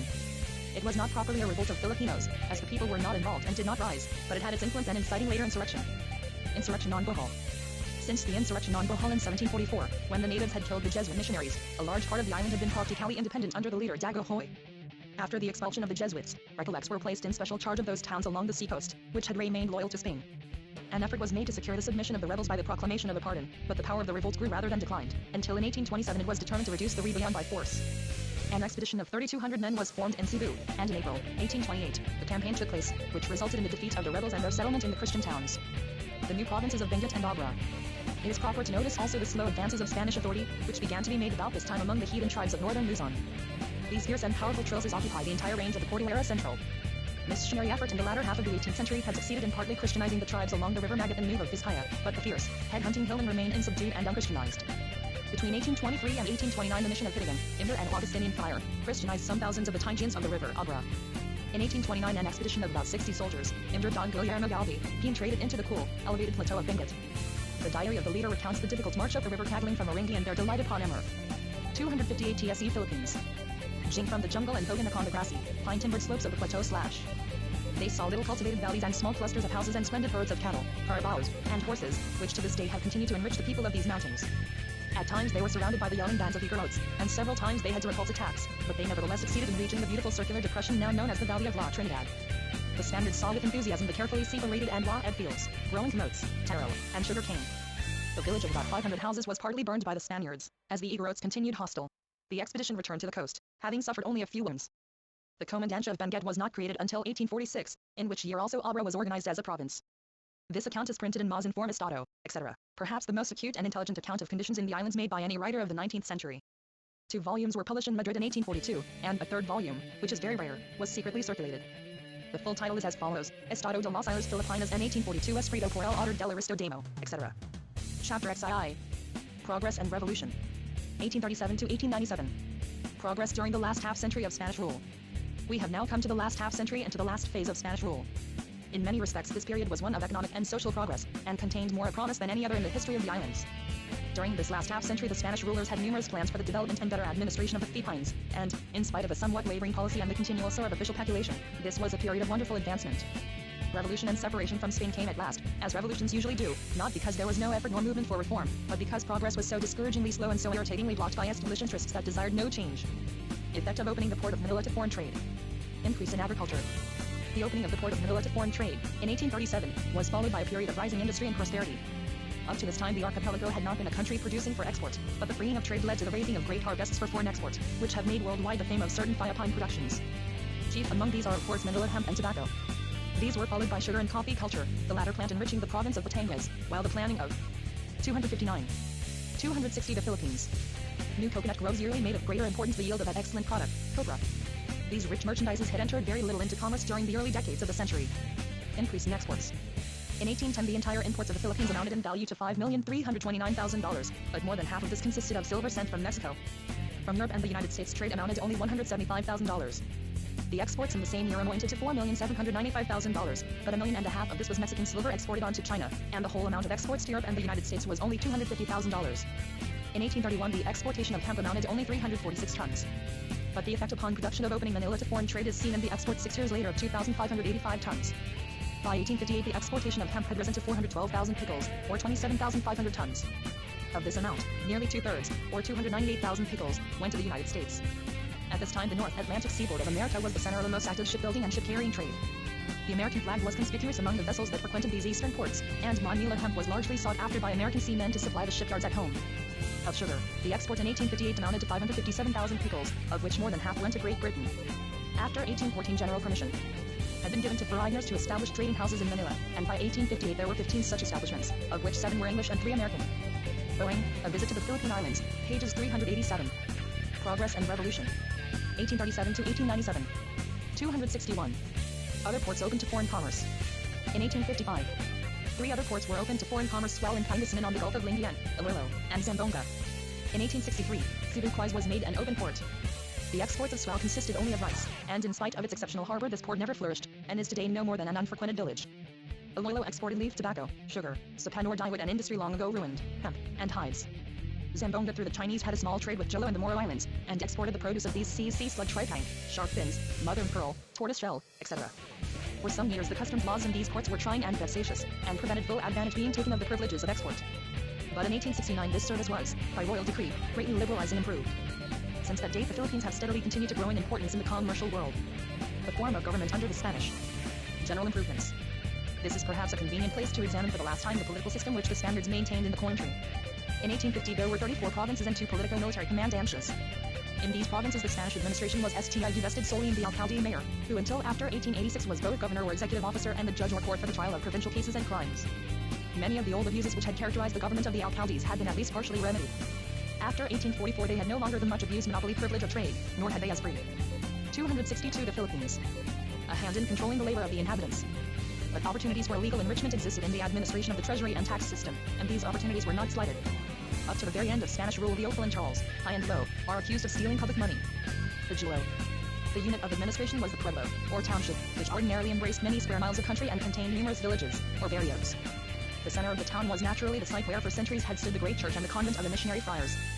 These locations had always been admirably chosen, and about them grew up the market and trading shops of Chinese and the fine and durable homes of the more prosperous Filipinos and mestizos.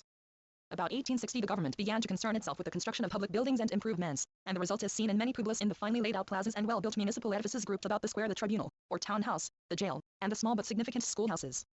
The government of the town was vested in a gobernadorcillo and a council, each of the concejals usually representing a hamlet or barrio. But the Spanish friar, who in nearly every pueblo was the parish curate, continued to be the paternal guardian and administrator of the pueblo. In general, no matter was too minute for his dictation. Neither gobernadorcillo nor councillors dared act in opposition to his wishes, and the alcalde of the province was careful to keep on friendly terms and leave town affairs largely to his dictation. The friar was the local inspector of public instruction. Progress and Revolution. 1837 to 1897. 263. And ever vigilant to detect and destroy radical ideas. To the humble Filipino, the friar was the visible and only representative of Spanish authority. The Revolt of 1841. Repression of the people by the friars. Unquestionably in the past, the work of the friars had been of very great value. But men as well as institutions may lose their usefulness, as conditions changed, and the time was now approaching when the autocratic and paternal regime of the friars no longer satisfied the Filipinos. Their zeal was no longer disinterested, and their work had become materialized by the possession of the vast estates upon which their spiritual charges lived and labored as tenants or dependents. The policy of the religious orders had, in fact, become one of repression, and as the aspirations of the Filipinos increased, the friars, filled with doubt and fear, tried to draw still tighter the bonds of their own authority, and viewed with growing distrust the rising ambition of the people. Apolinario de la Cruz.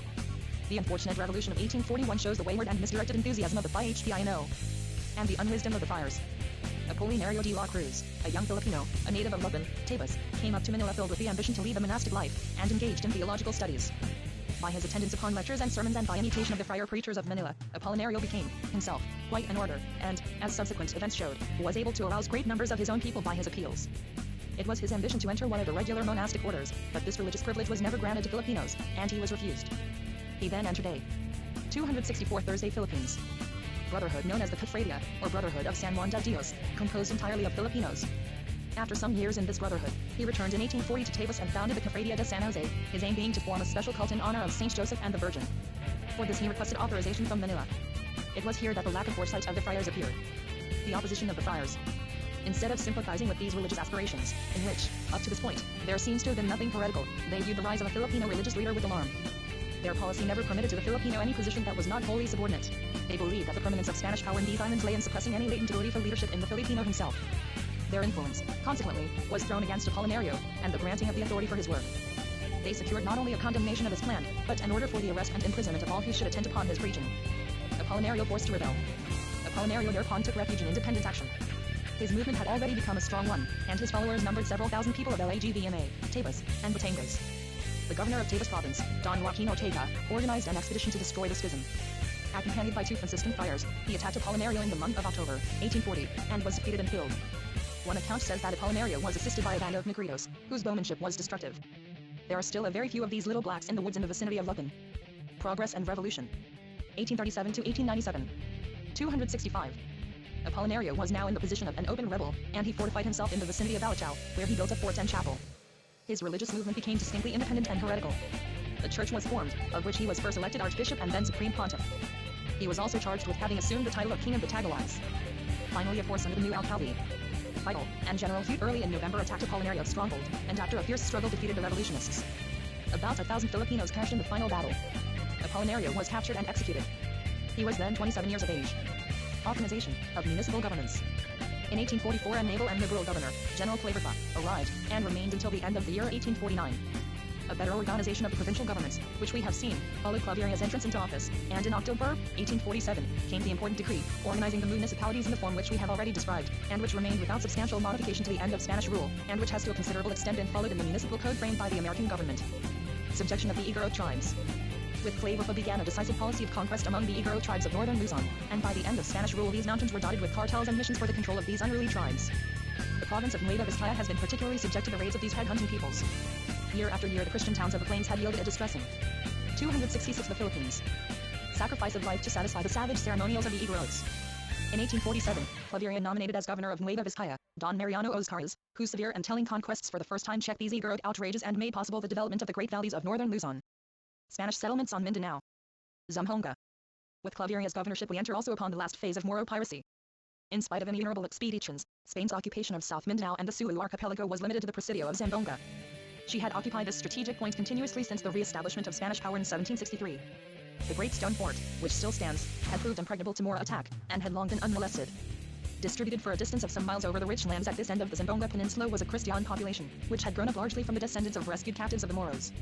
Coming originally from all parts of the Visayas, Calamianes, and Luzon, this mixed population has grown to have a somewhat different character from that of any other part of the islands. A corrupt Spanish dialect, known as the Chapucano, has become the common speech, the only instance in the Philippines where the native dialect has been supplanted. This population, loyal and devotedly Catholic, never failed to sustain the defense of the CISO. The reports of the Dominican missionaries of Nueva Vizcaya and Isabela show the extent and persistence of these raids. See the files of the missionary publication, El Correo Sino Enamita, and also the work by Padre Buenaventura Campa, Los Mayas y la Raza at Jagao, Madrid, 1895. Progress and Revolution. 1807-1897. 267. Laid at Spanish outposts, and contributed brave volunteers to every expedition against the Moro Islands. Activity of other nations but Spain's maintenance of Zamboanga was insufficient to sustain her claims of sovereignty over the Sulu and Tai groups. Both the Dutch and English planned various moves for their occupation and acquisition, and in 1844 a French fleet entered the archipelago and concluded a treaty with the Sultan of Sulu for the cession of the island of Basilan for the sum of $1 million. Writings of the French minister and historian, M. Guizot, show that France hoped, by the acquisition of this island, to obtain a needed naval base in the east and FOFSMD a great commercial port within the sphere of Chinese trade. Conquest of the Gulf of Davao. But this step roused the Spaniards to activity and the occupation of the island. A naval vessel subdued the towns along the north coast, and then proceeding to the mouth of the Rio Grande, secured from the Sultan of Maguindanao the cession of the great Gulf of Davao. Spain took no immediate steps to occupy this gulf, but in 1847 a Spaniard, Don Jose Oyangiran, proposed to the governor, Claverpa, to conquer the region at his own expense, if he could be furnished with artillery and munitions and granted a 10 years government of Davao, with the exclusive privilege of trade.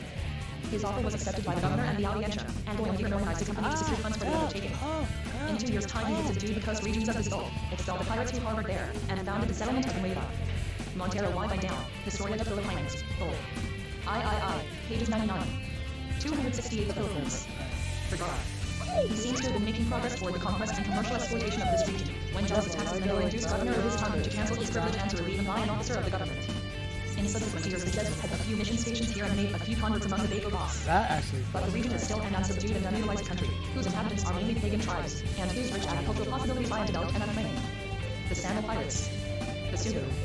The piratical inhabitants of the Sulu archipelago are made of two distinct Malay peoples, the Sulu or Sula, and the Sano, who are known throughout Malaysia as the Badago or Rainlod men of the sea.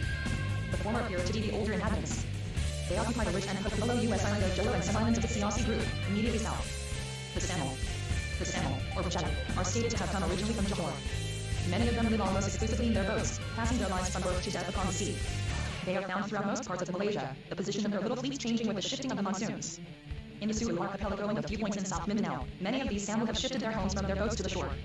Their villages are built on piles over the sea, and on many of the low coral reefs south of Siasi and east of Taytay there are great towns or settlements which have apparently been in existence a long while. 50 years ago the Samo were very numerous in the many islands between Jolo and Basilan, and this group is Progress and Revolution. 1SS 7-1897. 269. Still known as the Islas Males. Like the Sulu and other Malays, the Samo are Mohammedans, and scarcely less persistent pirates than their fellow Malays. With the decline of piratical power among the Sulu of Jolo, the focus of piracy shifted to the settlements of the Samo, and in the time of Claveria the worst centers were the islands of Balanginji and Tongo, lying just north of the island of Jolo. From here pirate and slaving raids upon the Visayan Islands continued to be made, and nearly every year towns were sacked and burned and several hundred unfortunate captives carried away. The captives were destined for slavery, and regular marts existed for this traffic at Jolo and on the Bay of Sandakan and Borneo. Arrival of steam warships. In 1848 the Philippines secured the first steam war vessels. These were the Magallanes, the Elcano, and the Reina de Castilla. They were destined to revolutionize Moro relations. Siege and destruction of the Sano forts. Hitherto had been possible for the great Moro war prowess, manned by many oarsmen, to draw their masts on the approach of an unsailing vessel, and, turning toward the eye of the wind, where no Southing ship could pursue, row calmly away from danger. Steam alone was effective in combating these sea wolves. Claveria took these newly arrived ships, and with a strong force of infantry, which was increased by Zambongo volunteers, he entered the Sambo group in February 1848, and landed on the island of Balangingi. There were 4 fortresses situated in the mangrove marshes of the island. These, in spite of a desperate resistance, were carried by the infantry and Zambongos, and the pirates scattered. The conduct of the campaign appears to have been admirable, and the fighting. 270 the Philippines. Heroic. The Moros were completely overwhelmed. 450 dead were burned or interred. 124 pieces of artillery for the most part, the small brass cannon called lantakas were captured, and 150 Moro boats were destroyed. The Spaniards cut down the coconut groves, and with spoil that included such rich pirate loot as silks, silver vases, ornaments, and weapons of war, and with over 200 prisoners and 300 rescued captives, returned to Zamboanga. This was the most signal victory ever won by Europeans in conflict with Malay piracy. The effectiveness of this campaign is shown by the fact that while in the preceding year 450 Filipinos had suffered capture at the hands of Moro pirates, in 1848 and the succeeding year there was scarcely a depredation. But in 1850 a pirate squadron from Tonga, an island adjacent to Balangingi, fell upon Samar and Camagan. Fortunately, Governor Urbis Tondo, who had succeeded Claveria, vigorously continued the policy of his predecessor, and an expedition was promptly dispatched which destroyed the settlements and strongholds on Tonga. Destruction of the Moro forts at Jolo. A year later war broke out again with Jolo, and after a varied interchange of negotiations and hostilities, the Spaniards stormed and took the town in February 1851. The accused of permanent occupation of this important site was debated by a council of war, but their forces appearing unequal to the task, the forts of the Moros were destroyed, and the expedition returned. Jolo is described at this time as a very strongly guarded situation. 5 forts and a double line of trenches faced the shore. The Moro town is said to have contained about 7,000 souls, and there was a barrier of Chinese traders, who numbered about 500. Conquest and Revolution. 1837 to 1897. 271. Treaty with the Sultan of Sulu. A few months later, the governor of Zamboanga concluded a treaty with the Sultan of Sulu by which the archipelago was to be considered and incorporated part of the Spanish possessions. The Sultan blamed himself to make no further treaties with or cessions to foreign powers, to suppress piracy, and to fly the Spanish flag. The Moros were guaranteed the practice of their religion, the succession of the Sultan and his descendants in the established order. Those of Jolo were to enjoy the same trading privileges in Spanish ports as other Filipino vessels, and the Sultan retained the right to all customs duties on foreign trading vessels. Finally, in compensation for the damages of war, the Sultan was to be paid an annual subsidy of 1,500 pesos and 600 pesos each to 3 daughters and 360 pesos to a sherry. The end of Malay piracy. In these very years that Malay piracy was receiving such severe blows from the recuperating power and activity of the Spanish government on the north, it was crushed also from the south by the merciless warfare of the great Englishman, the Rajah James Brooke of Sarawak. The sources of pirate depredation were the Mindanao, the Sulu archipelago, and the north and west coasts of the great island of Borneo. We have seen how these fleets, century after century, swept northward and wasted with fire and murder the pure islands of the Philippines. But this archipelago was not alone in suffering these ravages. The peaceful trading inhabitants of the great island groups to the south were persistently visited and despoiled. Moreover, as the Chinese trade by Cape, Montero Y. Down, Historia de Filipinas, Vol. III, pages 209. The document is given in appendix 4 of the same volume. 272 the Philippines. Good Hope became established in the first half of the 19th century. These pirates became a great menace to European shipping. They swarmed the China Sea, and reckless indeed was the ship carried too far eastward on its course. Every American schoolboy is familiar with the stories of fierce hand-to-hand struggles with Malay pirates, which have come down from those years when the American flag was seen everywhere in the ports of the Far East. About 1839, a young English officer, who had been in the Indian service, James Brooke, having armed and equipped a yacht of about 140 tons, set sail for the coast of Borneo, with the avowed intent of destroying Malay piracy and founding an independent state. In all the romantic stories of the East, there is no career of greater daring than that of this man. In 1841, having engaged in several bloody exploits, Brooke forced from the Sultan of Borneo the cession of Sarawak, with the government vested in himself as an independent Rajah. Brooke now devoted himself with merciless severity to the destruction of the pirates in the deep bays and swampy rivers, whence they had so long made their excursions. Later he was assisted by the presence of the English man of war Dido, and in 1847 the Sultan of Brunei ceded to Great Britain the island of Lilian. In 1849, Brooke visited Zamboanga and the English man of war Melander, and concluded the treaty with the Sultan of Sulu, which greatly alarmed the Spaniards. Brooke's private correspondence shows that he was ambitious and hopeful of acquiring Berlin parts of the Dutch possessions in the south and the Spanish Philip. See Roger Brooke, by Sir Spencer Street John, London, 1899. Progress and Revolution. 1 SS 7 to 197. 273. Pines in the north. But his plans were never followed up by England, although in 1887 North Borneo was ceded to an English company, and all the northern and eastern portions of this great island are now under English protection. Liberal ideas among the Filipinos. Release from Moro piracy, the opening of foreign commerce, and the development of agricultural production were rapidly bringing about a great change in the aspirations of the Filipino people themselves. Nearly up to the middle of the 19th century, the Filipinos had felt the full effect of isolation from the life and thoughts of the modern world. But the revolutionary changes in Europe and the struggles for constitutional government in Spain had their influence, even in these faraway Spanish possessions. Spaniards of liberal ideas, some of them in official positions, found their way to the islands, and an agitation began, originating among Spaniards themselves, against the paternal powers of the friars. Influence of the press. The growth of periodic literature accelerated this liberalizing movement. The press, though suffering a severe censorship, has played a large part in shaping recent thought in these islands and in communicating to the Filipino people those ideas and purposes which ever inspire and elevate men. The first newspaper to make its appearance in the Philippines was in 1822 El Filantropo. But journalism must soon know. Keppel, Expedition to Borneo of HMS Dido for the suppression of piracy, with extracts from the journal of James Brooke, Esquire 2 vols. London, 1846. Keppel, A Visit to the Indian Archipelago in HMS Mohar. 2 vols. London, 1853. Spain established a permanent commission of censorship in 1856. It was composed of 8 persons, one half nominated by the governor and one half by the archbishop. 274 the Philippines. Real importance until the 40s, when there were founded Seminario Filipino 1843, and almost immediately after settlers Alamico de Paz 1845, La Escala 1846, and La Esperanza 1847, the first daily. These were followed by Diario de Manila 1848. In 1858 El Comercio appeared, the oldest of the papers still in existence / Papers conducted by Filipinos and in the Filipino tongues are of more recent origin, but these early Spanish periodicals had a real effect upon the Filipinos themselves, training up a class familiar with the conduct of journalism and preparing a way for the very influential work of the Filipino press in recent years. Establishment of an educational system. Return of the Jesuits. But more important than all other influences was the opening of education to Filipinos. In 1852 a royal decree authorized the Jesuits to return to the Philippines. The conditions under which they came back were that they should devote themselves solely to missions in the unoccupied fields of Mindanao, and to the higher education of the Filipinos. Key public schools. In 1863, Conca, the Spanish Minister of War and Colonies Ultramar, decreed the system of public primary instruction. A primary school for boys and one for girls was to be established in each pueblo of the islands. In these schools, instruction was to be given in Spanish language. A superior commission of education was formed, which consisted of the governor, the archbishop, and 7 other members added by the governor himself. The system was not secular, or primarily was done. El Periodismo Filipino, por W. Quintana. Madrid, 1895. Progress and Revolution. 1807-1897. 275. Vote to the teaching of Religious doctrine. The Spanish friar, the Pueblo curate, was the local inspector of schools and practically directed their conduct. It was not wholly a free system, because tuition was required of all but the poorest children.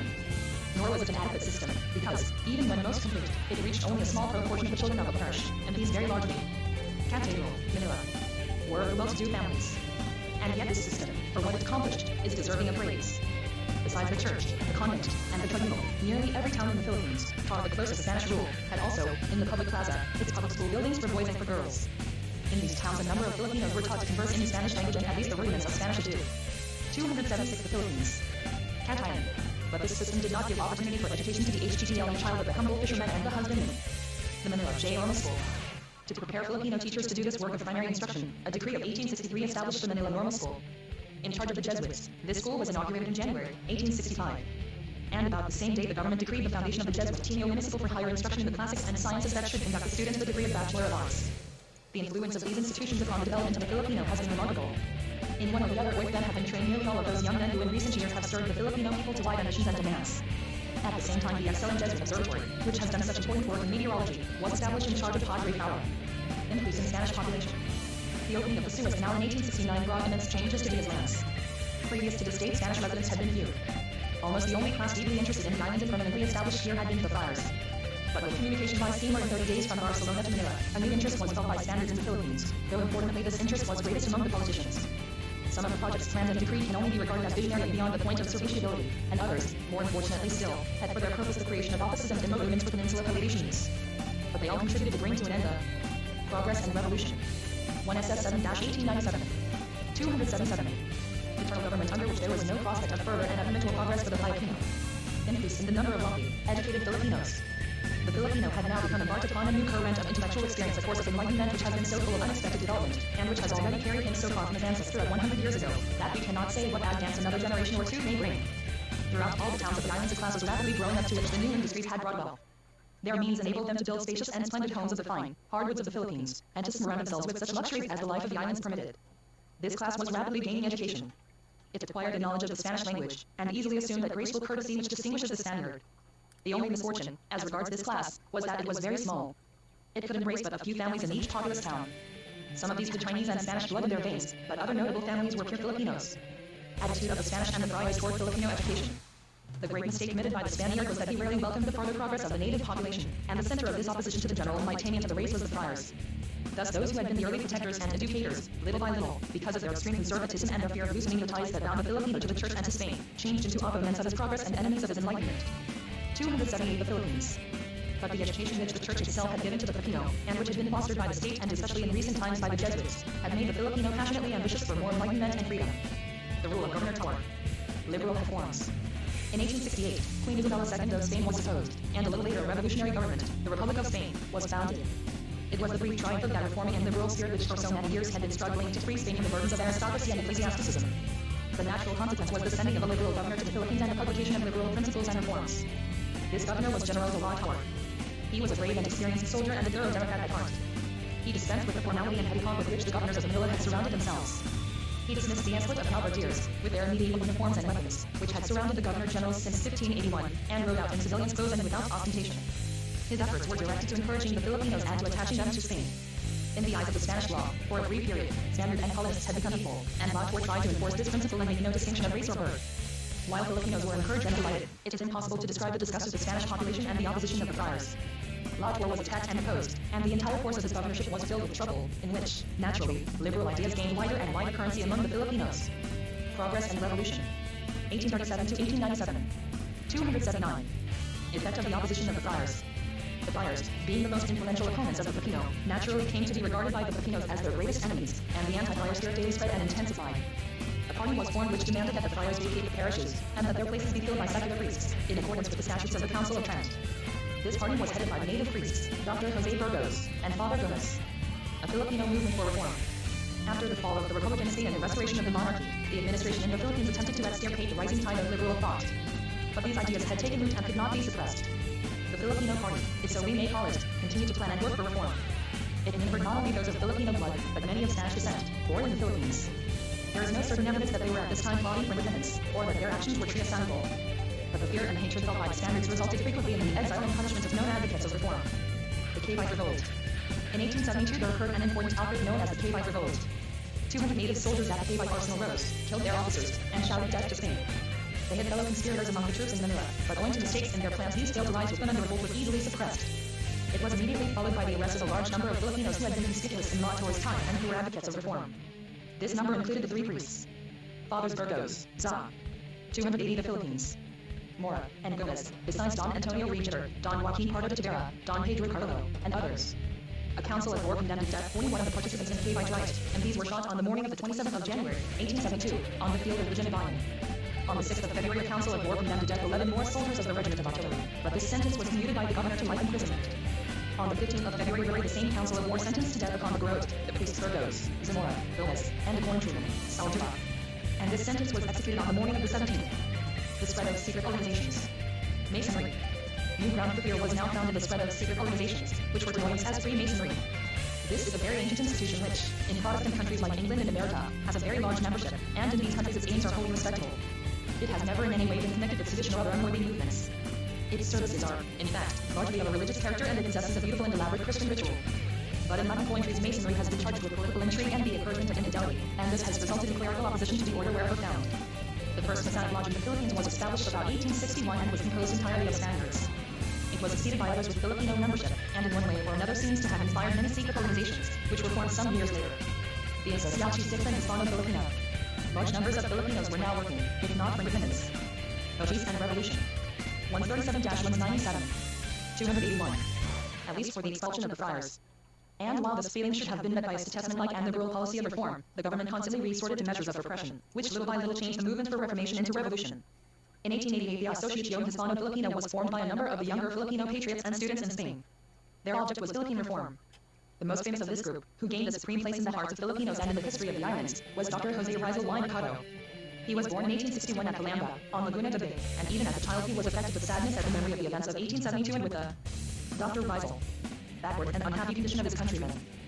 He was educated by the Jesuits at the Ateneo Municipal in Manila, and his family having means he was enabled to study in Spain, where he took a degree in medicine, and later to travel and study in France, England, and Germany.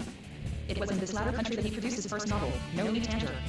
He was also a contributor to the Filipino paper published in Spain, La Solidaridad. It was to bring the conditions and needs of his country to public notice that he wrote this novel. 282 The Philippines. dealing with Tagalog life is represented at his old home on Laguna de Bay and in the city of Manila. Later he published a sequel, El Filibusterismo, in which even more courageously and significantly are set forth his ideas for reform. His work made him many enemies, and on his return to Manila he found himself in danger and was obliged to leave. He returned again in 1892, founded La Liga Filipina, and was immediately arrested and sentenced to deportation to Dapitan, Mindanao. Here he remained quietly in exile for some years. The Cape Opinion. Meanwhile, the ideas which had been agitated by the wealthy and educated Filipinos had worked their way down to the poor and humble classes. They were now shared by the peasant and the fisherman. Especially in those provinces where the religious orders owned estates and took as rental a portion of the tenants' crop, there was growing hatred and hostility to the friars. The Liga Filipina had been composed of cultivated and moderate men, who while pressing for reform were not inclined to radical extremes, nor to obtain their ends by violent means. But there now grew up and gradually spread, until it had its branches and members in all the provinces surrounding Manila, a secret association composed largely of the uneducated classes, whose object was independence of Spain, and whose members, having little to lose, were willing to risk all. This was the society which has since become famous under the name of Cape Opinion. This secret association was organized in Manila about 1892. Its president and founder was Andrfe Bonifacio. Its objects were frankly to expel the friars, and, if possible, to destroy the Spanish government. Pagpasad. Revolution. 1837 to 1897. 283. Rebellion of 1896. A general attack and slaughter of the Spaniards was planned for the end of the year 1896. The plot was discovered by the priest in Painondo, Padre Gil, who learned of the movement through a sister of one of the conspirators, and within a few hours the government had seized several hundred persons who were supposed to be implicated. The arrests included many rich and prominent Filipinos, and at the end of some weeks the Spanish prisons contained several thousand suspects. Over 1,000 of these were almost immediately exiled to far-distant Spanish prisons Fernando Po, on the west coast of Africa, and the fortress of Cita, on the Mediterranean. Meanwhile, the Cape Opinion was organizing its forces for struggle. On the 26th of August, a force of insurgents attacked Culugan, and 4 days later a pitched battle was fought at San Juan del Monte.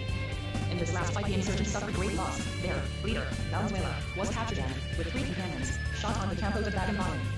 The rising continued, however, and the provinces of Pampanga, Ulacan, and Nueva Ecija were soon in full rebellion. The center of revolt, however, proved to be Cavite. This province was almost immediately cleared of Spaniards, except along Echo Land containing the town of Cavite and protected by the fleet. Here the insurgents received some organization under a young man, who had been prominent in the Cape Opinion, Emilio Aguinaldo. The Governor General, Blanco, a humane man, who afterwards for a short time commanded in Cuba, was recalled, and General Polavija replaced him. The Spanish army at the beginning of the revolt had consisted of but 1,500 troops, but so serious was the revolt regarded. 284. The Philippines. That Spain, although straining every energy at the moment and the rebellion in Cuba, strengthened the forces in the Philippines, until Polavija had an army of 28,000 Spaniards assisted by several loyal Filipino regiments. With this army a fierce campaign in Cavite province was conducted, which after 52 days hard fighting ended in the defeat of the insurgents and the scattering of their forces. Eve of Dry. Idle. For the moment it looked as though the rebellion might pass. Then the Spanish government of Polavija disgraced itself by an act as wanton and cruel as it was inhuman and intolerant. 4 years Dr. Rizal had spent in exile at Dapitan. He had lived quietly and under surveillance, and it was impossible that he could have had any share in this rebellion of 1898. Weary, however, with his inactivity, he solicited permission to go as an army doctor to the dreadful Emilio Aguinaldo. Progress and Revolution. 1837 to 1897. 285. Spanish hospitals in Cuba. This request was granted in July, and Rizal had the misfortune to arrive in Manila at the very moment of discovery of the rebellion in August. Governor Blanco hastened to send him to Spain with a most kindly letter to the Minister of War, in which he vouched for his independence of the events which were taking place in Manila. His enemies, however, could not see him escape. Their persecution followed him to the peninsula, and, upon his arrival in Spain, Rizal was at once arrested and sent back to Manila a prisoner.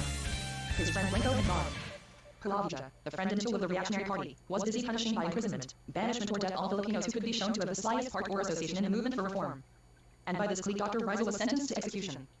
He was shot early on the morning of December 30, 1896. At his death the insurrection flamed out afresh. It now spread to Pangasinan, Zambales, and Ilocos. Ended the revolt by promises of reform.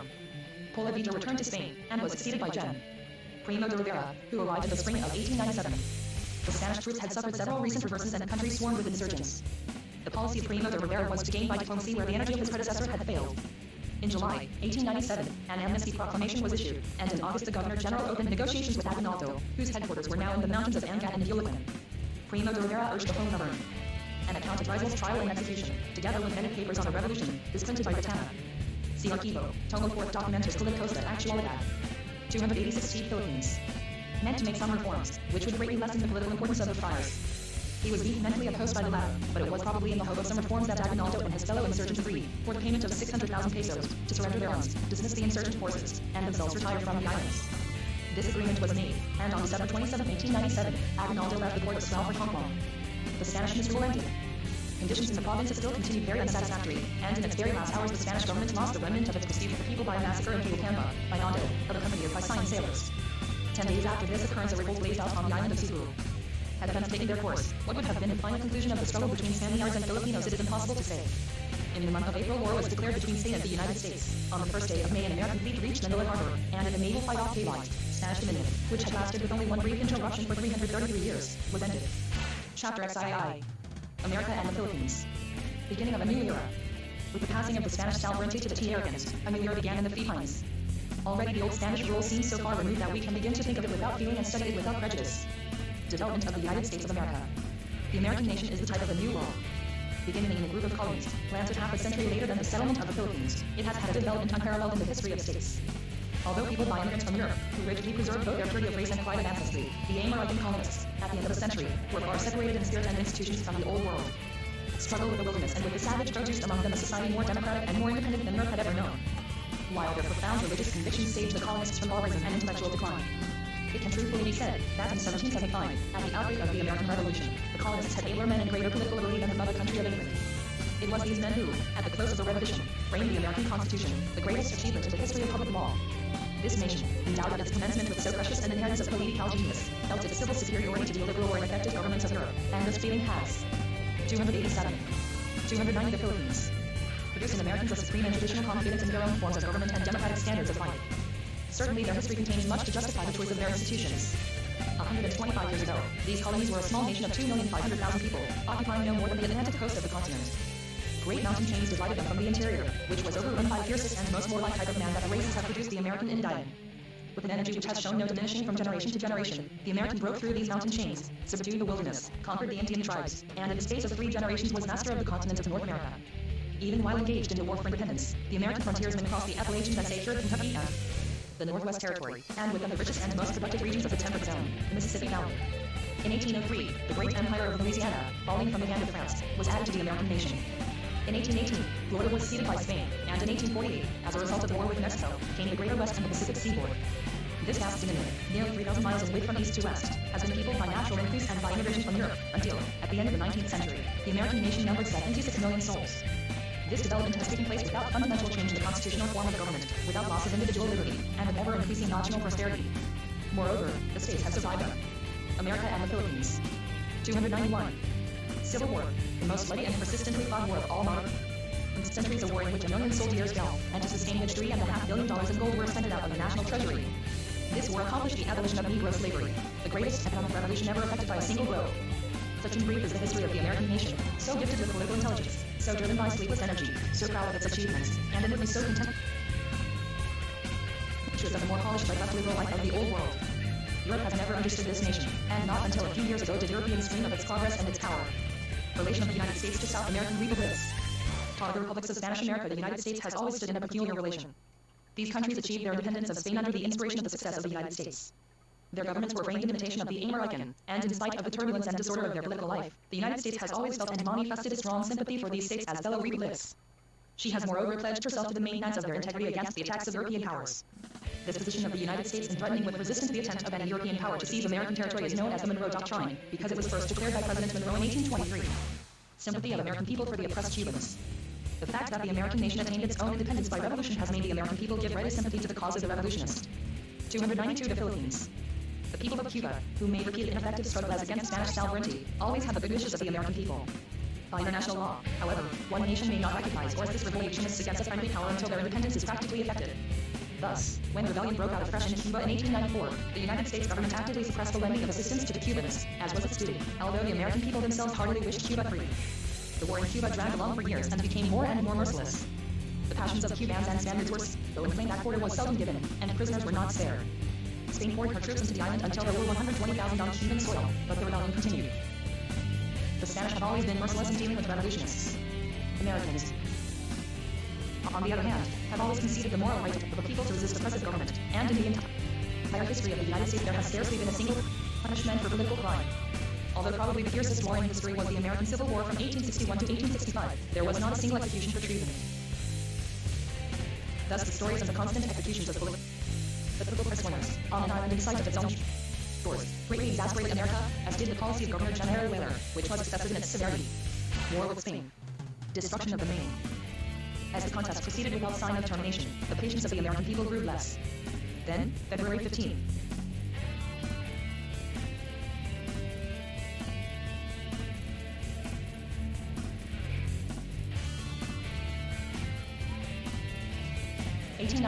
Occurred one of the most glorious events of recent times.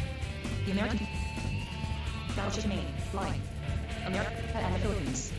293 in the harbor of Havana.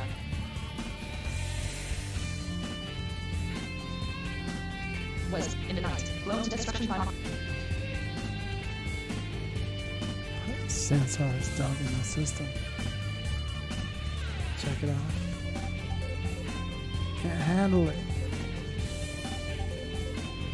Minor torpedo, heating 266 American HCRS sailors. It is impossible to believe that so dastardly an act was done with the knowledge of the higher Spanish officials. But the American people rightly demanded that a government such as Spain maintained in Cuba, unable to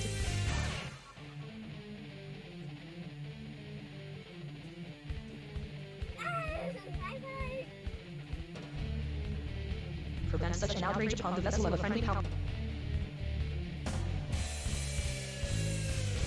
and that could neither suppress its rebellion nor wage war, or humanely should cease.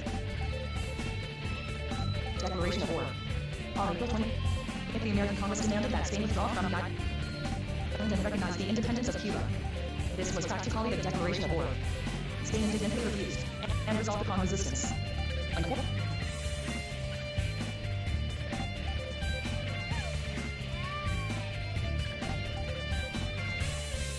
They want to put the The weak island's European in press power. page was the military and naval superiority.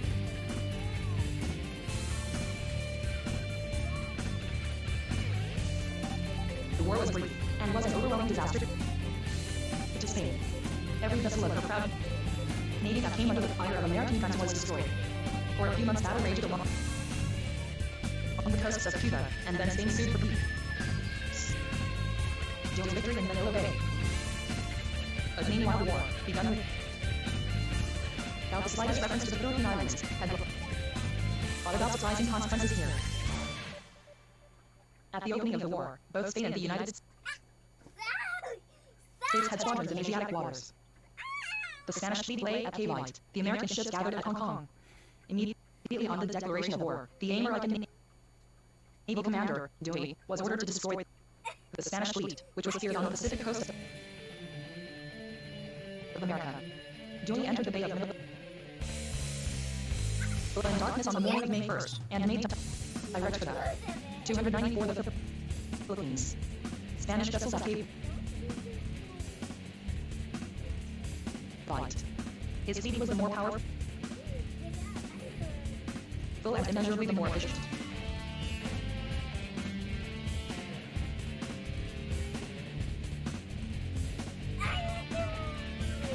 In a few hours, the Spanish Navy was utterly destroyed and then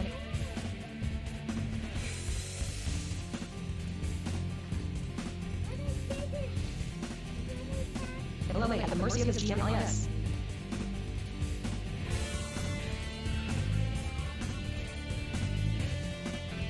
A defeated insurrection under Aguinaldo.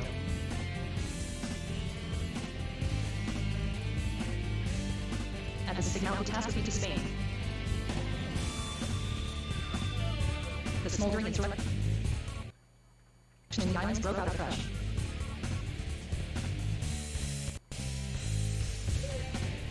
The Spanish troops not in Manila were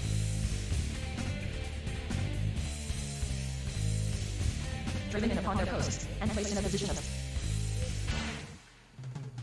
siege. The fires, so